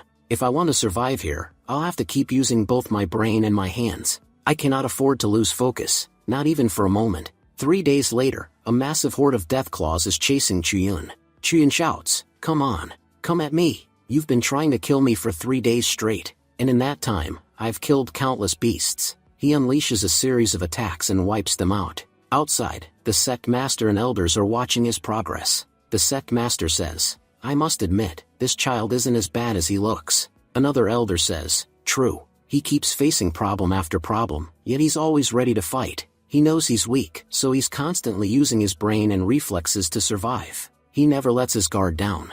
That's why he hasn't died yet." The sect master adds, "It's true, when a person faces hardship, they become smarter. Right now this boy is in deep trouble, yet he's behaving with remarkable maturity. With this mindset, he'll definitely win the competition." Meanwhile, Chuyin says, "Killing this monster was hard, but its meat is really tasty, and eating it makes me stronger. The problem is my Wukong still hasn't awakened. If Wukong were awake, he would gain strength from eating these beasts as well." Back in main hall, Wukong used too much power trying to protect me, which is why he is still recovering. I hope he wakes up before I leave this place. At least then he'll benefit from coming here. 8 days pass inside the Forbidden Land. Chuyin thinks, "To be honest, I've become far stronger than before. Now these Deathclaws can't do anything to me. In fact, over the last few days, their numbers have decreased a lot, and finding a beast stronger than them here is getting harder. So far, I haven't encountered a single beast more powerful than a Deathclaw. I've been in continuous real combat for days, so my senses have sharpened.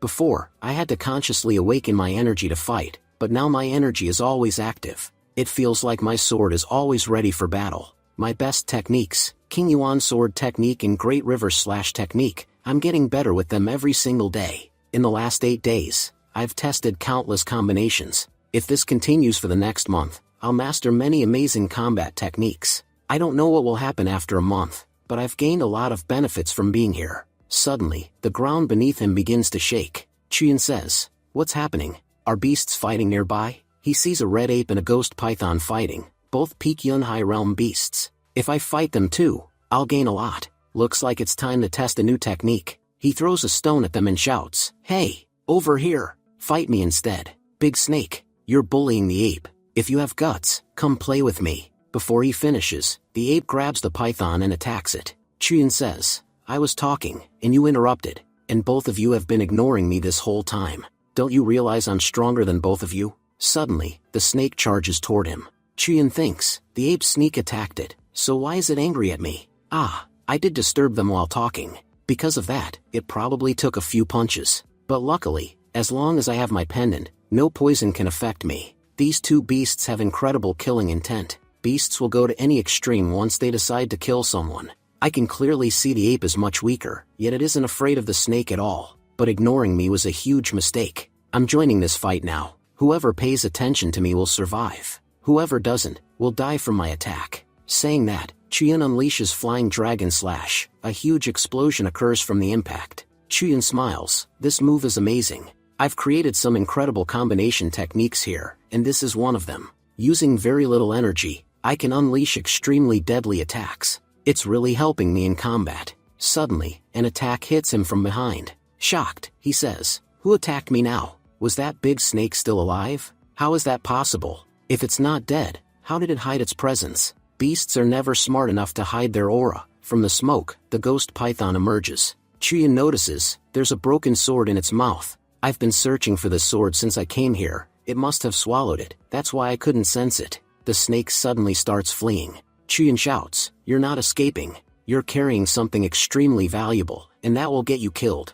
He throws his sword aura into the python's body. "Stop right there, or you'll die." But the snake keeps running. Chuyin says, "For such a huge body, your speed is incredible. How can you move this fast?" Meanwhile, outside, the sect master says, "This is bad. The ghost python is leaving our boundary. Chuyin is attached to it. If this continues, he'll be dragged out of our range. If he leaves our territory, returning alive will be almost impossible." An elder says, "What is that child thinking? A python is dragging him away. and he doesn't even realize he's crossing the boundary. Another elder adds, still, his cultivation progress is impressive. If he survives, he'll be extremely beneficial to our sect. I suggest we open the ancient Forbidden Land gate immediately, at least he'll have a chance to come back. The sect master nods, you're right, we have no other option. We send him in to become stronger, not to die. Elders, I apologize for putting you through this trouble. They all use their power to open the Forbidden Land, but suddenly, they are hit with a massive backlash.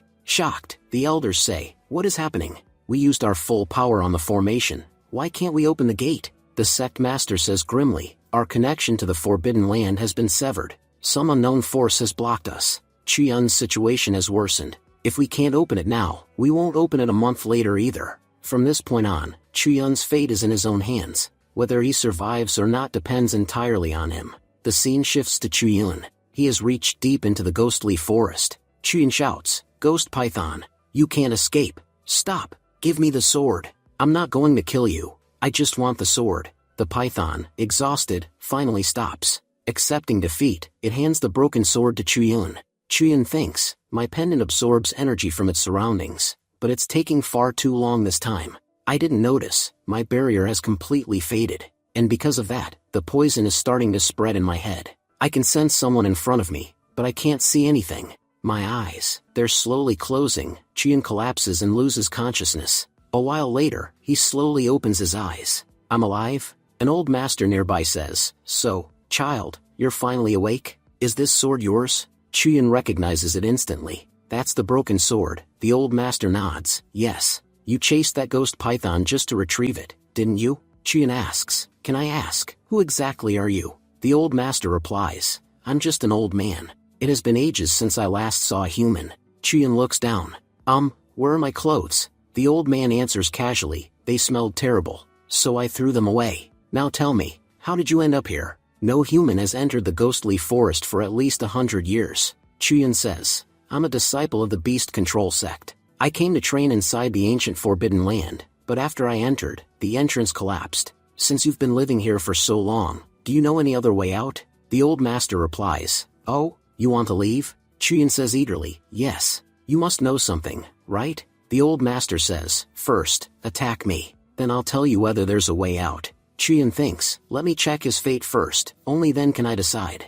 If he's dangerous, I need to be cautious. He checks the old man's destiny, name, Night Chin Kong. Ending, unknown. Turning point, unknown. Shocked, Chuyun thinks, how is this possible? There's no information about his future? Is he so powerful that I can't read his destiny? In my life, I've heard of one realm, the most powerful cultivation realm, the Yin and Yang realm. Could this old man be at that level? If so, he definitely knows how to leave. But he wants me to attack him. If I accidentally anger him, he'll kill me instantly. Chuyun says carefully, Senior, I am extremely weak compared to you. I'm just a small cultivator from the Yunhai realm. There's no way I can beat you. Please don't make things difficult. Just tell me how to get out of here. The old master sighs and hands him new clothes. You're smarter than you look. Since you can't defeat me, then stay here and keep me company. I've been alone for far too long anyway. Later, the two step outside. Chuyun asks, Senior, why are we hiding here? The old master answers, food doesn't magically appear, we have to hunt it. The beasts in ghostly forest are special. Their powers are enhanced and modified. That's why we use special methods to hunt them. Chuyun says, you use these casts and traps to hunt? You've lived here a year, and learned this through research? Chuyun thinks, I assumed he was extremely powerful, so I couldn't read his fate, but maybe, he's actually just weak? That could also explain why I can't read anything. The old master says suddenly, don't move. A red mantis is about to appear. Even though mantises here are from the Yunhai realm, their power is extraordinary. Their bodies are extremely hard, nearly impossible to break. Only their belly is a weak point. Go kill it. Its meat is delicious. If we get it today, dinner will be great. Chuyun sighs. So, I have to fight it? The old man says, no need to fight seriously. Just strike from a good angle. This method always works. Chuyun thinks, what is this old man making me do? The mantis suddenly rushes forward. Chuyun curses internally, this old man fooled me. If I had listened to him, I'd already be dead. One thing's clear, this mantis is insanely fast. Even with my techniques, I can barely keep up. Chuyun unleashes several attacks, but none of them affect the mantis. Chuyun realizes, its lower body is extremely powerful. Its only weak spot is its belly. I need a single precise strike. It won't give me many chances. He attacks again, but the mantis narrowly dodges. The old master advises, mantises can't fully close their legs. Pull your sword back, aim beneath it. One clean cut should be enough. Chuyin follows the old master's advice, and strikes perfectly. The mantis collapses, dead. Breathing heavily, Chuyin says, killing this thing was really difficult. The old master smiles. For a first attempt, you did very well. It seems you will go far in the future. A few days later, the scene shifts. We see Chuyin fighting mantises, and now, killing them doesn't trouble him at all. Chuyin thinks, these last 5 days have been extremely tough. I've been training non-stop, pushing myself to the limit, but all that training is paying off. Now I can kill these mantises easily, even taking down several at once. If I think about it, I've come very far. Right above me is the core of the Forbidden Land, the most dangerous area of all. The beasts here are far more powerful than anywhere else. The old man arrives and says, you killed 80 mantises just today. If you keep this up, boy, we won't have to worry about food for the next 6 months.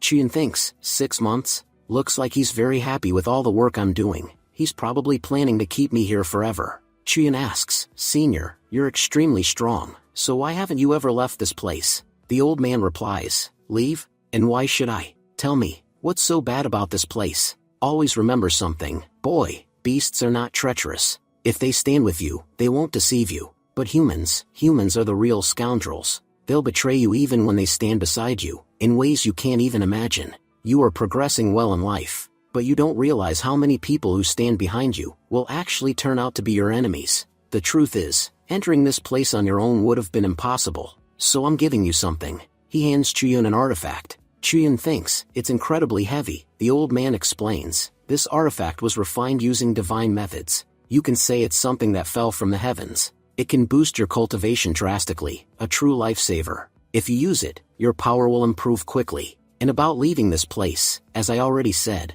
just land a single hit on me, and you can leave anytime. This artifact comes as a pair. I have one, and the other, I still haven't found. When I do, I'll give it to you. Half a month later, while cultivating, Chuyin thinks, my sword embryo has reached the 3rd level, and I've cultivated my other techniques to a high level too. My power is far greater than before. By practicing all techniques together, I've even created a unique fusion technique of my own.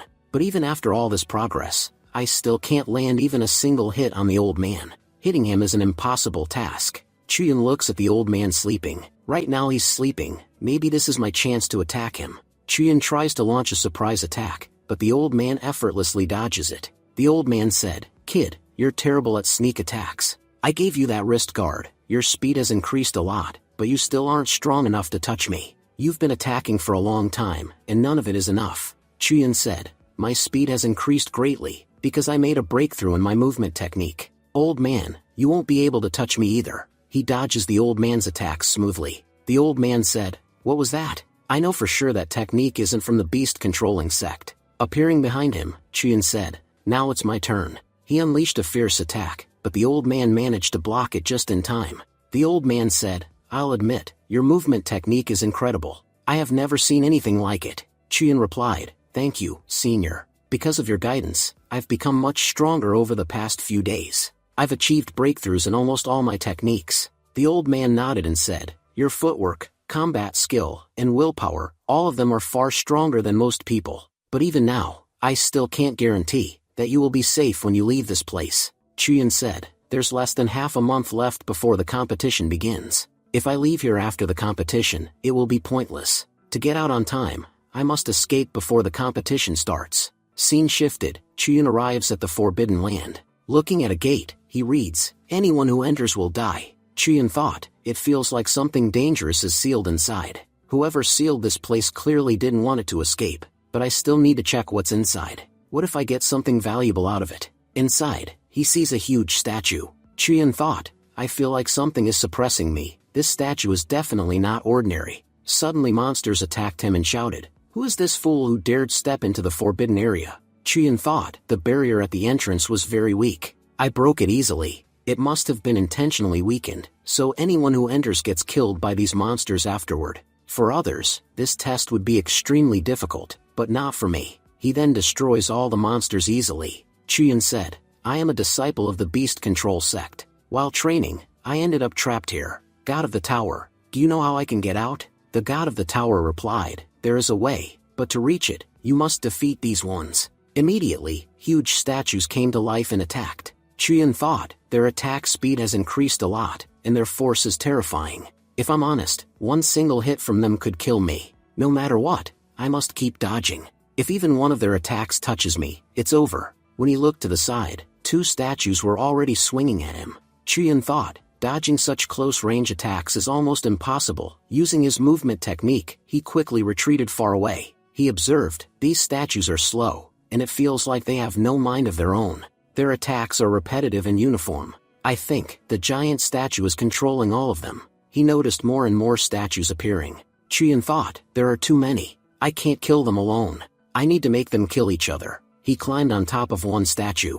The other statue swung and destroyed its own ally. Chuyin thought proudly, just as I guessed, I've found their weakness. They really have no mind. They can't even recognize friend from enemy. Within a short time, Chuyin used them against one another, until all the statues were destroyed. Chuyin said, God of the tower, I've won. I should have passed your test as well. So, can I leave now? The god of the tower replied, boy, I must admit, you're very smart. Intelligent people rarely come here. Chuyin asked in shock, wait, the statue is alive? Laughing, the god of the tower said, you passed the test, so you can leave. And you don't need to fear me. I won't attack you. Chuyin said, I can't believe I'm actually able to leave so easily. I always heard the Forbidden Land was an extremely dangerous place. If I can walk out just like this, then why does everyone call this place so deadly? Chuyin was thinking, I know things won't be easy. A month ago, I checked my fate. It clearly said that today, in this place, a beast named Erzu will kill me.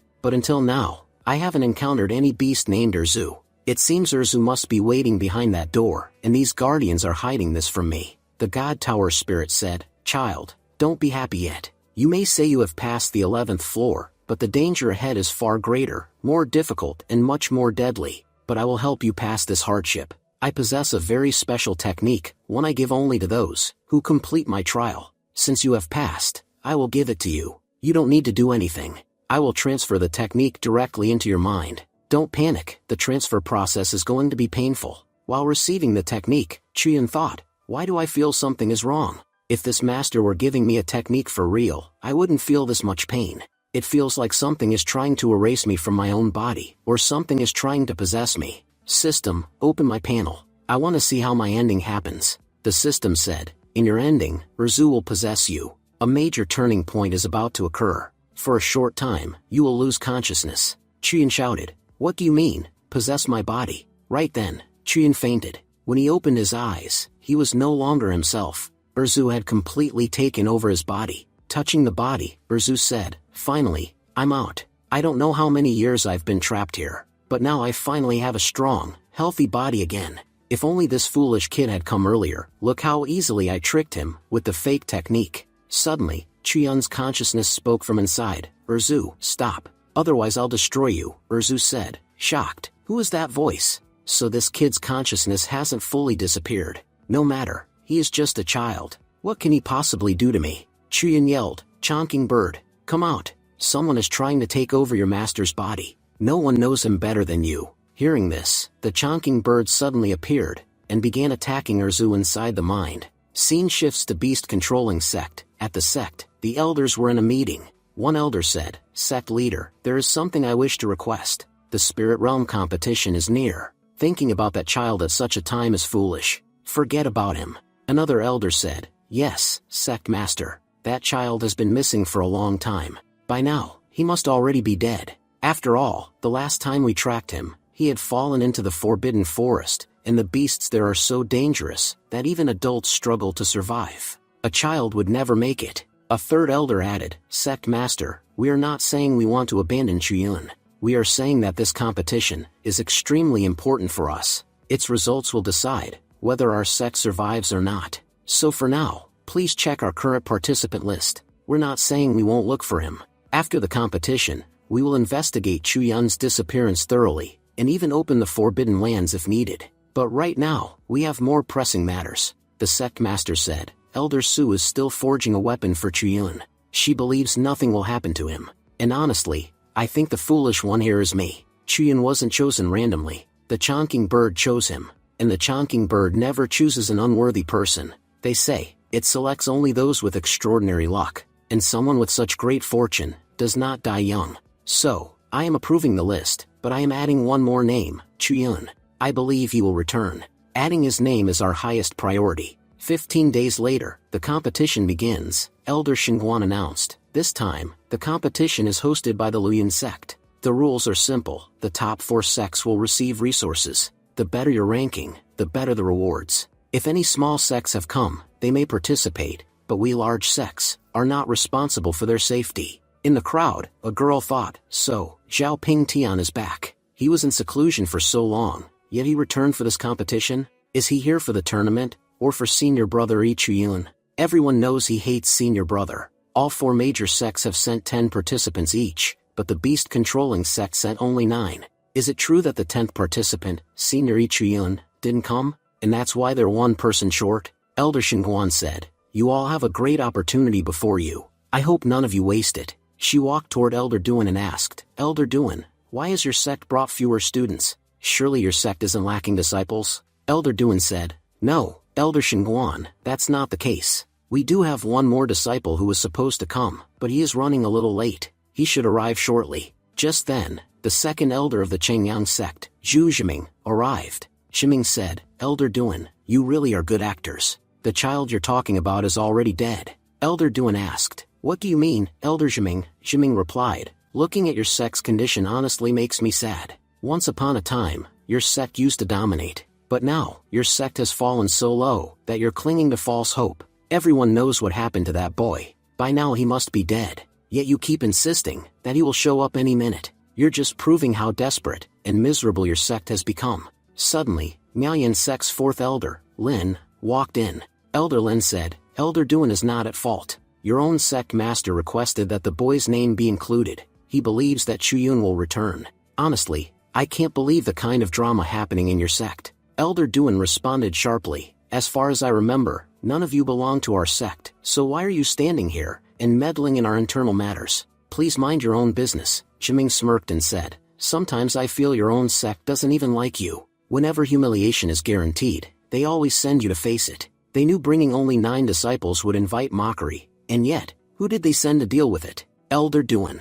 I actually feel bad for you. Elder Duan shot back, Zhiming, stop talking nonsense. I am proud of my disciples. At least we are not dogs serving the Luyan sect like your sect. Qingyang sect and Miaoyan sect licked the Luyan sect's feet, and now you dare speak proudly to me? At least I still have my dignity. What do you have? You're nothing but dogs serving dogs. Zhiming laughed. That would have been an insult if it were spoken 100 years ago, but your sect is not what it used to be, so keep your voice down. We tolerated your arrogance in the past, but not anymore. Elder Lin added, your sect has become trash. Watch how we force your sect out of the 4 great sects. This year, you won't even rank. Let's see how proudly you talk then. At that moment, Elder Shingguan stepped forward. Elders, enough. We are supposed to work together, not fight meaninglessly. We represent the 4 great sects here. If we disgrace each other, we disgrace our sects as well. So control your tongues, Zhiming replied. I'm only saying one thing. I'm not as pathetic as Elder Duan. I have my own reputation. Elder Shingguan thought to herself, when they made me leader of the elders team, I refused. But the moment I heard the boy Chuyun would compete, I agreed. I know the other sects will target beast-controlling sect and create trouble. I need to protect that child, but he hasn't even shown up yet. Everything is getting too confusing. Just then, a disciple behind Ping Tian shouted, Senior brother, don't worry. Our 3 sects always support the Luyan sect. Even if Chuyun is alive, he won't dare show up. We'll force beast-controlling sect out of here anyway. Ping Tian asked, before anything else, who are you? The disciple replied, did you forget me? I'm Liyun Chao, a disciple of Chengyang sect. Jian said angrily, all these major sects uniting against one boy, there's a limit to shamelessness. And Chengyang sect crossed it long ago. Ping Tian warned her, Junior Aunt, you belong to our sect. Don't speak against us. No matter how dirty our actions are, you are part of us as well. You must participate in our bad deeds too. On the side, several girls mocked, beast-controlling sect has become so weak. Allowing them in this competition is already our generosity. They aren't even worthy to stand beside us. Look at their arrogance. Living with beasts has turned them into beasts. Judah snapped, Miaoyan sect girls, shut your mouths. Say whatever you want now. Because once we enter the arena,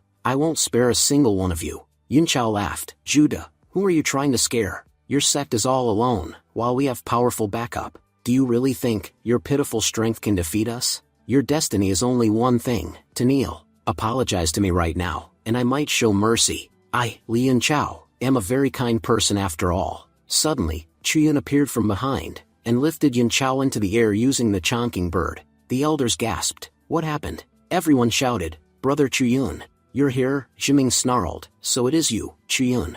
The competition hasn't even started, and you're already attacking our disciples? For this, your sect will need to face consequences. We will not let you get away with this. Chuyun said, Elder, it seems your eyes aren't working properly, because this is clearly not an attack. As you can see, the beast I'm sitting on is the chonking bird. A bird of this size needs space to land. One of your disciples was standing in the way, and got so caught up in his own talking, that he didn't even notice when I signaled him to move. And another thing, your sect's disciples are extremely weak. If they're this fragile, why are they participating in a competition like this? My bird merely brushed him lightly, and he fainted instantly. I'm warning you, there's still time to leave. This competition is not meant for weaklings like you. If you enter, you'll just end up dying without purpose. Jiming snapped. Kid, don't you think you're talking too much? But Elder Duan said, No, our child is right. Everyone knows beast-controlling sect disciples use beast companions. And as you can see, Chuyun's bird is huge. Of course it needed landing space.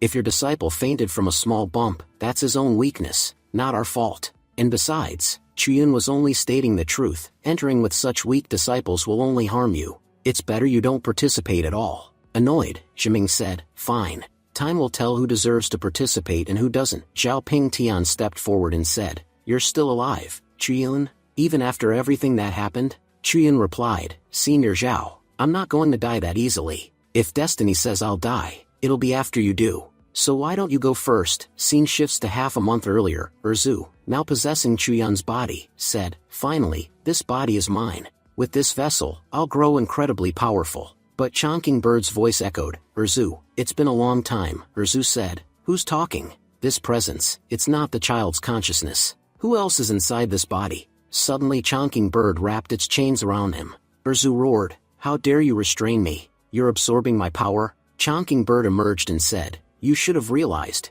no child could possess this much power. It's me, Chonking Bird, your old friend.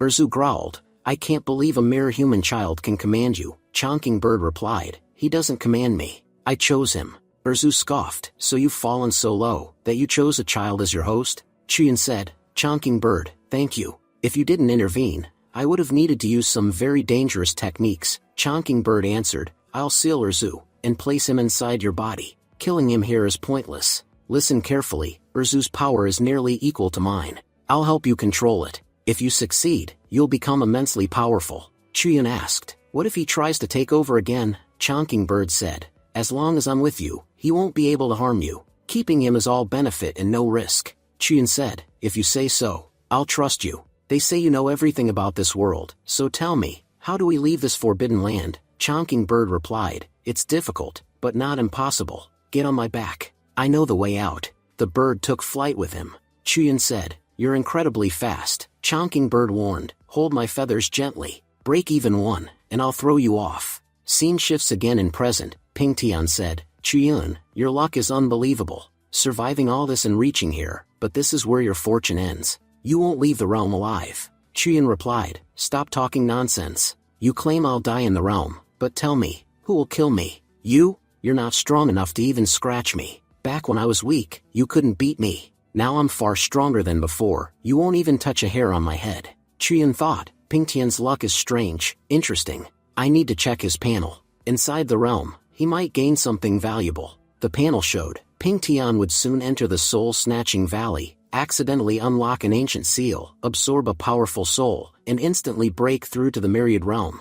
Chuyun thought, He's going to break through? I must reach Soul-Snatching Valley first, or he might become too strong to defeat. The realm gate opened. Elder Duan said, Children, the realm has opened. It will open again only after 1 month. We face many difficulties. 3 major sects are now our enemies and may try anything to destroy us. I can only say this, do 2 things well. First, protect yourselves. Our sect's future depends on you. Second, no matter what, stay in the top 4. If we drop out of the top ranks, our sect will not survive. Give your absolute best. The disciples replied, yes, Elder, we understand. Elder Duan said, all right, children, you may go. Chuyun, here, take this. It is for you. Chuyun asked, a storage ring? Elder Duan, what's inside?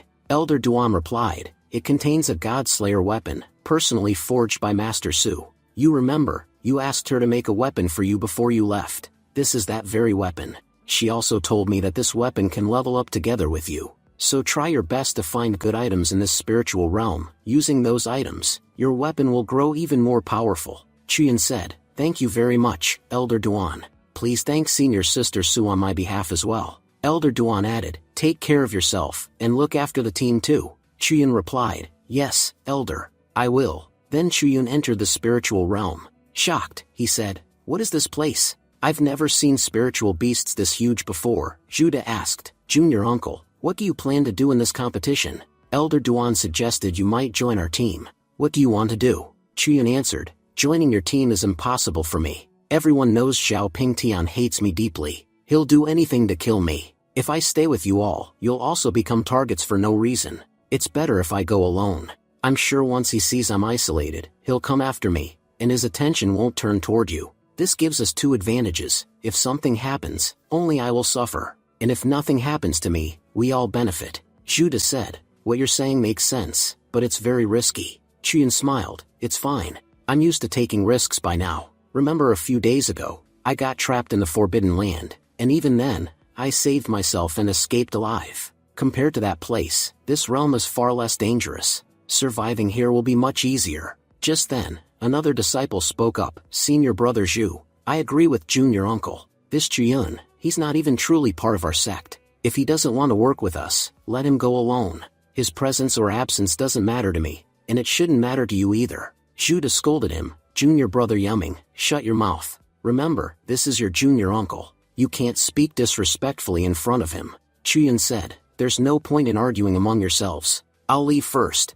Judah, before I go, take one important piece of advice. No matter what happens, don't fight Xiao Pingtian. He's extremely powerful. Even if he provokes you, avoid him. Judah nodded, Junior Uncle, please take care. You have more enemies here than anyone. Your danger is the greatest. We are together as a team, we'll manage. But you, Chuyun moved deeper into the realm. They have a map, but I don't. Traveling here will be difficult. I've been searching everywhere, but I still can't find the soul-snatching valley. If this continues, Xiao Pingtian will reach it before me, and if he does, he'll become incredibly powerful. If only I had a map. Just then, a voice called out nearby. A girl appeared and said, Senior Brother Yin Chao, are you really going to help Xiao Pingtian? I overheard you all saying that you want to kill Chuyun together. But let me warn you, he's an extremely difficult target. A few days ago he entered the ancient Forbidden Land alone, and he still came out alive. Imagine how strong he must be. And you know how powerful disciples from the beast-controlling sect are. If we didn't have support from the Luyan sect cultivators, we wouldn't stand a chance. Yun Chao replied, Junior Sister, you're misunderstanding. Look at beast-controlling sect, they lose many disciples every competition. And this Chuyun you keep praising? He's nothing. He's just a low-level cultivator from the Yunhai realm. I could kill someone like him in my sleep. Honestly, we don't even need to fight the beast-controlling sect. They'll die before they ever reach us. The girl said, I don't care who's with us and who isn't. All I want to know is, can we win? Yun Chao replied, of course we can. Our victory is guaranteed. Don't stress over useless things. Suddenly, Chuyun stepped out of the shadows and said, so according to you, Yun Chao, killing me is very easy? Yun Chao said proudly, yes. If he shows up in front of me, I'll tear him apart. But then he turned, and froze instantly. Right behind him stood Chuyun.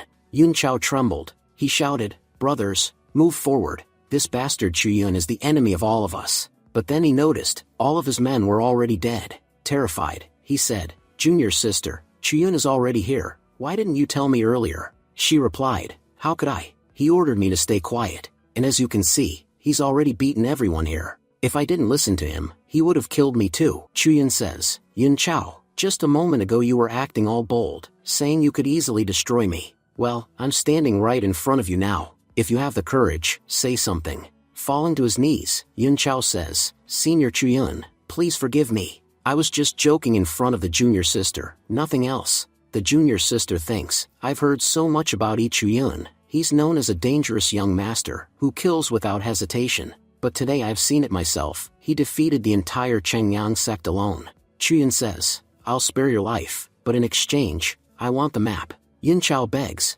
please don't kill me. I'll give you anything you want. Later, Chuyun thinks, getting the map was easy, but according to the markings, soul-searching valley is extremely dangerous. They say countless powerful expert souls are trapped inside, and no one, no matter how strong, has ever returned alive. For a child to go in and come back alive would be almost impossible. We then see Chuyun walking, observed by a spirit. The spirit thinks, he looks kind of dumb, but his body contains extraordinary yang energy. Because of that, I'll choose him. Besides, he looks innocent enough, doesn't seem like someone who's done anything bad. The spirit says, Mister, entering this place is extremely dangerous. Are you sure you want to go inside? Chuyun says, who said that? He swings his blade toward the sound, cutting a few strands of the spirit's hair. Chuyun says, oh, you're just a small spirit. Sorry, I got startled and attacked. If I'd known you were just a little spirit, I wouldn't have done it. The spirit says, I was lonely. I only wanted someone to talk to, so I spoke from behind you.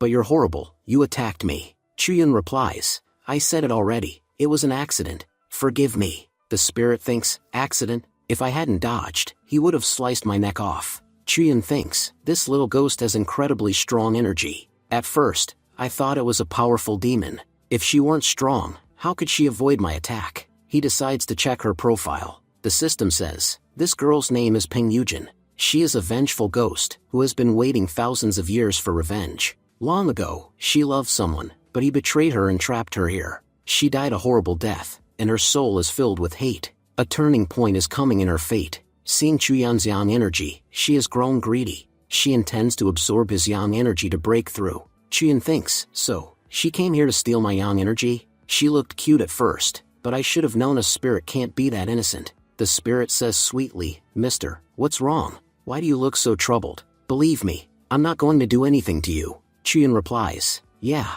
I know. I was just observing the ground. Chuyun thinks, ever since I was a kid, people have told me I'm unlucky. In the other world, in this world, everywhere. And now I believe it. A cute ghost shows up, not to help me, but to drain my yang energy. How can someone's luck be this bad? The spirit thinks, what is he planning? He really is an idiot, or does he suspect something? No, that's impossible. He's only at the Yunhai level, there's no way he can see through me. I just need to lure him into the soul-searching valley. Once he's inside, I'll take control of him completely. Pulling his sleeve, the spirit says, Big brother, you must be tired. I know a perfect resting place. It's not far, just a little deeper into the valley. Come with me. I'll take you there. Chuyun says, No, I'm here because of the competition. I have to hunt a beast. Maybe next time I'll go with you, but not today. The spirit tries to pull him again. Chuyun thinks, I'm not stupid enough to walk into your trap. Suddenly, an attack flies toward them. Ping Tian appears and says, So you're finally here, Chuyun. I didn't expect you to walk right into this place. Chuyun replies, Senior brother, I'm disappointed. Look at the men around you. These weaklings belong to such low-level sections. Are these the only guards you could find? Wang Chen of Zhuanquan Palace says, Isn't he the traitor of the Luyan sect? He scoffs, Chuyun, I'll admit, you're not that strong, but you're really good at hiding. Yun Chao says, I altered the map before giving it to him. That's how he fell right into our trap. Brother Wang Chen, let's join forces and take him down. Wang Chen says, Don't worry, Brother Yun Chao. All three sects have joined hands today. Killing one Yunhai realm cultivator is nothing for us. Watch, together we'll finish this fool. The junior sister thinks, Yun Chao really is disgusting. No shame at all, he's wagging his tail like a dog, just to please these people. I'd rather die than be like him. Chuyun says, You all are talking nonsense about me. Luyan sect, I respect, they are truly powerful. But you too? You belong to the lowest ranked sections. You don't even have the right to speak to me. He points at Zhuanquan Palace. Your sect only has a nice name. Your history is disgusting. You robbed graves of high-level cultivators, and used stolen treasures to build your sect. No one can match such shamelessness. He glares at Yun Chao. And this fool here, if I wanted to, I could have killed him 5 minutes ago. Ask him where his companions are. Qingyang sect didn't send just 2 people. They sent 10. Where are the other 8? Or rather, who do you think killed them? He turns to Xiao Ping Tian. You're an enemy, but I respected you once. You used to rely on your own strength, but now, you surround yourself with trash. The spirit smiles and says, Senior brother, I have to admit, you just provoked 3 sects at once. As the 3 attackers advanced, they said, no matter what happens today, we're going to kill this bastard. All 3 struck at Chuyun, but what they hit was only his afterimage. Running lightly, Chuyun said, with such slow speed, you won't even be able to touch me. If you want to kill me, increase your pace. Ping Tian shouted, form the formation. Don't let him escape. But Chuyun broke through their formation easily, and kept moving. Chuyun mocked them, now I understand why you brought this trash. You thought these weaklings could trap me? You really are fools. Ping Tian rushed forward and said, I know they can't trap you, but I finally have a chance to fight you one-on-one. The 2 clashed fiercely. A spectator said, look at him, running like a dog. He's so weak. Another said, what? Running? You're just jealous of Chuyun. Can't you see how strong he is? He's fighting 3 powerful opponents alone, and even with their teamwork, they still can't defeat him. If you pay attention, Chuyun's cultivation is only at the Yunhai realm, while Wang Chen and Yun Chao are at the Sky Control realm, and one of them is even at peak of Nether realm. For him to still stand against them is incredible. Then Chuyun suddenly kicked Ping Tian away. Everyone gasped. Did he just beat our brother Ping Tian? Chuyun said, I was dodging an attack, and ended up kicking this trash by accident. After leaving here, I'll need new boots. I don't want anything that's touched you. Enraged, Ping Tian shouted, how dare you touch me, Chuyun? You're dead. He launched a barrage of attacks, but Chuyun used his movement technique to dodge everything with ease. Yun Chao whispered to Wang Chen, Brother Wang, I must admit, this Chuyun fights extremely well. If this continues, I don't know when their fight will end. Wang Chen said, tired. To be honest, I'm exhausted. Fighting Chuyun is unbelievably difficult. Do you see how incredible his movement skills are? Now I understand how he survived the Forbidden Lands. Meanwhile, in the valley, the demons of Soul-Searching Valley grew furious, because of Ping Tian and Chuyun's battle. A demon voice echoed, stop causing trouble here. Leave immediately. Ping Tian muttered, this energy, is it from a martial realm expert? Could there really be a powerful soul here? Chuyun thought, this must be the same spirit Ping Tian wanted to absorb. But why is it appearing now? The spirit demon roared, leave, or I will destroy you all. Ping Tian shouted back, you dare provoke me? I don't care what your realm is. In front of me, you have no right to speak. Chuyun thought, no, if Ping Tian succeeds in breaking through here, he'll become unstoppable. I must stop him. The ghost girl tugged Chuyun's arm and said, big brother, hurry, come with me. This illusion will end soon, and they'll attack you again. Before they realize it's an illusion, we must escape. Ping Tian suddenly attacked the spirit, but she vanished. He shouted, where's that spirit? Why can't I see her? Yun Chao whispered, brother, the spirit was fake. And Chuyun, he must have run deeper into the valley. Ping Tian grinned, so he ran into the valley? Good. My master gave me a mission inside the valley anyway. I'll complete that task, and kill Chuyun along the way. 2 birds with 1 stone. Just then, Jian arrived and demanded, Zhao Ping Tian, where is senior brother Chuyun? Yun Chao quickly said, senior brother Ping Tian, she's your martial junior aunt. Ping Tian scowled, if she weren't the disciple of my sect's ancestor, I would have killed her first. The junior sister said, Chuyun, he ran into Soul-Searching Valley, just a little while ago. Jian gasped, Soul-Searching Valley? Another girl added nervously, senior sister, you know that valley is extremely dangerous. No one who has entered, has ever returned alive. Jian said firmly, you're right, it is deadly, but if I want to save senior brother Chuyun, I must go. And with that, Jian ran into the valley. Meanwhile, Chuyun and the spirit arrived deeper inside. The spirit said, big brother, we're almost there. Chuyun said, before we go any further, answer me honestly, why did you bring me here? I never asked for your help. Why are you helping me? The spirit smirked. What do you mean? Aren't I protecting you? Chuyun replied, listen, I know your intentions. Tell me clearly, why are you helping me? No one helps anyone for free. The spirit said, annoyed, you're not as stupid as you look. Fine, I'm not helping you for free. I brought you here, because I want you, alone. As she spoke, the spirit transformed into her alluring human form. She smiled and said, little brother, do you like my appearance? Do I look pretty to you? Ever since I first saw you, my eyes haven't left you. When I first saw you outside, I liked you immediately, that's why I brought you here. Chuyun said calmly, oh, I see. By the way, your fingernails, why are they so black? Did you paint them? The spirit snapped, yes, it's paint. Girls paint their nails. Don't you know anything? Stop asking stupid questions. Chuyun replied, Miss, I know you're a respectable woman, so please show some respect toward me as well. Whatever you're planning, I didn't come to this valley for that. I came only to protect myself. After some time, I will leave. And for our safety, please stay a little farther away from me. If you cling to me, and we get attacked suddenly, neither of us will survive. Chuyun thought to himself,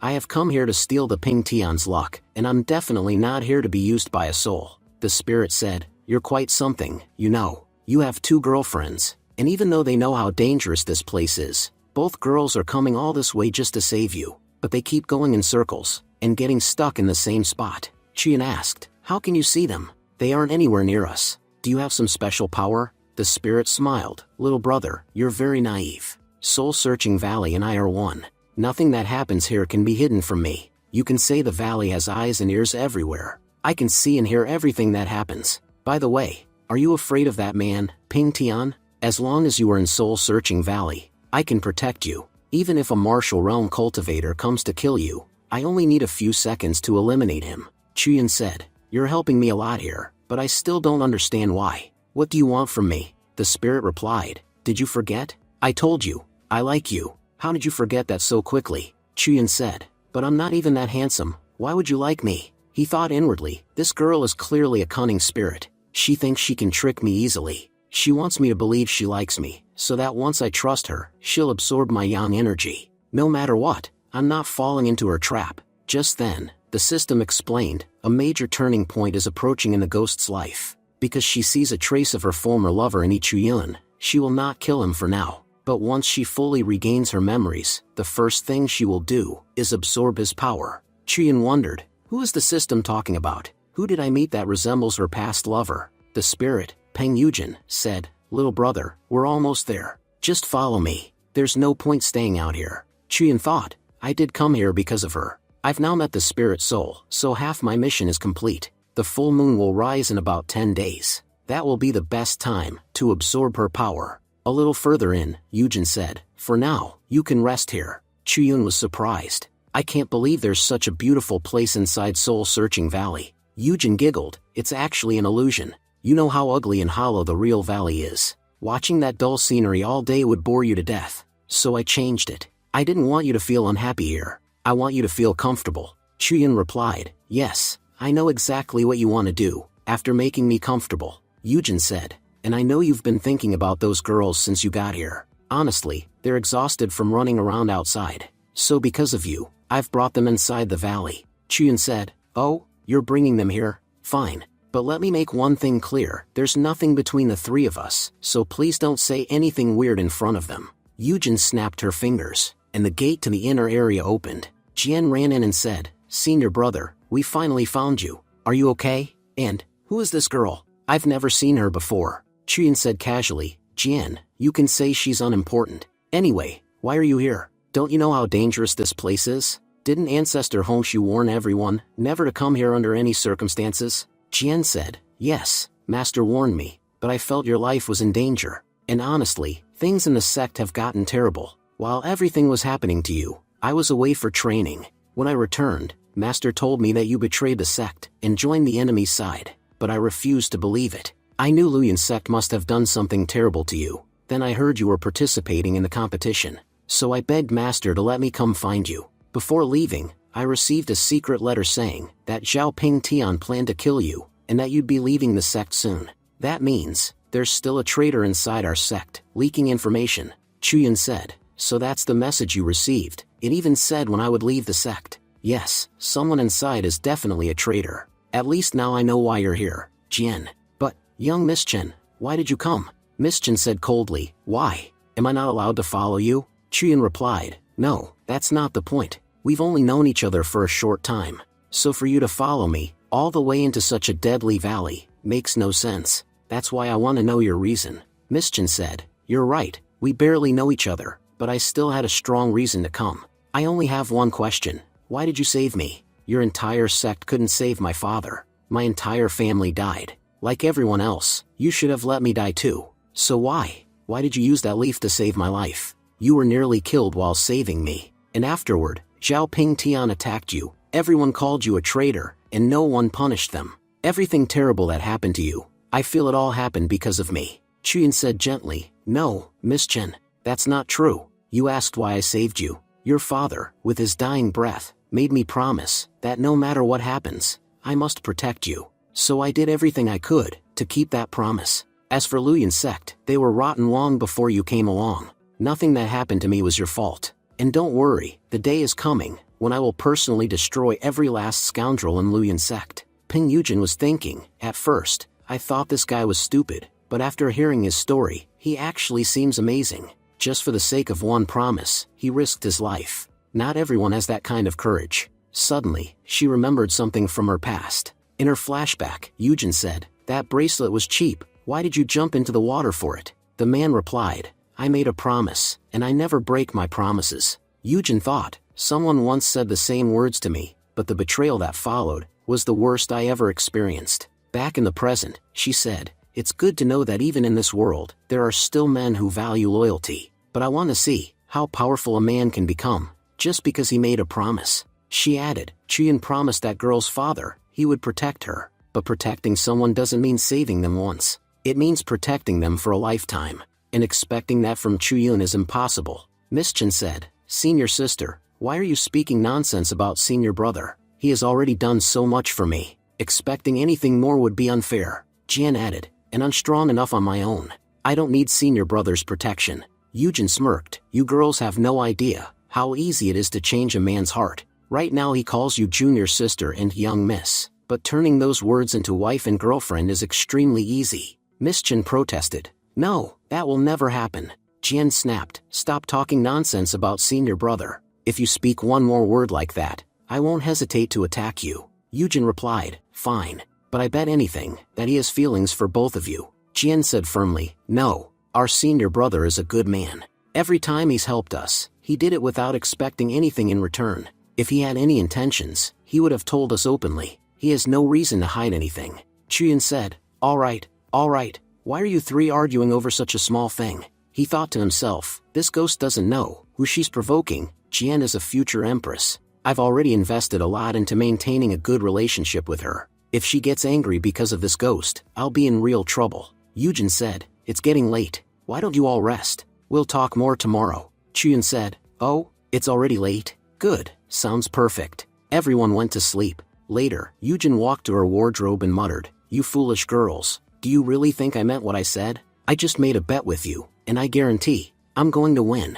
She took out 2 books, 100 Ways to Tame a Young Boy, and Young Boy's Manual. Meanwhile, in his room, Chuyin said, I've been sleeping in forests for so long, I didn't expect the spirit to give me this room. But why are there so many books here? Does she think I'm some kind of scholar? Then he noticed a strange book on the table. This one looks different. Why do I get the feeling this ghost woman is trying to trick me? It could even be a trap. Well, whatever. Let's open it and see. But just as he was about to open the book, Miss Chen suddenly entered the room. Chuyin said, Junior sister, why are you here? Didn't you already choose your room? Miss Chen said, Senior brother, I went outside for a moment and found an amazing fish pond nearby. The fish looked delicious. Come with me. Let's go fishing. Chuyin hesitated, but it's already late at night. How can we catch fish in the dark? But Miss Chen grabbed his arm and insisted, come on. It will definitely be fun. Chuyin sighed, Junior sister, why are you acting so strange? Soon, Chuyin reached the pond, and Miss Chen was already catching fish in the water. Chuyin said, you're surprisingly good at catching fish. Coming out of the water, Miss Chen said, with these many fish, we can cook enough food for everyone for days. Chuyin said, you're right, this is more than enough for 2 days. Then Miss Chen said shyly, my clothes are soaked, and the worst part is, I didn't bring a spare set. Senior brother, can I ask you a question? Chuyin asked, what is it? Miss Chen looked into his eyes and asked, do you like me? Chuyin was startled. Miss Chen, what kind of question is that? Miss Chen said, I made a bet, and if I want to win, I need to find out the answer. So tell me quickly, do you like me or not? Chuyin thought to himself, I've only met Miss Chen 3 times in my entire life. How can I like someone I barely know? Miss Chen began undressing and said, Brother Chuyin, you have to accept my feelings. Before she could finish, Chuyin suddenly said, you're not Miss Chen. Stop acting. Yujin, don't ruin Miss Chen's reputation in front of me. Yujin smirked, I was acting pretty well, wasn't I? How did you figure out I wasn't Miss Chen? Chuyin replied, You copied her mannerisms well, but you know nothing about her. Miss Chen belongs to a prominent family. Her father was once the king of the city. She has never fished in her life. So the moment I saw how clumsily you were fishing, I knew you weren't her. Yujin sighed. Fine, forget it. What difference does it make? I've copied Miss Chen's body anyway. If you want, I can make you very happy. Chuyun replied firmly. No, I don't need your service. He thought, maybe for a moment I could have given in, but with her, the moment I fall for the trap, I'll become her puppet. No matter what happens, I will not allow that. Yujin returned to her real form and said, you caught me. I could have kept pushing, but it's clear you won't agree. Fine, go to sleep. I'll need a new plan for tomorrow morning. As she left, she muttered to herself, if this keeps going, I'll definitely lose the bet. Chuyun sighed with relief. Finally she left. It's impossible to cultivate properly with her around. She has become a real danger to me. Well, at least breakfast for tomorrow is already prepared. Now I can enjoy these fish and focus on cultivating. At home, Chuyun began cultivating, but suddenly energy leaked from the mysterious book and rushed into his mind. The next moment, he opened his eyes and found himself in a wedding chamber. Shocked, he thought, where am I? Is this Yujin's doing? His body moved on its own as he said, my wife, I'm here. Yujin appeared and said, pretending, my husband, our wedding has finally happened. With that, a spicy moment began between Chuyun and Yujin. Scene shifts. Outside the Luyan sect, some men reported, Sect Master, we found the item you asked for. The Sect Master replied, good. You've done well. You may leave. He opened a box. Gu Shenda said, after 1,000 years, we finally found it. Because of this curse, the entire Gu family was destroyed. I am the last surviving descendant. If I die, the clan ends forever. I promised my grandfather, I would preserve our family's legacy no matter what. And now I've finally found it, the Gu family's 1,000-year-old legacy. Yujin, you killed so many people. Now, at last, you've fallen into my hands. Back to Yujin's past. Yujin's husband told her, this journey is very important. I'm going to the capital to take the imperial examination. It may take 4 or 5 months, but if I pass, our entire destiny will change. Yujin said, I'm home with my father and brother. Don't worry. As long as we're here, no one will trouble us. This house is safe. Her husband promised, when I return, I'll bring you the finest bracelet from the capital. Yujin said she wanted more things. He replied, once I become an official, I'll get you anything you want. She thought, my husband, my daughter, and I will wait for you. But just a few days later, disaster struck. Soldiers arrived, shouting, Peng Yujin is a shameless woman. She claimed the princess's fiancé as her husband. Because of her, the princess's reputation has been severely damaged. For this crime, the entire Peng family will be executed. Every single member will die. And Peng Yujin, she will serve the soldiers for 3 years, until the princess's anger is satisfied. Yujin cried, Yi Lang, why did you do this? If you already belonged to someone else, why did you lie to me? Because of you, my entire family is going to be destroyed. Soldiers rushed at her. Yujin screamed, no, please, I didn't do anything. Meanwhile, Chuyun, who was seeing all of this through the illusion, suddenly opened his eyes in shock. Chuyun was thinking, what was all of that? Was that really Yujin's memory? I clearly remember sitting here cultivating, and then suddenly, some strange energy came out of that book and entered my mind. I'm sure now, there's definitely something unusual about this book. I saw that Yujin's husband, Yi Lang, went to the capital supposedly to take an exam, but he never returned. In reality, he turned out to be the princess's fiancé, and lied to marry Yujin. Because of this, the princess became furious and destroyed the entire Peng family. She even tormented Yujin terribly. But why did Yi Lang do this? He destroyed an innocent family for no reason.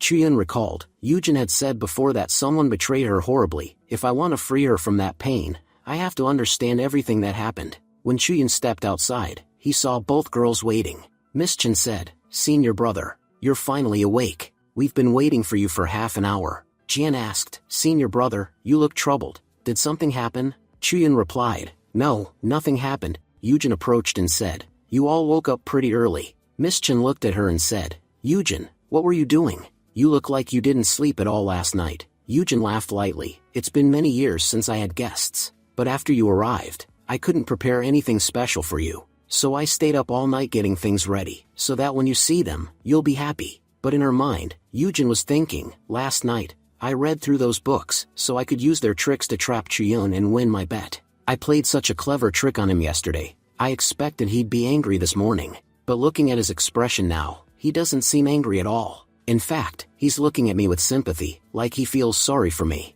That must mean my trick worked. Chuyin definitely likes me more than before. If that's the case, I should try to get these two girls away from him. Once they're gone, I'll drain Chuyun's energy from myself. Yujin then said aloud, "Girls, could you do me a favor? In the soul-searching valley, some fruits grow on the cliffside. Could you please pick some for me?" Jian said, "Why should we do that?" Chuyun stepped in, "Yujin, I'll go with you instead. These girls don't know anything about the valley. We can go pick the fruits together." Jian asked in shock, "Senior brother, you're going with her?" Miss Jin warned softly, "Just be careful. This girl's intentions toward you are not good. Don't fall for any of her tricks." Yujin, however, was confused inside. Why is he behaving so differently today? Yesterday he acted like I was his enemy, but today he's acting strangely gentle. Scene shifts to soul-searching valley. We see Chuyun calmly picking fruits. Chuyun said, "Yujin, I think these fruits are enough." She replied softly, "Yes, little brother, these are enough. We should head back now. But, I want to ask you something. Until yesterday, you kept avoiding me. No matter what I did, you wouldn't come near me. But since this morning, your behavior has completely changed. It feels like you're willingly staying close to me. Yesterday you rejected me, and today you came with me to pick fruits. Nothing makes sense. So please tell me clearly, what exactly do you want from me?" Chuyun replied, "Miss, you're misunderstanding my intentions. Actually, I wanted to ask you something. What is the origin of this soul-searching valley? You've lived here for a long time, right? Don't you get bored? I want to know more about you because your story is actually very interesting." Yujin smiled slightly and said, "You want to know the origin of this place? You could have asked me earlier. I know everything about it. Let me tell you something interesting. Originally, this place didn't belong to the spiritual realm. It used to be a kingdom, but after the realm formed, the kingdom was destroyed. I was once a girl living in that kingdom.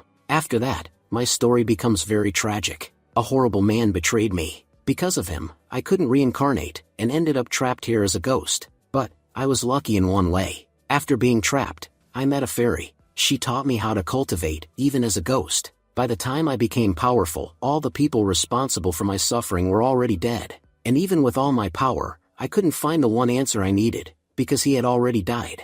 I tried to leave this place many times, but I couldn't. The cultivators who came here before you, they all thought I was evil, and tried to kill me immediately. Because of that, I had no choice but to fight back. And in most battles, the intruders died. It happened so many times that people began saying, whoever enters this place never returns. And that's how this place got its name, Soul-Searching Valley. Chuyun said, "So all of that really happened, then, in your story, do you still remember the names of the people you mentioned? Especially the man who betrayed you?" Yujin said, "If I'm being honest, it's been a very long time since I remembered that man. But little brother, today you seem very concerned about me. It looks like you really want to understand me deeply. To be honest, you resemble the man I'm talking about quite a lot. I don't know why, but the more I look at you, the more he comes to my mind." Chuyun replied, "Oh, is that so?" Yujin smiled slightly, "You get scared just by hearing a few of my words. But one good thing is that you're not like him. Your heart is clean.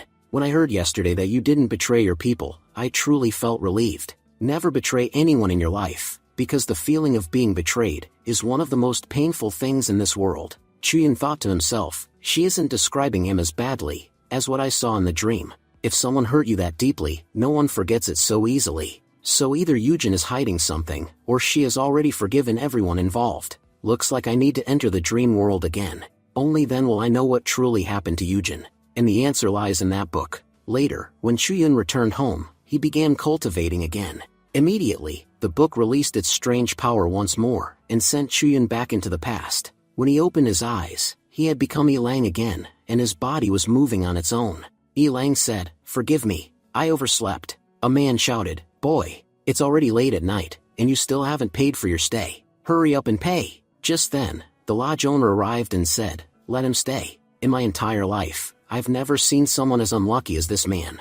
Even though he's a scholar, he was robbed halfway here. His horse and cart were stolen, and as soon as he reached the capital, the last bit of money he had was stolen too. And to make things worse, the princess saw him and took a liking to him. She wants to keep him as her servant now. He can't even report what happened to the authorities, because even the local officials can't go against the princess." Yilang asked helplessly, "Owner, what should I do now? My friend Gu Zhirong was with me, and the princess already took him as her servant. I'm sure Zhirong hates the idea. but he has no choice. He might already be trapped with her. Chuyan thought, wait a minute. These soldiers told Yujin that Yilang was the princess's fiancé, but here Yilang says he isn't. It's Gu Zhirong who is. So how did Yilang get framed later? Now it's clear, Yilang didn't do anything wrong. Scene shifts to Princess's palace. We see Zhirong serving the princess. The princess said, my dear servant, you've done remarkably well. Tell me, what reward do you want? Anything except women. I can give you everything else.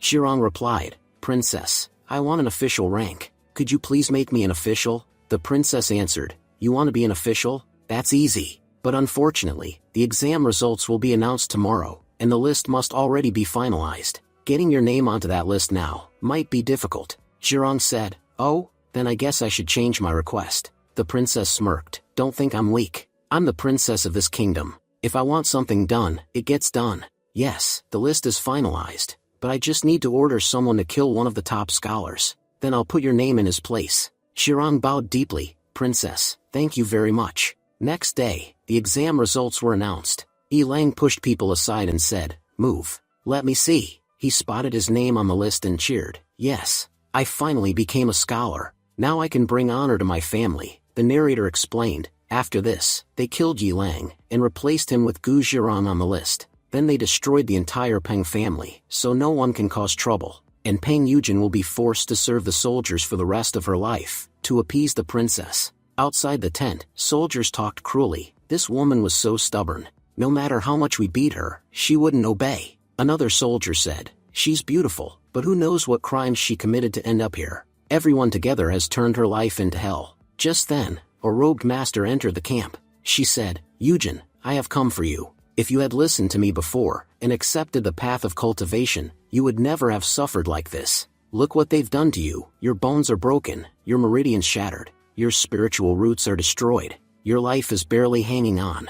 But I brought you a longevity wood. If you fuse it with your soul, it will guide you onto the demonic path. This is my last time asking you, will you accept this suffering and die? Or will you choose a long life and power? Crying, Yujin said, I want a long life. I don't care what form that life takes. I must cultivate. I must take revenge. They killed my family. They killed my daughter in front of me. I will never forgive them. The power from the book began escaping Chuyun's body. It said, you've learned enough. Chuyun opened his eyes and shouted, stop. The red energy turned back and said, how did you notice me? You don't have the skill to catch me, boy. Chuyun replied, spirit, you're underestimating me. He used his movement technique and grabbed the spirit. Chuyun said, you were talking so confidently, what happened now? Can't escape? The spirit admitted, you have impressive skills. But how did you figure me out? Chuyun explained, since last night, I suspected you. I kept wondering how I suddenly became Yilang, and why I was shown Yujin's past. I confirmed it wasn't Yujin's doing.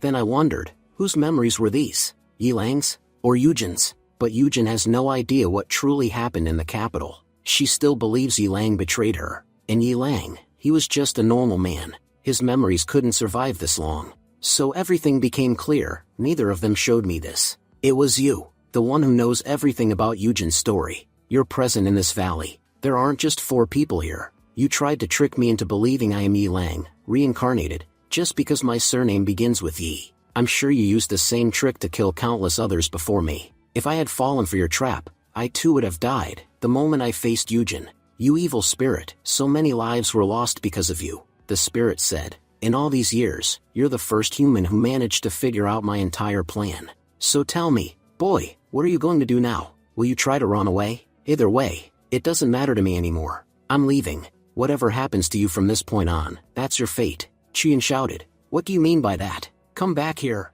The spirit replied, very soon, the full moon will rise. If the longevity wood doesn't receive energy before that night, then everything will be over for Yujin, forever. Chuyun demanded, what are you talking about? You've already done so many terrible things to Yujin. Explain everything before you go. Scene shifts to edge of the soul-searching valley. Zhao Ping Tian said, Master, I've tried everything. No matter how much I attempt it, I can't get close to Yujin at all. The sect master replied, in that case, we wait. Our task can only be completed on the full moon night. Remember this carefully, Ping Tian, on the full moon, the evil aura grows extremely strong. Every evil spirit reaches its peak power on that night. No matter what happens, the task I gave you must be finished on the full moon night. and since I already know Jian is present there, we cannot afford any mistakes. Ping Tian answered, yes, master. Don't worry, because of that boy Chuyun, we've already suffered enough losses. I won't repeat any mistakes again. Nearby, a junior sister asked, Brother Yun Chao, what are senior brother Ping Tian and the master talking about? Also, I thought that once inside the spiritual realm, we can't contact anyone outside. So how are they communicating right now? Yun Chao replied, you're still young and don't understand. This entire competition is hosted by the Luoyan sect, and the jade token Ping Tian is using is a very rare treasure. It allows communication with the outside once. Space laws inside the realm cannot interfere with that treasure. Only the Luoyan sect possesses resources of that level. And since Brother Ping Tian is the sect master's most trusted disciple, he naturally receives special treatment, the junior sister said. But I've noticed something, ever since senior brother Ping Tian arrived, he hasn't been happy. He seems worried about something. If he has so many special privileges, why is he so troubled? Yun Chao sighed, you still don't understand. The greater the power you hold, the heavier the responsibility becomes. That's why he's constantly stressed. Since we entered the spiritual realm, he hasn't even hunted a single beast. He's too focused on some separate mission. The junior sister said, you're right, but you also received responsibility, didn't you? And what have you done since arriving here? Our team has already lost 8 people. When that Chuyun attacked us, you couldn't do anything. And now, even our map is gone. We're basically following Ping Tian blindly. Whatever he does, we just mirror it. We haven't killed even one beast since entering. If we leave like this, our sect's ranking will definitely be last. Even the weakest sects will be ahead of us. Annoyed, Yun Chao snapped, are you blaming me? If that bastard Chuyun appears again, I won't spare him this time. Last time, I was simply caught off guard, that's why he escaped. Do you really think someone like him can defeat me? Stop disrespecting me. I'm still the one in charge here. The junior sister backed off. Brother Yun Chao, why are you getting so angry? I was just saying what I saw. Fine, I won't argue anymore. Just then, Ping Tian approached them and said, Yun Chao, take your team and head south. Yun Chao asked, senior brother Ping Tian, what should we do there? Ping Tian answered, in the south, the beast-taming sect disciples are fighting. You must go assist them. Yun Chao frowned, assist? You want us to help the beast-taming sect? Why would we do that? I thought you'd tell us to kill them. Ping Tian scolded him, idiot. We are going to kill them. Among them is a man named Fei Yuming. He's one of their traitors. After reaching there, support him. He will help you eliminate the rest. Scene shifts to the south region. All beast-taming sect members had already fallen. Fei Yuming said, Judah, it's over for you. If you kneel now, at least you won't suffer. Judah glared and shouted, Fei Yuming, you traitor. You poisoned our drinking water. That's the only reason we lost without even fighting. Fei Yuming smirked, well, at least you're alive. My poison won't kill you, it will only make you lose the competition. If I killed you, your sect master would kill my master in retaliation, and I'm not stupid enough to cause my own master's death. Judah asked angrily, why betray us? Our sect gave you everything. What were you lacking that you had to stoop this low? Fei Yuming replied, senior brother, either you truly don't understand, or you're pretending not to. Our sect leader has lost his mind. He's obsessed with that brat Chuyun. He's willing to sacrifice anything for him. You're loyal to the sect master, yet he didn't even consider you as his successor. Instead, he chose Chuyun, the same boy many of us are trying to get rid of. Everything that should have been yours has already been taken by him. Honestly, I pity you. You trust Chuyun so much, yet look what he's done. You've already lost everything without knowing it. Work with us. Our only target is Chuyun.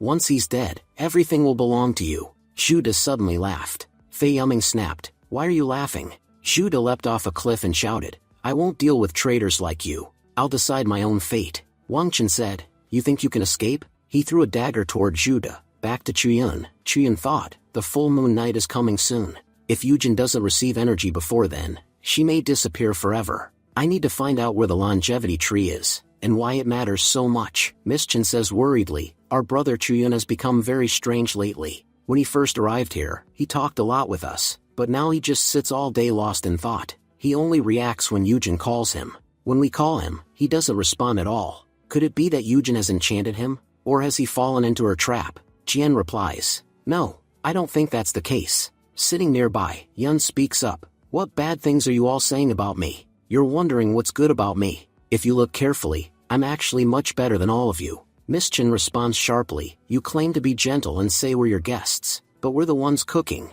while you spend all day reading books, Yujin replies calmly, to be honest, my books are very valuable. If you want them, I can give them to you. Miss Chen scoffs, we're cultivators. We don't need useless books like those. Yujin retorts, if you don't need them, then why are you wasting time talking to me? Meanwhile, Chuyin sits quietly, thinking, where could the roots of the longevity tree be? I haven't seen any strange trees in this area. Wait, there might be one in the east. I should check that out. At that moment, Jian walks over to Chuyin. She says gently, senior brother, for the past few days you've seemed very distracted. Is it because of Yujin, or are you worried about your sect? Chuyin replies honestly, yes, it's true. Beast Control sect is in serious danger. Almost all other sects are against us now. Xiao Ping Tian and the others can't touch me directly right now, but in my absence, they definitely won't spare the Beast Control sect. And that Fei Yuming, he's very suspicious. He's the disciple of the fourth elder, but he clearly hates me.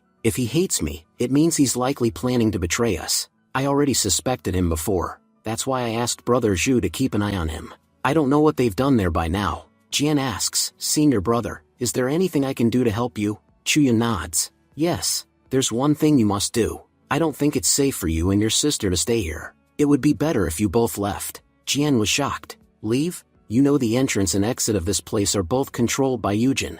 And if we leave, what about you? Are you planning to stay here? Chuyin answers seriously, to be honest, there's a huge mystery here. Yujin isn't as simple as she appears. I want to stay and uncover the truth. If you leave, please warn the people of Beast Control sect. They're in great danger. Jian says firmly, senior brother, I came here specifically to help you. I won't do anything that causes trouble for you. But please, after we leave, take good care of yourself. Chuyin replies, I promise I'll do my best. Later, Chuyin arrives at Yujin's gate and knocks. Yujin, I need to talk to you. She opens the gate and says, little brother, you've lived in my valley for quite a while now, but this is the first time you've come to my gate. Tell me, what do you want to talk about? Chuyin says directly, I want you to send Miss Chen and Jian out of this valley. If you do that, I'll help you. Otherwise, I can't help you at all. Yujin frowns and replies, you say you'll help me? You should know that living here alone makes me feel very lonely. I was happy having so many people around.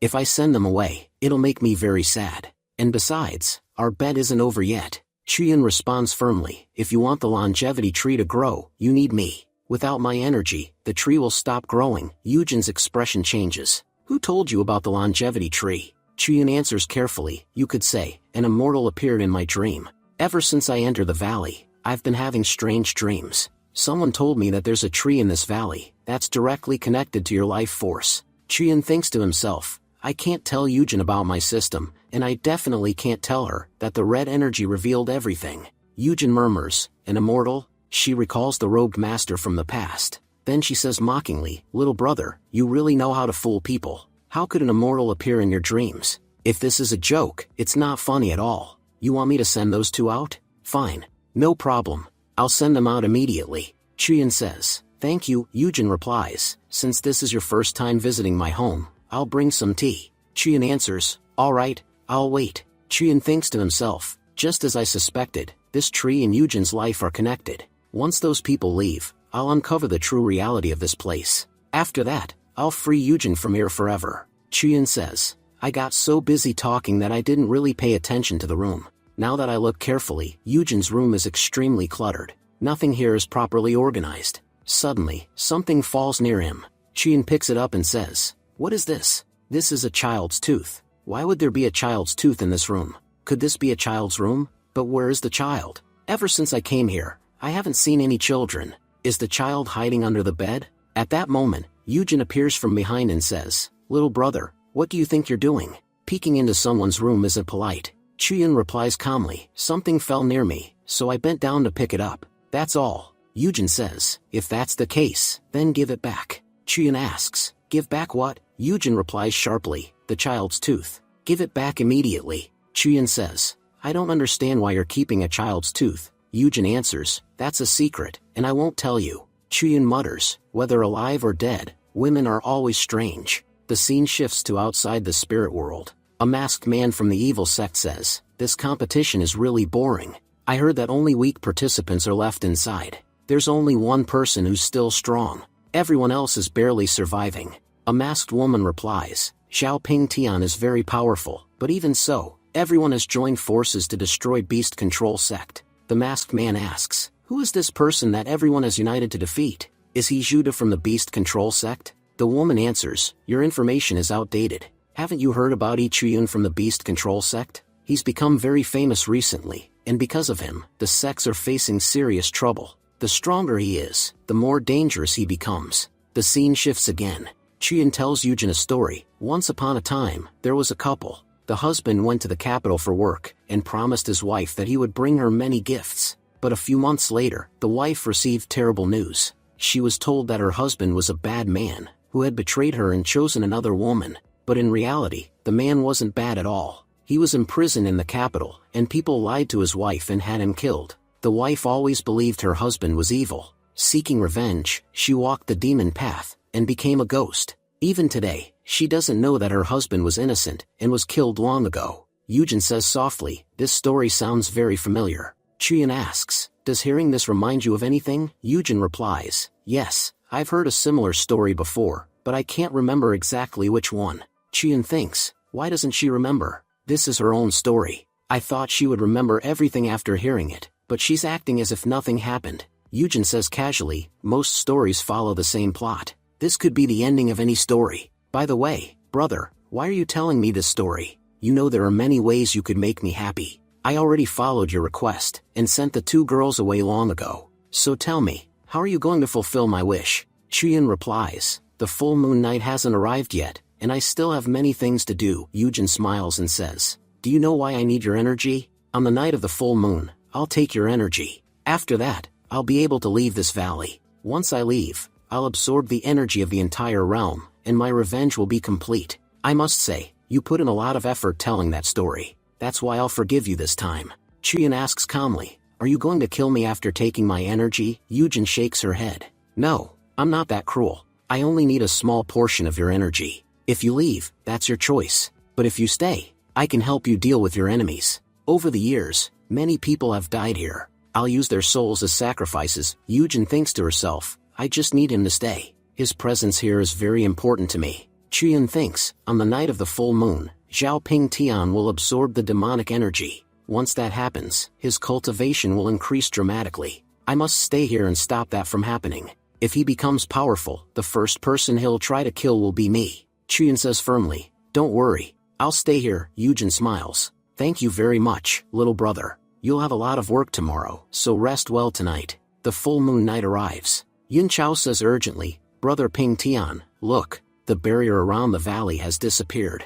We can enter now. Ping Tian thinks to himself, Master told me to focus on my mission. That means I can't kill Chiyun right now. Before killing him, I have to finish one important task. Honestly, the fact that I can't kill that bastard right now is extremely irritating.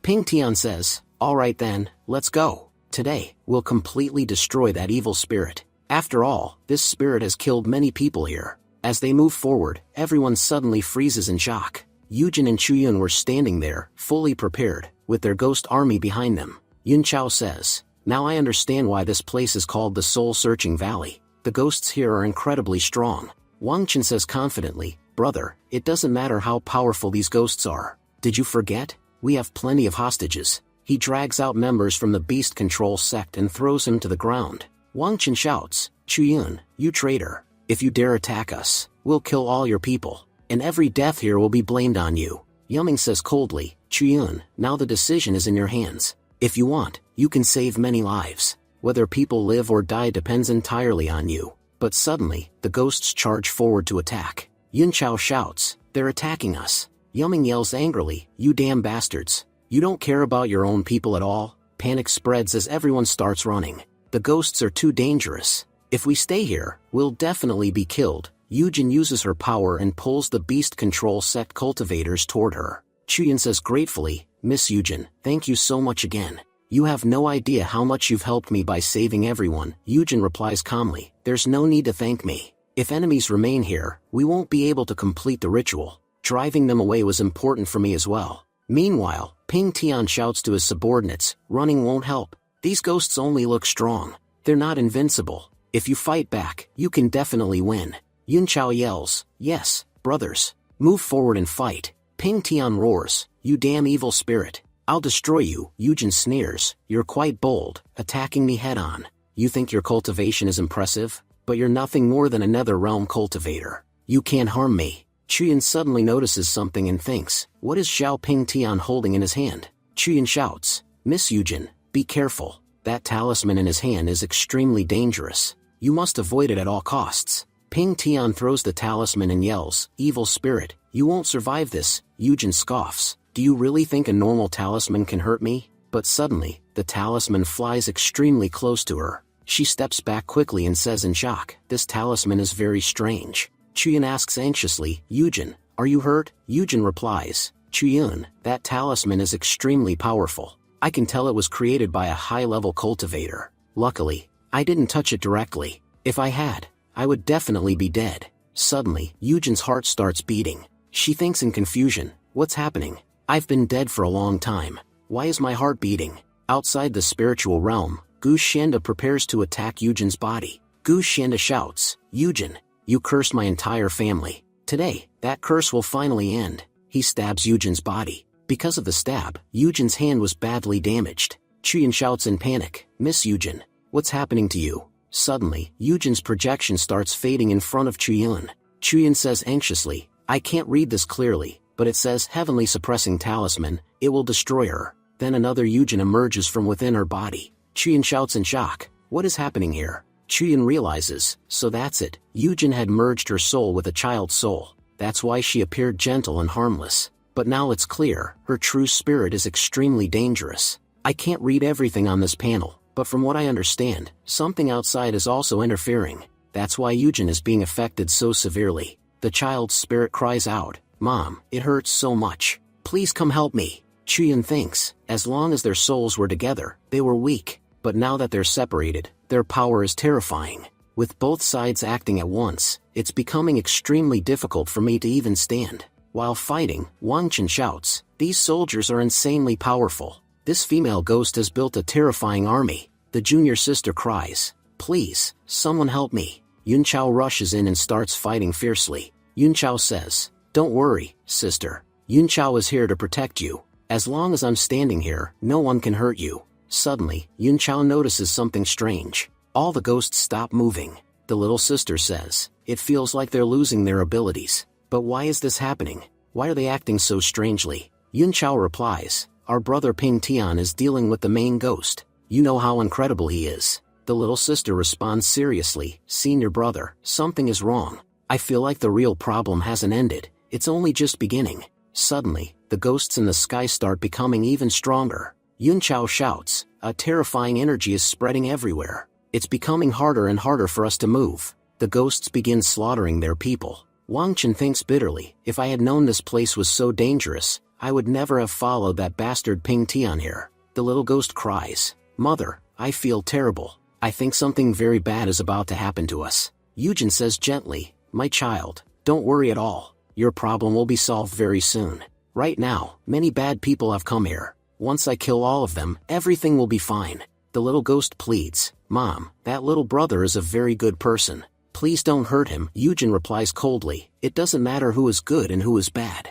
Everyone standing here will die. Moving forward, Ping Tian shouts, you'll only be able to kill us if you can hide. After this attack, you won't survive. At that moment, Chuyin rushes in and says, if you want to kill her, you'll have to kill me first. Ping Tian yells angrily, Chuyin, have you gone crazy? You're protecting an evil spirit. Yes, we have our personal grudges, but killing this spirit is the right thing to do. If I don't kill her now, everyone here, including you, will die. You should be cooperating with me, not fighting against me. Chuyin snaps back, shut up and focus on fighting.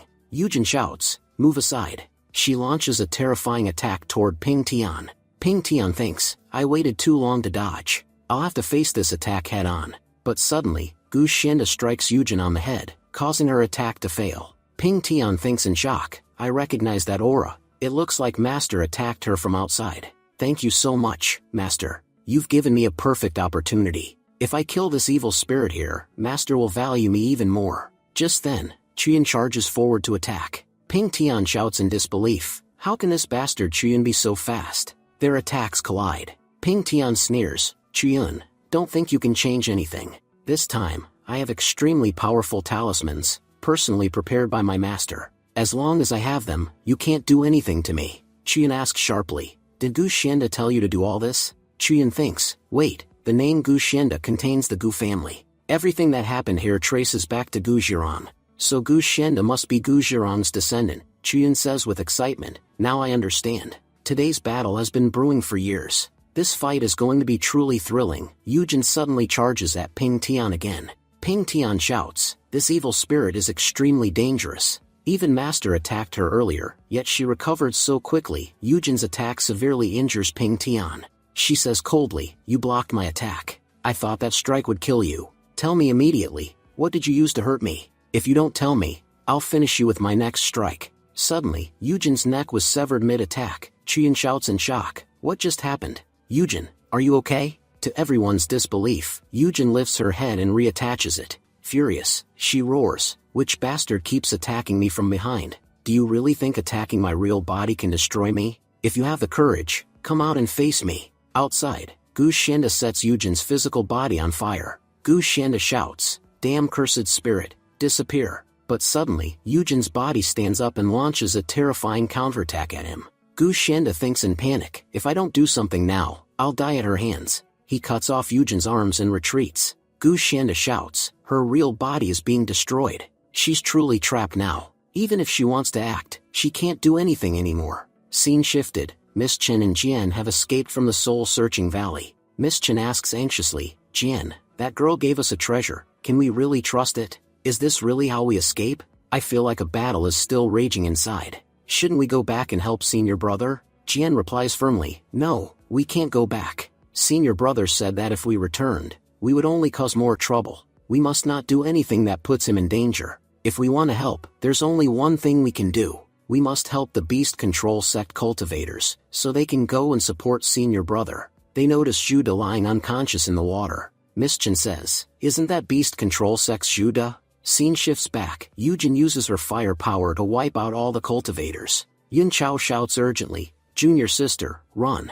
The situation here is getting worse. If you stay, you'll definitely be killed. Wang Chen says firmly, we can't retreat like this. Brother Fei, wait. Yuming says to Brother Wang, Brother Wang, we're all in serious trouble right now. In this situation, I can't help you anymore. You'll have to take care of yourself. Wang Chen replies, yes, Brother Yuming, you're right. Yuming suddenly asks, what are you doing?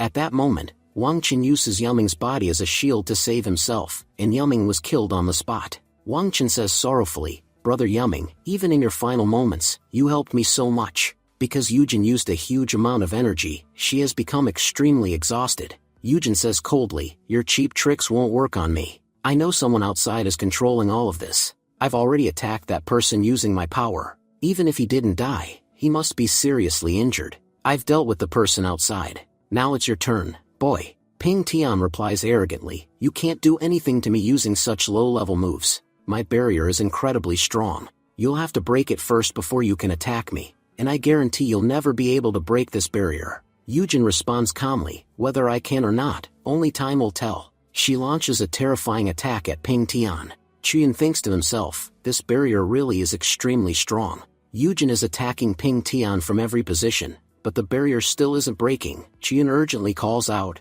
Chan King Bird, can you help me? We must save Yujin no matter what. To do that, we have to defeat Ping Tian. Chan King Bird replies lazily, you only remember me when you're in trouble. I'll give you some advice. Whether you follow it or not is up to you. Chan King Bird activates his power and begins analyzing Ping Tian's barrier. He explains, Ping Tian is fooling everyone. He's pretending that his barrier is incredibly strong and impossible to break. But in reality, his barrier is very weak. If you were a bit stronger and I could fully manifest, I'd shatter it with a single flap of my wings. But for now, you can still do one thing. Focus all your energy into a single point and attack the barrier. I guarantee it will break. Chuyin thinks, I have a powerful needle. When I defeated the men from the Qinsheng sect, I took it as loot. With this needle, I can concentrate all my energy into one strike. Chuyin declares firmly, Ping Tian, today is the day you die. He throws the needle. The impact shatters Ping Tian's barrier. Shocked, Ping Tian shouts, how is this possible? Master said my barrier was invincible. How did you break it? You damn bastard, Chuyin. How many tricks do you have? Chuyin replies calmly, blaming me won't help. Your master lied to you. He told you your barrier was invincible, but that was a lie. Look how easily I broke it, Yujin says coldly. Without that barrier, you are nothing. Now watch how I destroy you. Ping Tian thinks in panic. There's no way for me to escape now. It looks like I have no choice but to fight back. He begins using his forbidden power. At the same time, Chuyun and Yujin charge forward to attack him. As a result, both of them were thrown aside and fell to the ground. Yujin declared fiercely, no matter what happens, I won't let you go. Meanwhile, Chuyun moved very close to Ping Tian. Because of Chuyun's attack, Ping Tian's talisman separated from him. Grabbing the talisman, Yujin said mockingly, good job, boy. She then tore the item apart. Ping Tian thought in panic, without this item, I can't do anything. Chuyun stepped forward and said angrily, you bastard, Ping Tian. You've done countless terrible things to me. Now it's time for me to finish you. He pressed his sword against Ping Tian's neck. Ping Tian sneered, you think I've already lost? If I'm being honest, I haven't lost yet. I guarantee that I'll destroy you along with that evil spirit. Neither of you will survive. Yujin stepped forward and said arrogantly, you think you can kill me? In this entire valley, there's no one who can match me. Suddenly, Wang Chen appeared behind her and said, you've become far too confident. You don't realize that a Tomb Raider is standing right here. In the next instant, he launched a deadly attack on Yujin, and pulled out the longevity wood from her body. Wang Chen said coldly, that wood is the reason you were so powerful. No matter how many attacks you endured, your body wouldn't be destroyed. Chuyun shouted angrily, you bastard, Wang Chen, you're using a sneak attack. Wang Chen replied proudly, you know I'm a disciple of the Wan Kun sect. You were right earlier, by digging graves, our sect has come this far. But you missed one thing. When we open graves, we have to fight fast. That means we excel in spirit-based combat. Normally, we aren't that good against regular cultivators, but ghost cultivators are extremely weak against us. I've been standing here patiently, waiting to get close to this ghost, and my patience paid off. I obtained a truly valuable item. At that moment, Chuyun rushed forward to attack Wang Chen. Dodging the attack, Wang Chen thought, this guy's movement speed is incredible. If I had been even a second late, I would have died. Chuyun shouted, Yujin, don't worry. As long as I'm here, nothing will happen to you. Yujin replied softly, Chuyun, there's nothing we can do anymore. I told you from the beginning, you remind me of someone. Do you want to know who? That man was Yilang, my former husband. Chuyun roared angrily, you bastard, Wang Chen. I'll kill you. Wang Chen laughed, I have to admit, your killing intent is impressive. I never thought you'd get caught up in spirit like this. But you should know something, with this level of power, you can't kill me. As he spoke, Wang Chen launched another terrifying attack. Chuyun said seriously, your power clearly shows that you're a nether-realm cultivator. Wang Chen turned toward Ping Tian and said, brother Ping Tian, my job is done. Now it's your turn. Chuyun narrowed his eyes, so from the beginning, you had two nether-realm cultivators, and you hid that fact from everyone. Ping Tian replied smugly, so what if you found out our secret? You won't be able to tell anyone after you die. Once we leave here, our reputation will soar. We'll win this competition, and wipe out your sect completely. Chuyun thought carefully, I'm currently at the 7th level of the Yunhai realm. My sword cultivation and movement techniques are excellent. Fighting both of them wouldn't normally be a problem, but I need to protect this little spirit. I can't let anything happen to Yujin's daughter. If I fight while protecting her, we'll both get caught. I should take her somewhere safe first, then decide what to do next. Ping Tian shouted, Chuyun, if you're so brave, why are you running away? Wang Chen said calmly, brother, let him go. Chasing him now is pointless. He thought to himself, many of our people have already died, and now I'm stuck with this Ping Tian. He has power, but no brain. The Luyan sect is wasting resources on an idiot. I guarantee they'll suffer massive losses in the future. Scene shifted. Chuyun brings Yujin's daughter to a safe place. He says gently, you stay here and wait. I'll lure those bastards Wang Chen and Ping Tian away. If they chase me, they won't attack you. Yujin's daughter pleads, brother, please don't go. Chuyun sighs, alright, then I'll stay here. She says softly, brother, you're a very good person. To be honest, my mother and I don't have much time left. There are still many things we don't understand. My mother told me to stop you from leaving, but I don't understand. How did you know my mother's name? Chuyun said apologetically, please forgive me. If I hadn't come here, none of this would have happened to you. The little ghost replied softly, brother, I don't even know why mom brought you here. She just kept saying that when she looked at you, you reminded her of dad. At that moment, Yujin appeared. She said calmly, yes, Chuyun. From your face to your actions, everything about you is exactly like Yilang. But do you know what happened in the past? Yi Lang betrayed me. Later, he married a princess, and because of that, my entire family was wiped out. I cursed that damned princess. All of her descendants have suffered under my curse ever since. Maybe after my death, the curse will finally disappear. But in my entire life, I was never able to curse Yi Lang. I deeply regret that. The man who destroyed my entire family, I was never able to hate him. I always felt like a flower that Yi Lang played with so easily. Chuyin said gently, the reason you could never curse Yi Lang is because he never betrayed you. The first person who died after entering the capital was actually Yi Lang. After killing him, someone else stole his identity. It's true that there was a marriage, but the one who married the princess was Gu Zhirong. Gu Zhirong wanted an official position. That's why he had his best friend Yi Lang killed, and lived on using Yi Lang's identity. Hearing this, Yujin was completely shocked. Chuyin continued, since you're about to die, I'll explain everything clearly. The rankings of the imperial examinations had already been announced, and Yi Lang had become a top scholar. But Gu Zhirong and the princess captured Yi Lang, and poisoned him to death. Before dying, Yi Lang kept apologizing because he couldn't protect you. That poor man was completely innocent. He died a miserable death, Yujin whispered tearfully, so it turns out I learned the truth far too late. Only at the moment of death do I find out that Yi Lang never betrayed me. The little ghost said sadly, Big brother, without the longevity wood, neither of us can survive. That's why we have to say goodbye. I still have a small portion of my power left. Please accept it. If you don't take it, those people will steal it, and their power will grow even stronger. Chuyin shook his head. Don't give up. There must be a way to save you. The little ghost smiled gently. Big brother, please don't be sad. After disappearing from this world, my mother and I will be able to reincarnate. I truly believe that in this lifetime, we'll meet again, Yujin said gratefully. You are like an angel to us. Thank you so much. At least because of you, I can die knowing that Yi Lang did nothing wrong. To be honest, I have no regrets left in this life. At least before dying, I was able to meet someone like Yi Lang again. Who knows, maybe you are his reincarnation. With those words, Miao Jin vanished. Just then, Wang Chen arrived and said coldly, So, Chuyun, you were hiding here. Ping Tian sneered. No matter how much you hide, you'll die for sure.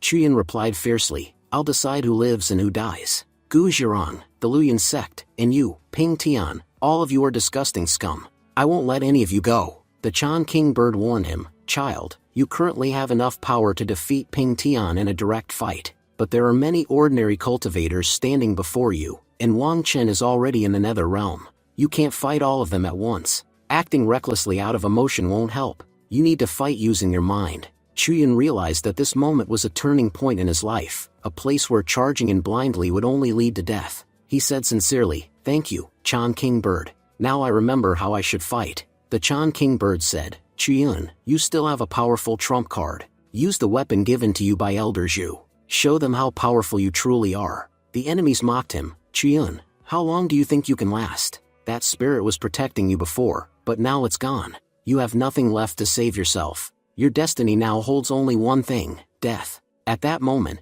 Chuyun removed a bracelet from his wrist. Everyone was shocked. What is that thing made of? It feels incredibly heavy. Chuyun said calmly, You're asking what I'll use? As long as this Godslayer weapon is in my hands, do you really think you can do anything to me? Ping Tian shouted in disbelief, A Godslayer weapon? How did this bastard obtain such a powerful weapon? The Chan King Bird explained, Chuyun possesses the God-slaying bow, a divine weapon personally forged by Elder Zhu. It was made using the body of a dragon. If you unleash its full power, no matter how strong a cultivator is, they won't be able to withstand its attack. You could kill everyone here with a single strike. However, using it will consume an enormous amount of your energy. Even so, I believe using it now is completely justified. Wang Chen frowned. It seems beast-controlling sect gave this brat quite a lot. I can sense how terrifying that weapon is. Another man asked nervously, Brother Ping Tian, what should we do? I can feel a deadly aura coming from that weapon. Ping Tian scoffed. He's just bluffing with a powerful weapon.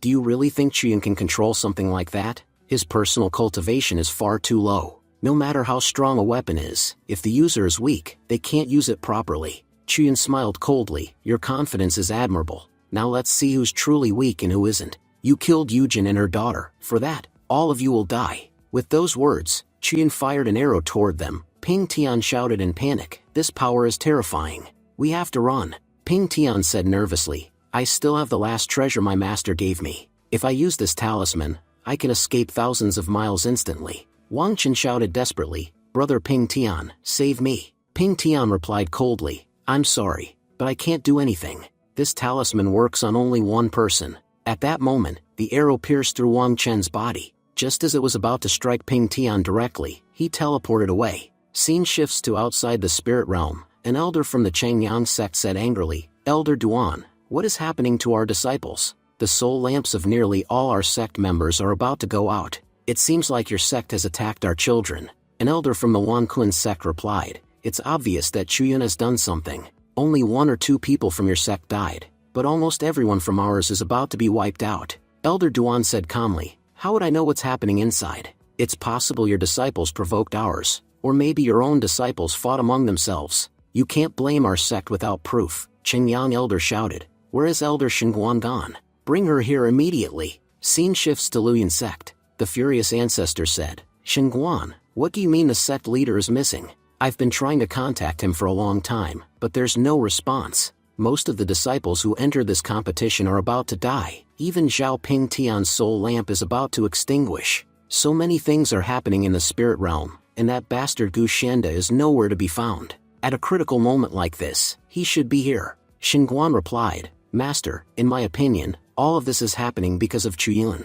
If that child was from our sect, things would have been much easier." The ancestor sighed, "There's no point discussing that now. All 3 sects are losing their minds. And why wouldn't they? Most of their disciples are dying. This competition was hosted by us, so the responsibility also falls on our shoulders. And yet Gu Xianda has disappeared. Shenguan, form an investigation team immediately. Tomorrow, you will enter the spirit realm as well. The most important thing right now is saving our disciples' lives." Shenguan said anxiously, "But Master, we can't interfere directly. Until the leaders arrive, there's nothing we can do." Scene shifts back to the valley. Wang Chen, severely injured, muttered bitterly, "Damn Chuyun, my entire body has been destroyed. It looks like I'll be crippled for the rest of my life. But it's fine. If I sell this longevity wood, I'll make a fortune. Even as a cripple, I'll live comfortably. I don't need to worry about anything anymore." Suddenly, someone attacked and killed Wang Chen instantly. It was the same mysterious woman who had once given the longevity wood to Yujin.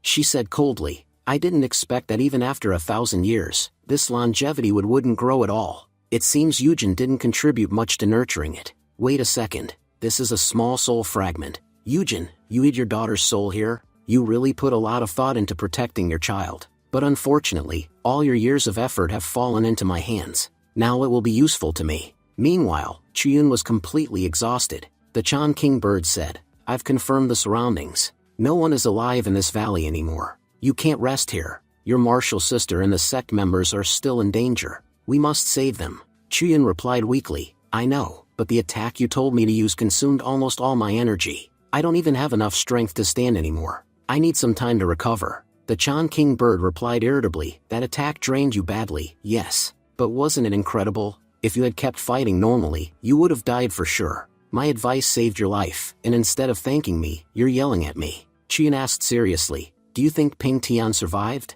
The Chan King bird replied, "If no one helps him, he'll definitely die. But I have to admit, Ping Tian's luck is absurd. There's a chance he survived. I'll transfer a small portion of my energy to you, so at least you can leave this place." Chuyun said firmly, "I know Ping Tian didn't die. After leaving here, I'll need to work even harder. And now I've gained a new enemy, Gu Xianda. What he did to Yujin and her family, no matter what happens, I'll kill him with my own hands." The Chan King bird asked, "Why are you so confident Ping Tian survived?" Chuyun replied, "I left a mark on Ping Tian's body. That's how I know he's still alive. He must be hiding nearby. Today, we'll find him and finish this." Chuyun and the Chan King bird began searching for Ping Tian. Chuyun said quietly, "Chan King bird, go a little lower. I can sense Xiao Ping Tian from here." The Chan King bird replied, "We can't descend. I can sense 2 extremely powerful individuals below. At your current level, you can't deal with them." Below them, a masked man said, "There's a spatial rupture in the spirit realm. Someone used a space-type artifact, creating a hole. That hole allowed us to enter." A masked woman replied, "Stop wasting time.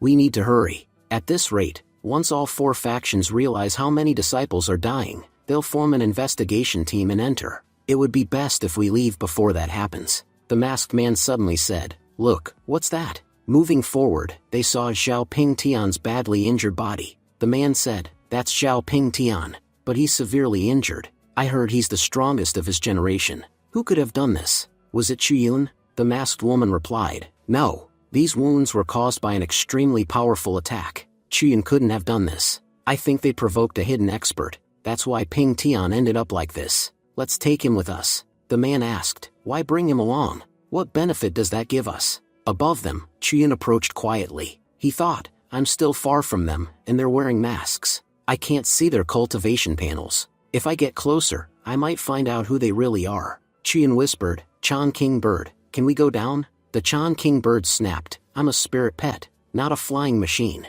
Flying here is already extremely difficult for me, and you're making it worse." Suddenly, the masked woman sensed something and said, "There's someone above us." She immediately threw her weapon toward the sky, but the weapon struck a giant centipede instead. The woman said, "So it was just a giant centipede?" The masked man asked, "What's wrong with you? Why did you attack that centipede?" The masked woman replied coldly, "All of them must be captured. We need them for our sacrifice ritual. Xiao Ping Tian is excellent material, and we need more outstanding disciples like him." The masked man frowned and said, "Material? Have you forgotten? That's Xiao Ping Tian. According to our deal, we are not allowed to touch him." The masked woman sneered, "Are you teaching the Ghost King how to do things now? It seems you don't value your life at all." At the same time, Chuyun was hiding behind the centipede's body. He thought, "This is actually a good thing." They left. The Chan King Bird's speed was extremely fast. It reached the centipede instantly, which is why their attack missed us, and hit the centipede instead.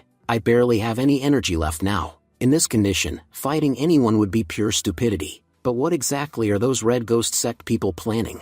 They said they were taking Xiao Ping Tian away for sacrifice, but none of this makes complete sense." Suddenly, Chuyun noticed that when the centipede fell, a hidden passage had opened. He thought, "The system mentioned that there is a secret realm inside the spirit realm. It looks like I've found its entrance, but I can't enter it right now. First, I need to save my people. Only after that can I think about anything else." Scene shifts to Luyan sect. One man said angrily, "Gu Xianda, you claimed you had a foolproof plan. Then explain this. Look at Xiao Ping Tian's soul lamp, it's about to go out. You know what that means." Gu Xianda replied calmly, "You don't understand. Today, a massive curse has been lifted from my family." The master retorted angrily, "You bribed 3 sects with treasures to get their support. Because of your disgusting plan, our sect's disciples are in serious danger. Even the greatest genius of our generation, Xiao Ping Tian, is about to die. The spirit realm was meant to be a place where these children trained, and returned with great rewards. But because of your plan and your family's curse, countless disciples have already died.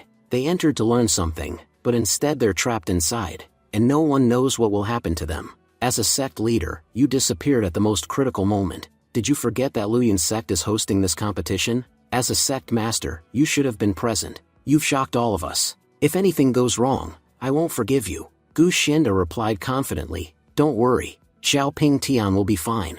The spirit realm is under our control. No one can touch him in there." The masked master warned coldly, "It would be best for you if nothing happens to Xiao Ping Tian. If even a single scratch appears on his body, I will not spare you." Gu Xianda nodded, "I understand. There will be no mistakes on my end." As the master left, he said, "I know Luyan sect's current situation is because of Chuyun, and if this time a single boy manages to defeat your entire Luyan sect again, then there's no point in you being a sect leader at all. Despite possessing such power, you still can't control one child. First, you expelled a prodigy like Chuyun from our sect, and now that very prodigy is standing right in front of you, you can't even stop him. Gu Xianda, if you lose to Chuyun again, you will lose your position as sect leader." Gu Xianda clenched his fists and thought, "Chuyun has truly become a curse on my life. I'm praying that he dies inside the spirit realm, because if he comes out alive, I will never let him go." The scene shifts to spirit realm. We see Chuyun, who is searching for his friends. Chuyun says, "Both sisters and Jude are together. That's good, at least I've found them." As he comes down, Chuyun asks, "Judah, I warned you earlier that one of you was a traitor. So how did you survive alone? Where are the others?" Judah replies, "Senior brother, you know it's a long story. You know that Fei Yuming used poison and knocked all of us unconscious. When we woke up, everyone was completely confused. No one knew clearly who had betrayed us. Some people suspected Yuming, but there was no solid proof. Then someone from our team, Chen Shiming, stood up and suddenly blamed you. He confidently claimed that he saw you poisoning us, and said that you were the one who betrayed the team. When he was accusing you, the three of us defended you, but then Shimming revealed that both sisters belonged to the Luyan sect. After hearing that, everyone became convinced that you were the traitor. No matter how much I tried to explain, they wouldn't listen, so I separated from them. When the three of us were leaving, we noticed that Red Ghost sect had already attacked them. At that moment, we felt it was best to leave the area. Chuyin replies, it seems their luck is really bad. They keep getting trapped every time. Judah then says seriously, brother, I have one request. I know you don't trust those disciples anymore, but could you save them one last time? Chuyin replies calmly, don't worry, they've been misled. I'll save them, but you need to know something important. The spirit realm has been sealed. No one inside can leave, and no outsider can enter. The Red Ghost sect controls the exits. We can only leave when they allow it. They've occupied the entrance. Both of them are extremely strong, and I can't fight them alone. That's why we'll need everyone to fight together. Mischin says in shock, the Red Ghost sect? Is that the same sect that destroyed our Chen family fort? Are they going to cause the same destruction here? Jian asks, senior brother, what should we do now? Do you have a plan? Chuyin replies, there is one option. We can use the secret realm itself. Jian asks in confusion, the secret realm? What kind of place is that? The scene shifts again. We see a masked man, who has tied up all the members of the Beast Control sect. The masked man says, Chen Shimming, I have to admit, you're a real bastard. To prove your loyalty, you even killed someone from your own sect. Shimming replies nervously, senior brother, can we talk privately? The masked man snaps, I don't have time to waste on you. If you have something to say it right here. Shimming asks, senior brother, do you know Chiyun? The masked man replies, yes. He caused us a lot of trouble at the Chen family fort. Because of that bastard, our plan failed. Shimming says, yes, that's exactly who I'm talking about. I hate him too. If you give me a chance, I can help you trap Chiyun.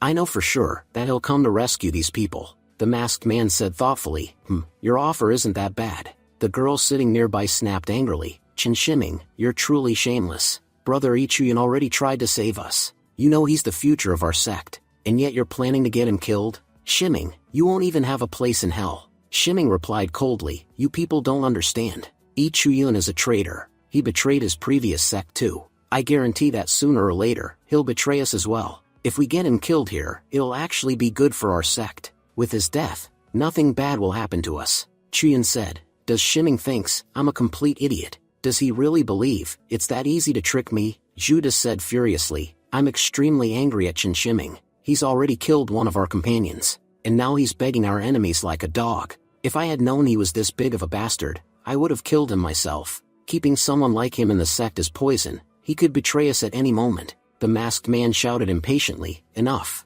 Step back. I've been listening to nonsense for far too long. Let me make one thing clear. You're useless to me, and if you keep talking, I'll kill you right now. Shimming said desperately, senior brother, please trust me. I can prove everything I'm saying. Meanwhile, Ichuyun was observing quietly and thought, let's see who this Red Ghost sect bastard really is. The system revealed, this man's name is Qi Dashing. A major turning point is coming in his life. Inside the spiritual realm, he will capture Ichuyun. After returning to his sect, he will receive a promotion. Chuyun thought, so that's how it is. If I take action now, I'll get caught. That means, I need to wait, or use my brain. Ichuyun secretly wrote a message, and threw it toward Maya.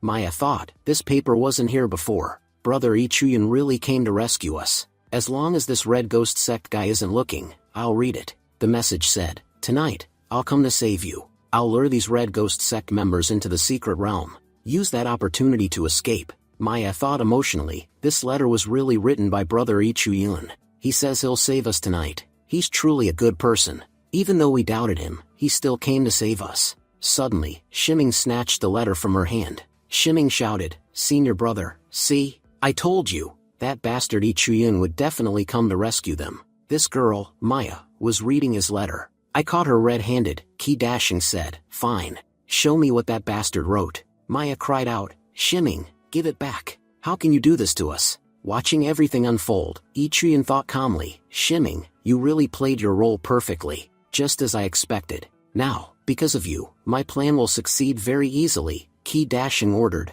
Brothers, Ichuyun just threw this letter. That means he must be nearby. Search for him. If you find him, bring him here. Half an hour later, the The men returned. They reported, "Brother Dashing, we searched everywhere nearby. We couldn't find Ichuyun, but all the men we sent north are dead. Their soul flames are extinguished. That clearly means Ichuyun went north," Ki Dashing said. "At least one thing is confirmed, Ichuyun was definitely here. I'm giving all of you a strict order. No one moves anywhere without my permission, especially not toward the north. He's definitely still there. And we'll need all of you to deal with him. He'll come back to rescue them. And this time, he must not escape. Do your jobs properly." All the men replied, "Yes, senior brother." Shimming added, "Senior brother, honestly, there's no need to guard this place heavily. That bastard Ichuyun is very good at sneak attacks. He won't attack you head on, but once he finds the right opportunity, he'll definitely strike. If you fight him face to face, he can't do much.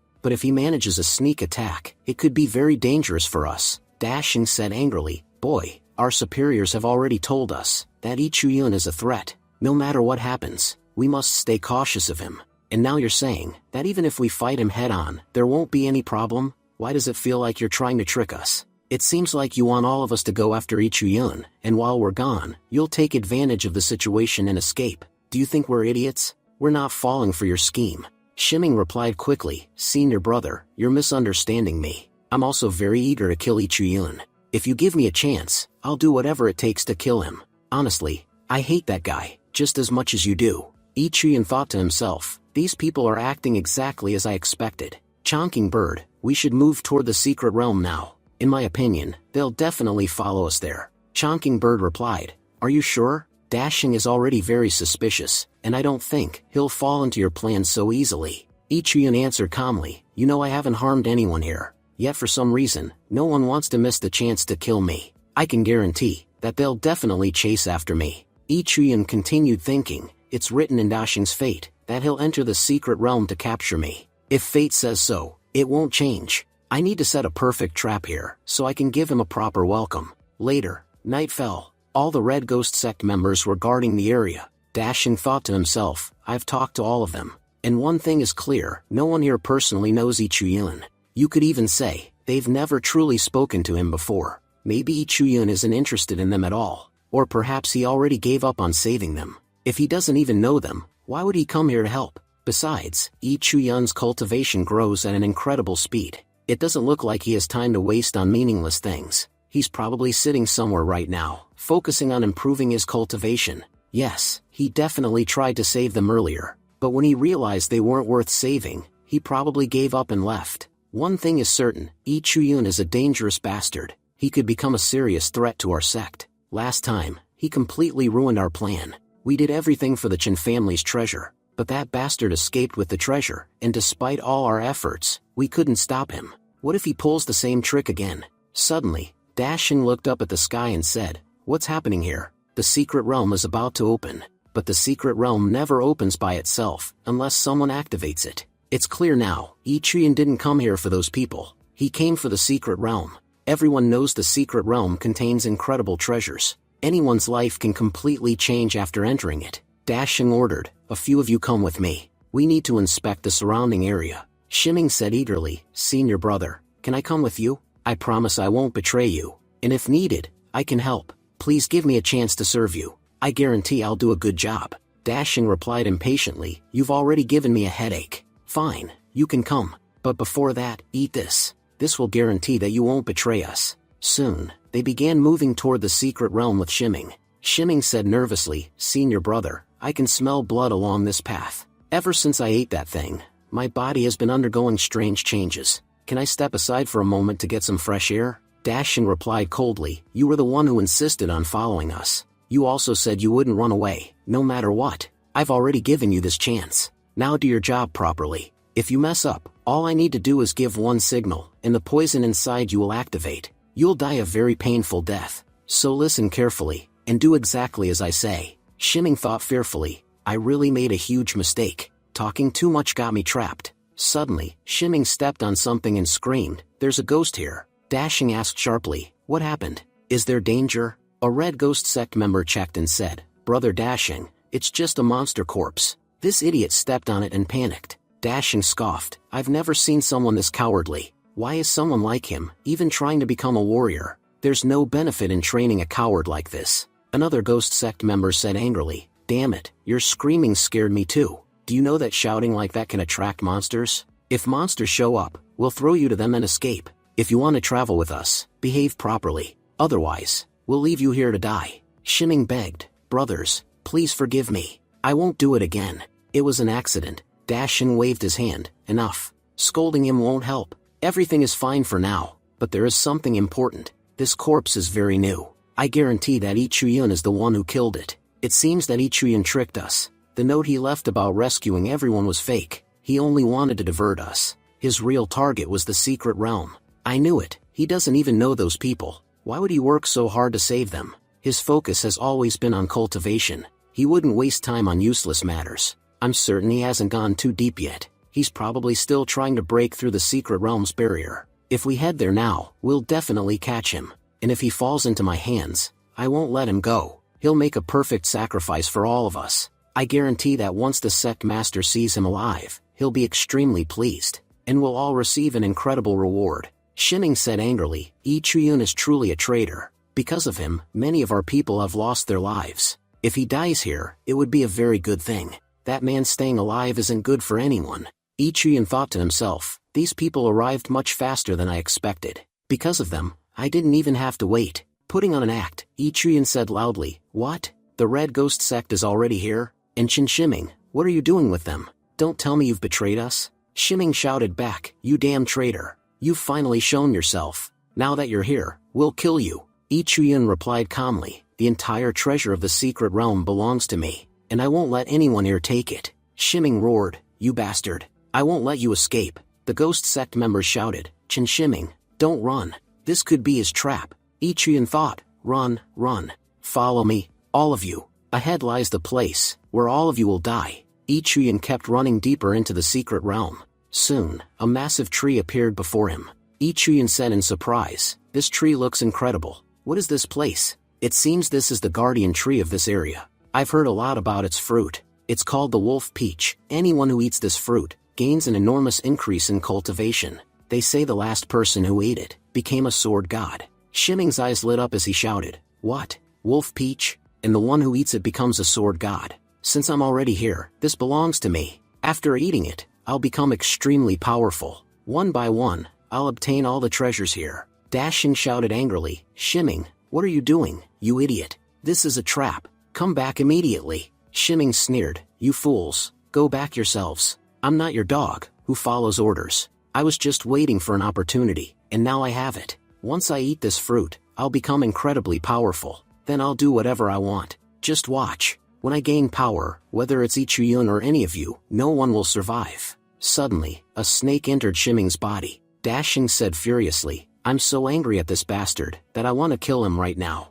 Another man said nervously, "Wait, something's wrong. It looks like Shimming's body is changing rapidly." In the next moment, Shimming transformed into a monster. Dashin shouted, Shimming is mutating. Move quickly and kill him. He's already become a monster anyway." Shimming charged at them and screamed, "I'll kill everyone here." He bit a ghost sect member. The others shouted, "This is our only chance. We must kill both of them together." From above, Ichuyun watched everything calmly. Ichuyun thought, Shimming, I might have forgiven you, but you killed one of our people for no reason. You're a despicable human being. Someone no one can ever trust. You weren't destined to die today, but because of your own actions, you're dying here." After Shimming died, his blood began to flow rapidly. Chiyun thought, now the formation is about to activate. Their troubles are about to increase. Suddenly, the gate slammed shut. The ghost sect members shouted, "What's happening? We're sealed inside, and something is advancing toward us." Graves began opening all around them. Countless zombies emerged and attacked. The ghost sect members screamed in panic, "What is this thing? We've never seen anything like this before." While fighting, they shouted, "It doesn't feel pain. Kill them all." Suddenly, a zombie bit one of the men. He screamed, "Brother Dashin, save me, or this zombie will kill me." Dashin shouted, "Everyone, gather around me." He activated his artifact and captured the zombie instantly. A ghost sect member exclaimed, "Brother Dashin, you're incredible." Dashin said angrily, "Damn you, Ichuyun. You tricked us, and got some of our people killed. But fine, all the zombies are dead now, and now, it's your turn to die. Once I kill you, the power of my banner will increase tremendously. Ichiran thought carefully, his magical weapon is extremely dangerous. These zombies were very powerful, yet he captured them easily. I must be cautious of that weapon. Chonking Bird warned, "Kid, stay behind me." Until now, we were only facing normal soldiers, but now, the Tomb Master is about to awaken, and his power is something none of you can handle. Suddenly, the ground cracked open. A terrifying presence began to rise. The Tomb Master's voice echoed, "Who are the bastards disturbing my sleep?" Dashing said in shock, "What's happening? Who is coming?" That the entire ground is shaking. The Tomb Master roared, "Damn humans, you have disturbed my slumber." Dashing said respectfully, "Senior, please forgive us. We didn't come here intentionally. We were brought here against our will. Please give us just 1 second. We'll leave immediately, and never disturb you again." Attacking fiercely, the Tomb Master shouted, "Shut your mouth. You've already made enough noise here. I don't want to hear it anymore." Dashing quickly used his banner to block the attack. Dashing thought anxiously, "If I fail to stop this attack, I'll definitely die." But the attack shattered Dashing's banner and struck him directly. Dashing thought, "This is the end for me." Ichiran thought in shock, did such a powerful person really die from a single strike? How strong is this Tomb Master? The casual attack he used was so powerful that even Dashing couldn't stop it with his magical weapon. I've never seen such terrifying power before. Wait, what's that behind the Tomb Master? It looks like a sword. Angrily, the Tomb Master said, "There's still one left alive. Boy, you're the one who lured all of them here. I've been watching your actions closely. Now, it's time for you to die." Chian thought, "I must dodge his attacks no matter what." He dodged the attack narrowly. Ichiran shouted, "Chonking Bird, help me. Is there any way to defeat this monster?" Chonking Bird replied, "Don't even think about fighting head-on. You're not qualified to face him directly. This Tomb Master is far too powerful." Ichiran asked, "If I can't fight, then what do we do? Are we just going to die here?" Chonking Bird answered, "There's no clear plan. You must find his weakness. That's our only hope of survival." The Tomb Master sneered, "You rat, you're quite fast. You dodged my first attack. It seems I need to get serious now. I'm surprised that someone so weak can resist this much. But I won't play with you any longer. I'll end you quickly. If you've come before me to die, then I'll grant your wish." Chian said firmly, "I'm not so weak that you can kill me easily." The Tomb Master thought, "I recognize this attack. This is the Xian Yuan Sword Embryo attack. Does this boy possess the same body as that cultivator? I was sealed long ago, because of someone like him. I won't make the same mistake again. He has the sword embryo. I must dodge his attacks." The Tomb Master bent forward. Chian quickly reached the sword embedded in his back. Chian said excitedly, "Finally, I got the sword. I thought it would be extremely difficult." But the demon suddenly bent down. Even with all that power, he dodged instead of attacking. He's truly a fool. Because of his mistake, I obtained the sword. Suddenly, the sacred sword began to burn. Chian shouted, "Why does it feel so hot?" Urzu echoed, "Chonking Bird, why are you releasing me? What happened that you need my help now?" Chonking Bird replied, "Can't you see the situation? Ichiyun is in serious trouble. If we don't help him, all of us will die here. If you don't want to die, then help us. And if you want to die, fine, I'll seal you again." The Tomb Master thought, this boy's movements are very similar. I never expected to meet someone like this on the very first day after awakening. He's a genius, just like that sword master. I can't underestimate his attacks. I've made that mistake before. I won't repeat it. Talented humans are the ones I hate the most. If someone like that stands before me, they must die. Ichiran thought, it looks like things are about to get much harder for me. The scene shifts to outside. A girl says, "Senior Judah, thank you so much. You could have left me behind, but instead you saved everyone." Judah replies, "We all belong to the same sect, so I had no reason to abandon you." Jian says urgently, "We shouldn't waste time talking here. The people from the Red Ghost sect could arrive at any moment. It would be better for us to leave quickly." Suddenly, Judah points ahead and says, "Look, a huge amount of energy is coming out of the ground." At that moment, Chiyun emerges from underground. Jian says happily, "Senior brother, we were waiting for you." Chiyun replies, "Wait for 2 seconds. I'll be right back." Chonking Bird says, "Chiyun, don't worry. A sealing technique was used underground, so Tomb's master won't be able to come out for a while." Jian looks worried and asks, "Senior brother Chiyun, what happened? How did you get so badly injured?" Chiyun explains, "Because of Chinshiming, a powerful master awakened inside the secret realm. Defeating him has become extremely difficult for us. His strength is even higher than the yin and yang level." The scene flashes back to what happened inside. Tomb's master says mockingly, "What's wrong, kid? You're not running anymore? It seems you've finally understood that running is useless. Accepting your death is the better choice. Chuyin shouts, Chonking Bird, help me. Chonking Bird replies, Kid, you have to win. I have no desire to die here with you. Toon's master prepares his attack and says, your useless attacks can't do anything to me. Take this attack and die. He laughs and says confidently, finally, I've finished him. If this boy were at the same realm as me, I might never have won. It's a good thing I killed him before he became powerful. But suddenly, he was shocked to see that Chuyin survived the attack. Toon's master says in disbelief, you have a treasure that protected you from my attack? Chuyin replies firmly, I can't die here. Many people have treated me horribly. I won't die like an insect without taking my revenge. Panicking, Toon's master thinks, what is happening? He survived my strongest attack, and now even the Sky Sword has acknowledged him as its master. His aura has completely changed. He has the same pure killing intent as the woman from Soul Snatching Valley. What happened outside while I was sealed here? Then he calms himself, I'm overthinking. He only survived one attack. If I attack again, he'll definitely die. He's just an ant. There's no need to be afraid. Chuyin steps forward and says, Tomb Master, if I'm an ant, then today you'll die at the hands of this ant. Tomb's master casually throws Chuyin back with one hand and says, even though you're so weak, where do you get the courage to talk like this? Chuyin laughs and replies, I know I'm weak, and attacking you directly wouldn't work. That's why I attacked the ground and destroyed it. I may be smaller than an ant, but I can escape. But where will you escape from, Tomb Master? With that, Chuyin breaks through the ground and escapes. Tomb's master was trapped underground and shouts angrily, just wait, I'll get out soon.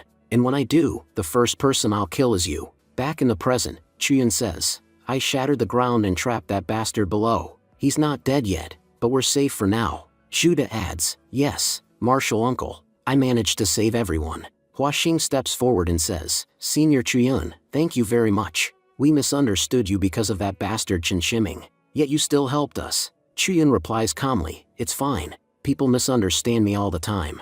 I don't care anymore. By the way, when the Red Ghost sect captured you, did you meet the other sects? Huaxing was shocked and asks, Senior Chuyin, why are you asking that? Chuyin answers, we need to form alliances with the other sections. Huaxing says in disbelief, form alliances? But all the other sects are our competitors. Do you really think they'll cooperate with us? Chuyin replies seriously, we're facing an extremely powerful enemy. None of us can face him alone. That's why we must join forces. Huaxing says thoughtfully, the people from the Miaoing sect might help us. They've never bullied us along with the major sections. Chuyin thinks to himself, so the people from the Miaoing sect survived. To be honest, I thought they were all killed in Soul Snatching Valley. They still have their senior disciple, and as far as I know, her strength is exceptional. If she cooperates, it will greatly help in the battle. As he leaves, Chuyin says, I'll go look for the others. If they refuse to cooperate, that's fine. But if they agree, I'll bring them back. Judah, it's your responsibility to keep everyone safe. Judah replies confidently, don't worry, Martial Uncle. I'll take good care of everyone. The scene shifted. We are shown the senior disciple Jiafei. The man sitting in front of her says, finally, you're awake. I'm giving you a chance. Kneel before our 7 demon sect. If you do, it will be much better for you. But if you refuse, I won't hesitate even for a second before killing you. Jiafei replies coldly, never, you people are unbelievable. First you captured us, and now you're telling us to kneel and surrender. If you want to kill us, then just do it. But wait a second, how will you kill us? You don't even have the courage to kill us behind the Red Ghost sect's back. Enraged, the man in front kicks Jiafei. A member of the 7 demon sect says coldly, what did you think? That we can't do anything without the Red Ghost sect's permission? Girl, you're taking things too lightly. I admit we can't kill you, but when it comes to torture, no one does it better than us. Jiafei replies defiantly, if I ever get out of here, and tell my sect what you've done, they'll never let you go. The man laughs mockingly and says, are you dreaming about escaping? Very soon, the Red Ghost sect will sacrifice all of you, and after you die, your sect won't survive either. We'll wipe them out quickly. Just then, Chuyin appears and says, and what exactly will you gain by sacrificing us? The 7 demon sect member shouts, who's talking nonsense over there? The others gasp in shock. That's Chuyin. He's already badly injured. Why is he here? The 7 demon sect member sneers, so it's you, Chuyin. I've heard a lot about you. I must say, you're brave to walk straight into your own death. Since you're here, tell me, why did you come? Chuyin answers calmly, I came here to save everyone. The demon sect member laughs, to save everyone? Have you even thought about how you'll do that alone? Chuyin says firmly, enough talking. Let's start the fight. Preparing his attack, the demon sect member says, don't regret this. Fighting me is the biggest mistake of your life. Jiafei shouts urgently, Brother Chuyin, be careful. He's using the 71 fists, a very dangerous technique. The man charges forward and says, it's too late now. When my fists strike, people don't get back up. But Chuyin blocks the attack. The demon sect member was shocked and says, oh, you blocked my punch? Let's see if you can block the next one. He throws an even more powerful punch at Chuyin.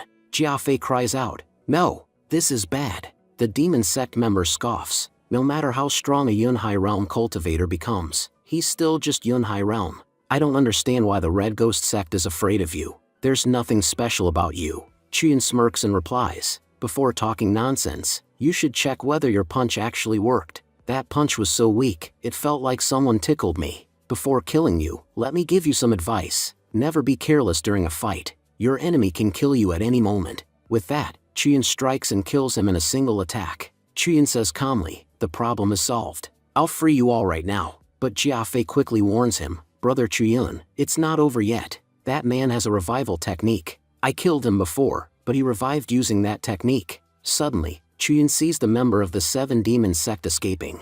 Running outside, the man shouts, everyone, come quickly. Chuyin has arrived to attack us. That bastard dared to invade our territory. Kill him. But as he steps outside, he freezes in shock. All the members of his sect are already dead, killed by Chuyin. Chuyin looks at him and says, what's wrong? Why did you go quiet? Scream.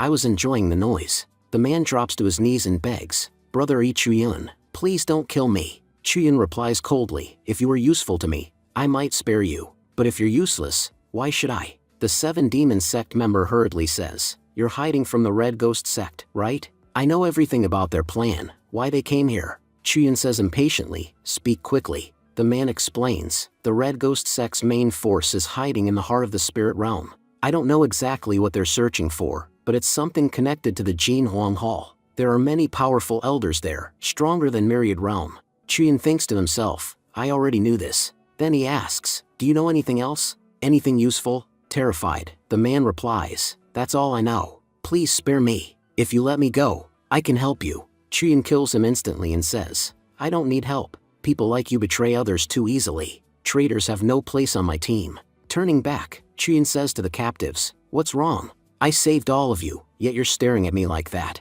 They reply nervously, Chuyin, you're terrifying. He surrendered to you, and you still killed him. Chuyin answers firmly, that's the fate of traitors. Betrayal runs in their blood. If I gave them a chance, I'd be digging my own grave. One of them says, then why did you spare us? If you're killing everyone, kill us too. Another girl cries and says, Brother Chuyin, together with my senior brother, I hunted you and that female ghost. We treated you terribly, yet you spared me. Why didn't you kill me? After everything we did to you, why are you still helping everyone? If that's the case, then kill us too. Jiafei says firmly, Sister Kong, calm down. And all of you, listen to me carefully. There's a limit to ingratitude, and you crossed that limit a long time ago. Brother Chuyin is a righteous cultivator. He does not walk the demonic path. Out of humanity, he saved everyone's life here. And now you're questioning him, as if he were some evil person. Another man speaks up, but how can we trust Chuyin? He betrayed Lu Yun, and because of him, many people died.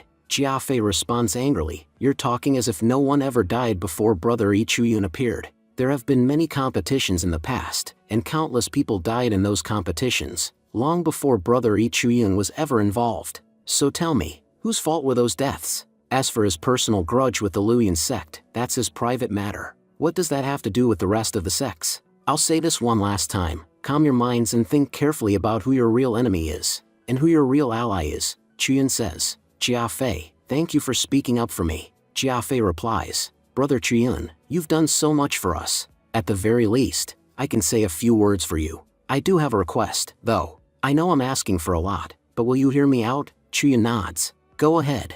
Jiafei asks, can you please help the Vajra sect? Scene shifted. We see Tim's master emerge from underground. Tim master growls, those human cultivators invaded my home and tormented me. Now I'm finally free. If any of them fall into my hands, none of them will survive. Breathing fresh air after so many years feels wonderful. Suddenly, he frowns. What's happening in the valley? That woman's aura has completely disappeared. That boy had the same pure intent, Could it be because of him? Just then, someone appears and says, "Blood Demon, congratulations. You've finally broken free from the seal." The Blood Demon asks coldly, "Who are you?" The woman replies calmly, "Blood Demon, I'm extending a hand of friendship. I hope you'll join the Red Ghost sect and help us with our plans." Scene shifts again. Chiyun asks, "Vajra sect? What kind of sect is that?" Jiafei explains, "They're located near our sect, and we used to have a very good relationship with them. But right now, they're in serious trouble. The people of the 10,000 Evil sect have completely surrounded them,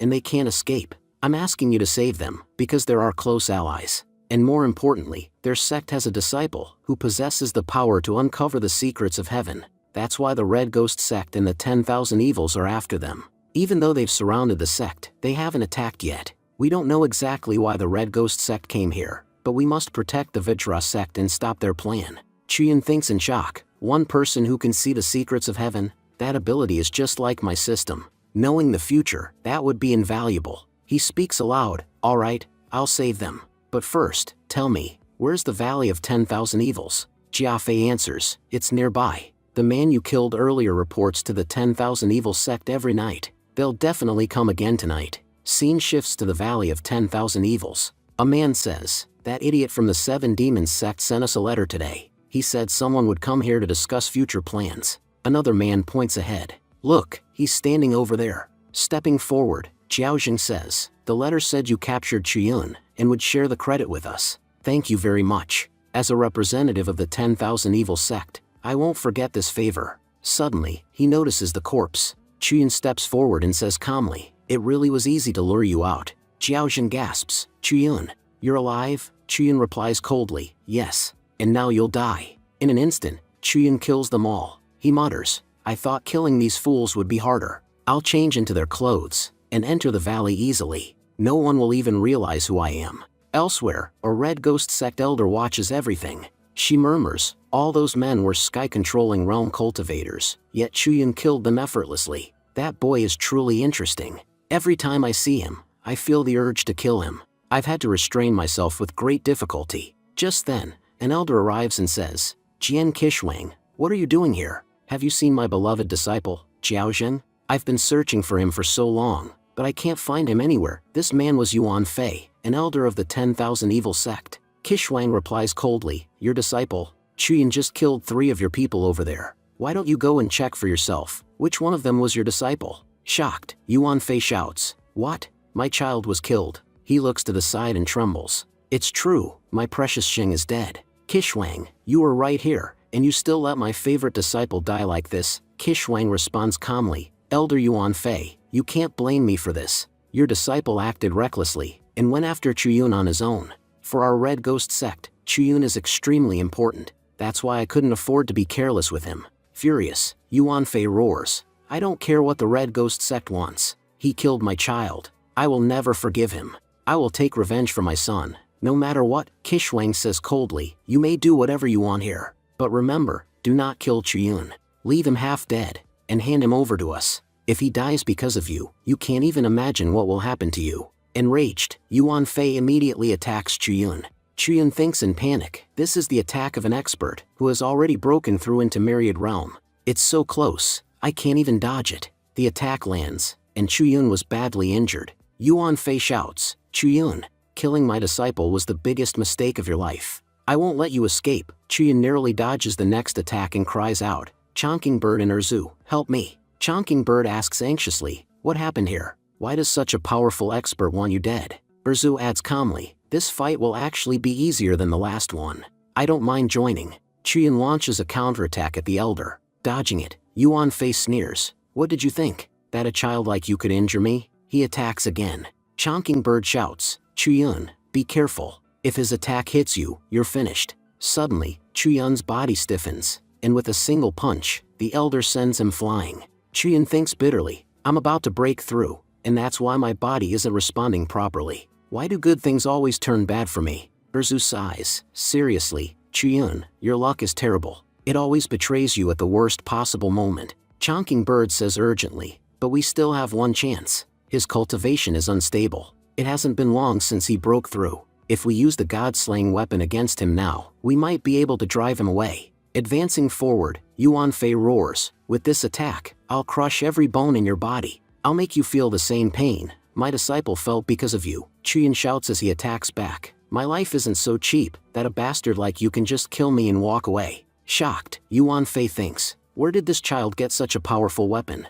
Just the pressure of his attack is making my entire body tremble. If I take this attack head on, I'll be seriously injured. But if I dodge an attack from a junior, what will people think of me? I have no choice, I must block it. A massive explosion follows. Both Chuyun and the elder were severely injured. Just then, Kishwang appears and says coldly, "So this was your trump card, Chuyun.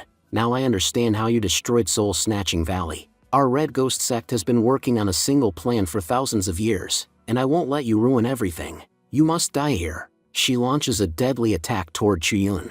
Chuyun thinks desperately, "I don't have enough strength left to defend myself." At that moment, someone suddenly appears to save him. Shocked, Jiang Kishwang said, "Who has come now?" At that moment, a monk stepped forward and said, "Benefactor, he is very important to us. Please don't kill him. If you kill him here, the future will be ruined. Evil will win, and goodness will lose. That's why you should spare him." Hearing this, Jiang Kishwang said in disbelief, "What? A mere monk stopped my attack? Judging by your appearance, you belong to the Vajra sect. But as far as I know, the Vajra sect has nothing to do with Ichuyun. You two shouldn't even have met before. So how do you know Ichuyun?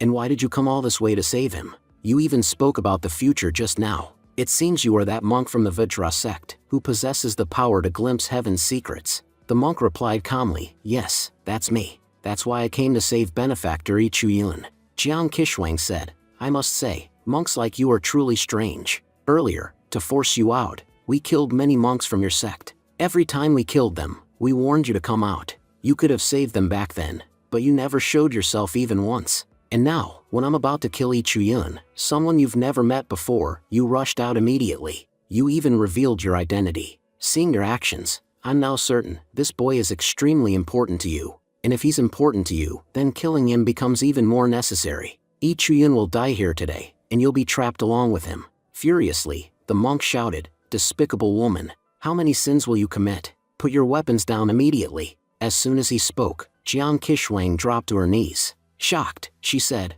"What's happening? I can't control my own body. I'm already at the myriad realm, yet I can't do anything in front of you. That makes it clear, you're at the yin and yang realm. No disciple can ever be this powerful. You must be the Grand Master of the Vajra sect, who has lived in seclusion for years." As he turned to leave, the monk said, "Benefactor Kishwang, everything you're doing in this realm is pointless. Go back and tell your sect master, there's no benefit in coming here. No matter how many people you kill, you'll return empty-handed. So don't ruin your karma unnecessarily. Leave now, that would be best for you." Jiang Kishwang replied coldly, "Monk, now we know all about your powers. Revealing yourself like this will cost you dearly. You will regret this." 2 hours later, when Chuyan opened his eyes, he saw many monks healing him together. Shocked, Chuyan asked, "Monks, what are you doing?" The Grand Master replied, "Benefactor, don't worry. We were trying to heal you and remove the evil aura inside your body. That evil aura is extremely harmful to you."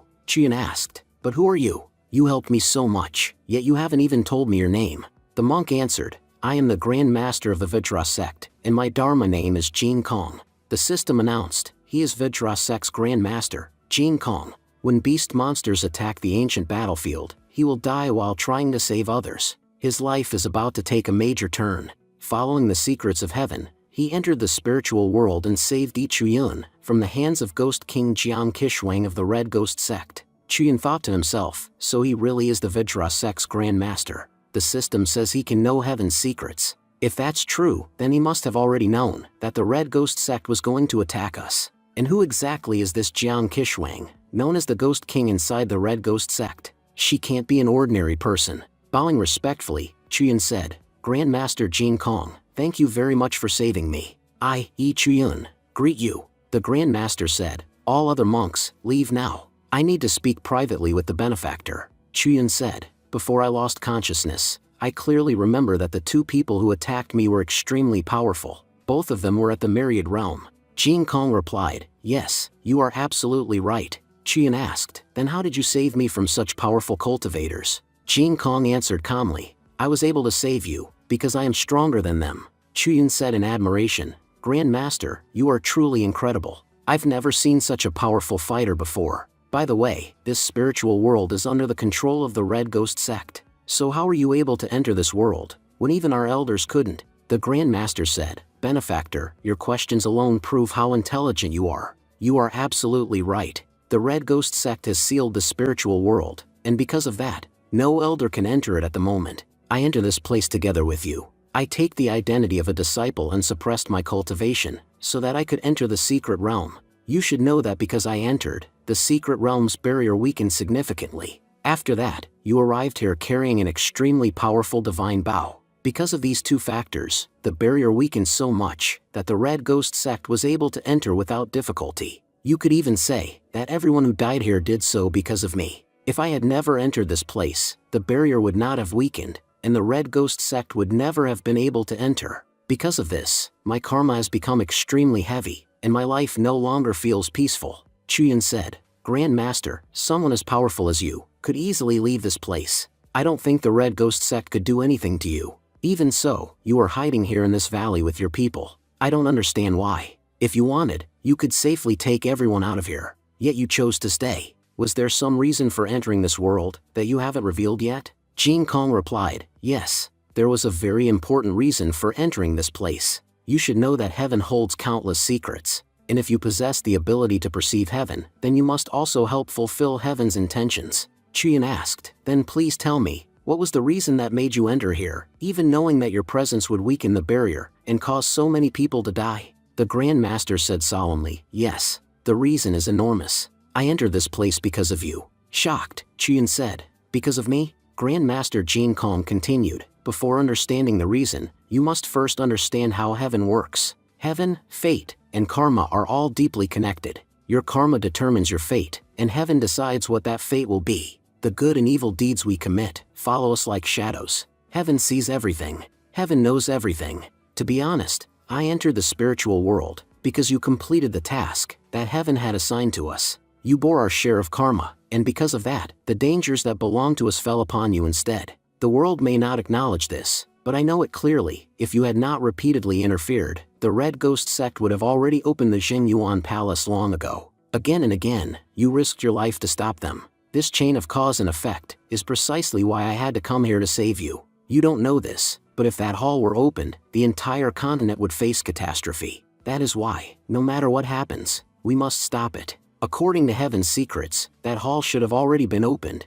and the entire Qianlong continent should have fallen. Yet somehow, you alone became a variable beyond heaven's control. Every disaster that was supposed to happen, you stopped them all. I don't know how, but you possess the power to prevent calamities. That is why I came here to protect you. Even if I die here, it doesn't matter. I had already failed in fulfilling my duty. You are the one bearing the burden of all humanity alone. You are doing the work meant for all of us. That is why it is absolutely essential that you survive. And there is another reason I came here. Those who wish to open the hall still owe me a debt from the past. Today, I came to settle that debt. Chuyin said, Then you must already know what is going to happen here next. Now that you've arrived, will the Red Ghost sect succeed in opening the hall, or will we be able to stop them? Jin Kong replied, First, we cannot speak directly about heaven's secrets. Second, you possess the power to alter heaven's path itself. That is why telling you the future is meaningless. You can change it at any moment. However, Benefactor, there is something important I must tell you.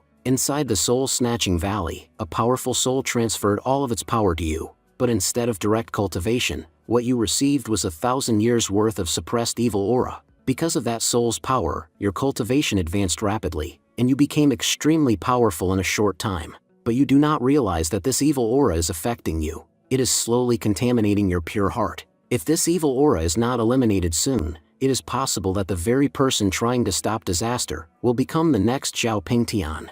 That evil aura was what destroyed him in the future, and now it resides within you. That is why it is absolutely crucial to remove it from your body. Shocked, Chuyin said, If that evil aura remains inside me, will I really become the next Zhao Pingtian? At that moment, Chuyin recalled Zhao Pingtian's ending, how he strayed from the righteous path, and became a demonic cultivator consumed by darkness. Everything that happened to Pingtian occurred because he absorbed that soul and failed to suppress its evil power. Grand Master Jin Kong said calmly, Benefactor, there is no need to panic. While you were unconscious, my disciples didn't just heal you, they also removed a large portion of the evil aura within you. You could say that nearly half of it has already been eliminated. From today onward, you must be extremely careful. During cultivation, you must suppress this aura. If you refine it properly, your cultivation will improve rapidly, and your heart will remain pure. Chuyin said, Grand Master, thank you so much for helping me. You truly saved me from becoming Zhao Pingtian. Since you have helped me so much, please tell me, what can I do to help you in return? Grand Master Jin Kong replied, Benefactor, walking the righteous path itself is already a great help to us. Your intentions matter greatly to this world. When I saved you earlier, I noticed that your body was on the verge of breakthrough. However, because of your Yuan Fei, you were unable to break through. Before leaving this place, you should cultivate properly. Your unfinished breakthrough will be completed, and after stabilizing your energy, your body will fully recover. I am here, so don't worry at all. No one will dare to attack you while you are cultivating. Chuyin said respectfully, Thank you very much, Grand Master. The scene then shifts to the Valley of 10,000 Evils. While drinking tea, Jiang Qishuang said, If that bastard monk hadn't interfered, Yi Chuyun would already be in our hands by now. Just then, Yuan Fei walked in angrily and said, Jiang Qishuang, you've really crossed the line. That monk killed my disciple, and you sent my disciple to his death as well. Both of you have made a grave mistake. No matter what it takes, I will kill you both and avenge my disciple. Jiang Qishuang sneered, Fei, I honestly don't know whether you've lost your mind, or gone completely insane. Do you even realize what nonsense you're saying? We are your allies, that's the only reason you're still alive. Otherwise, that weak Yi Chuyun would have already killed you. Think carefully before speaking nonsense again. If you ruin my mood, I won't hesitate to kill you. Enraged, Yuan Fei shouted, After killing my child, you dare threaten to kill me? Jiang Qishuang, even a chameleon doesn't change colors as fast as you do. Joining hands with your sect was the biggest mistake we ever made. At that moment, Qishuang grabbed Yuan Fei by hairs and said coldly, Old man, listen carefully. If it weren't for me, you wouldn't have achieved a breakthrough at all. I made you powerful so you could be useful, not so you could bark at me like a dog. Today, I'll let your nonsense slide, but if you ever dare raise your voice at me again, I'll tear you into pieces before you even realize what happened. As for revenge, you're free to take it. Go kill Yi Chuyun and that damn monk. After all, I wasn't the one who killed your disciple, it was Yi Chuyun. If you have the courage, go and kill them. The scene shifts again to Chuyun, who was cultivating. The evil aura completely surrounds him, whispering temptations into his mind. Kill everyone in front of you. If you kill them all, there will be no competition left. Chuyun, you must eliminate them all. At that moment, Jin Kong arrived and said calmly, Benefactor, this evil aura is leading you down the wrong path. It is urging you to seek revenge. But the truth is, you can take revenge anytime. There is no need to rush. And after defeating the Luyan sect, what will you do next? Have you ever thought about that? Chuyun replied slowly, What will I do after defeating the Luyan sect? I've never really thought about it. Jin Kong said, Your karma determines your fate, and from what I can see, you were born to do good. If someone as good as you strays onto the wrong path, nothing will be able to stop your destruction. Right now, the most urgent matter is stopping the Red Ghost sect from committing further evil. This is not the right time to think about revenge. If we manage to stop the Red Ghost sect, we can save the entire world from disaster. I ask you, don't think about revenge. Think about how many lives will be saved because of you. Your power exists not for vengeance, but to protect the people you care about. That is the true purpose of power. Chuyun said deeply, Thank you very much, Grand Master. To be honest, I was living only for revenge until now, but today, I've found a purpose worth living for. After cultivating for an entire hour, Chuyun opened his eyes. A massive surge of energy burst out as he completed his breakthrough. Walking out, Chuyun said confidently, Grand Master, I have suppressed the evil aura within me. Chuyun is now fully prepared to save people and do good in the future. Jin Kong replied, Benefactor, now is not the time to relax. Look behind you. Chuyun turned around and asked, Behind me? What's behind? Before he could finish, Yuan Fei attacked him. Yuan Fei roared, Chuyun, you will die by my hands. You killed my child. You won't escape. Chuyun frowned and said, What? This old man again? Activating his King Yuan technique, Chuyun blocked the attack effortlessly. Jin Kong thought to himself, this child has already mastered the King Yuan sword technique, and he has perfected them completely. Junior brother, you truly chose the right person. He is the perfect successor for your technique. Snarling angrily, Yuan Fei said, You damn bastard. Last time, you defeated me by using an artifact. That's why this time I came fully prepared. I've brought my own powerful artifact with me, just to show you what happens when a truly powerful cultivator attacks with a top-tier artifact. You insects won't even know what hit you. This time, even that powerful weapon of yours won't be able to save you, because I won't give you any chance to use it. Just then, Grandmaster Jin Kong stepped in front of Chuyun.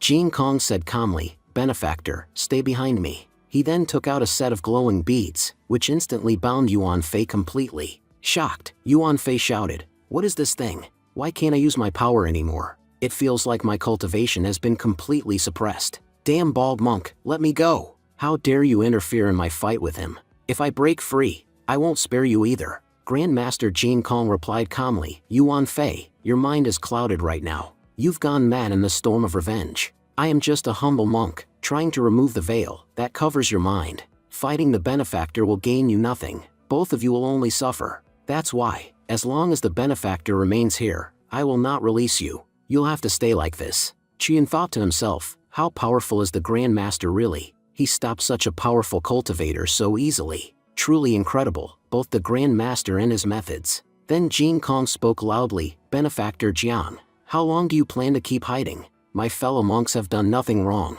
Release them. Killing them here will gain you nothing." At that moment, Kishwang stepped out and said with a smile, "Grandmaster, you really are impressive. I completely sealed my presence, yet you still noticed me. To be honest, I planned to attack that bastard Ichuyun while he was cultivating, but because you were guarding him so closely, I never got the chance. You never took your attention off him for even a moment. That's why now, I have no choice but to target your disciples instead. Today, I'll finally find out whom you truly care about more, an outsider, or your own children. Let's see which one you choose to save." Chuyun immediately said, "Grandmaster, this is all my fault. You got involved because of me. You've already helped me more than enough. Please don't help me, save the children instead. I'll handle myself." Grandmaster Jin Kong replied firmly, "Benefactor Jiang, before you do anything, please listen to me once. I am a monk who has never taken a life in my entire existence. I have always given everyone a chance to learn from their mistakes.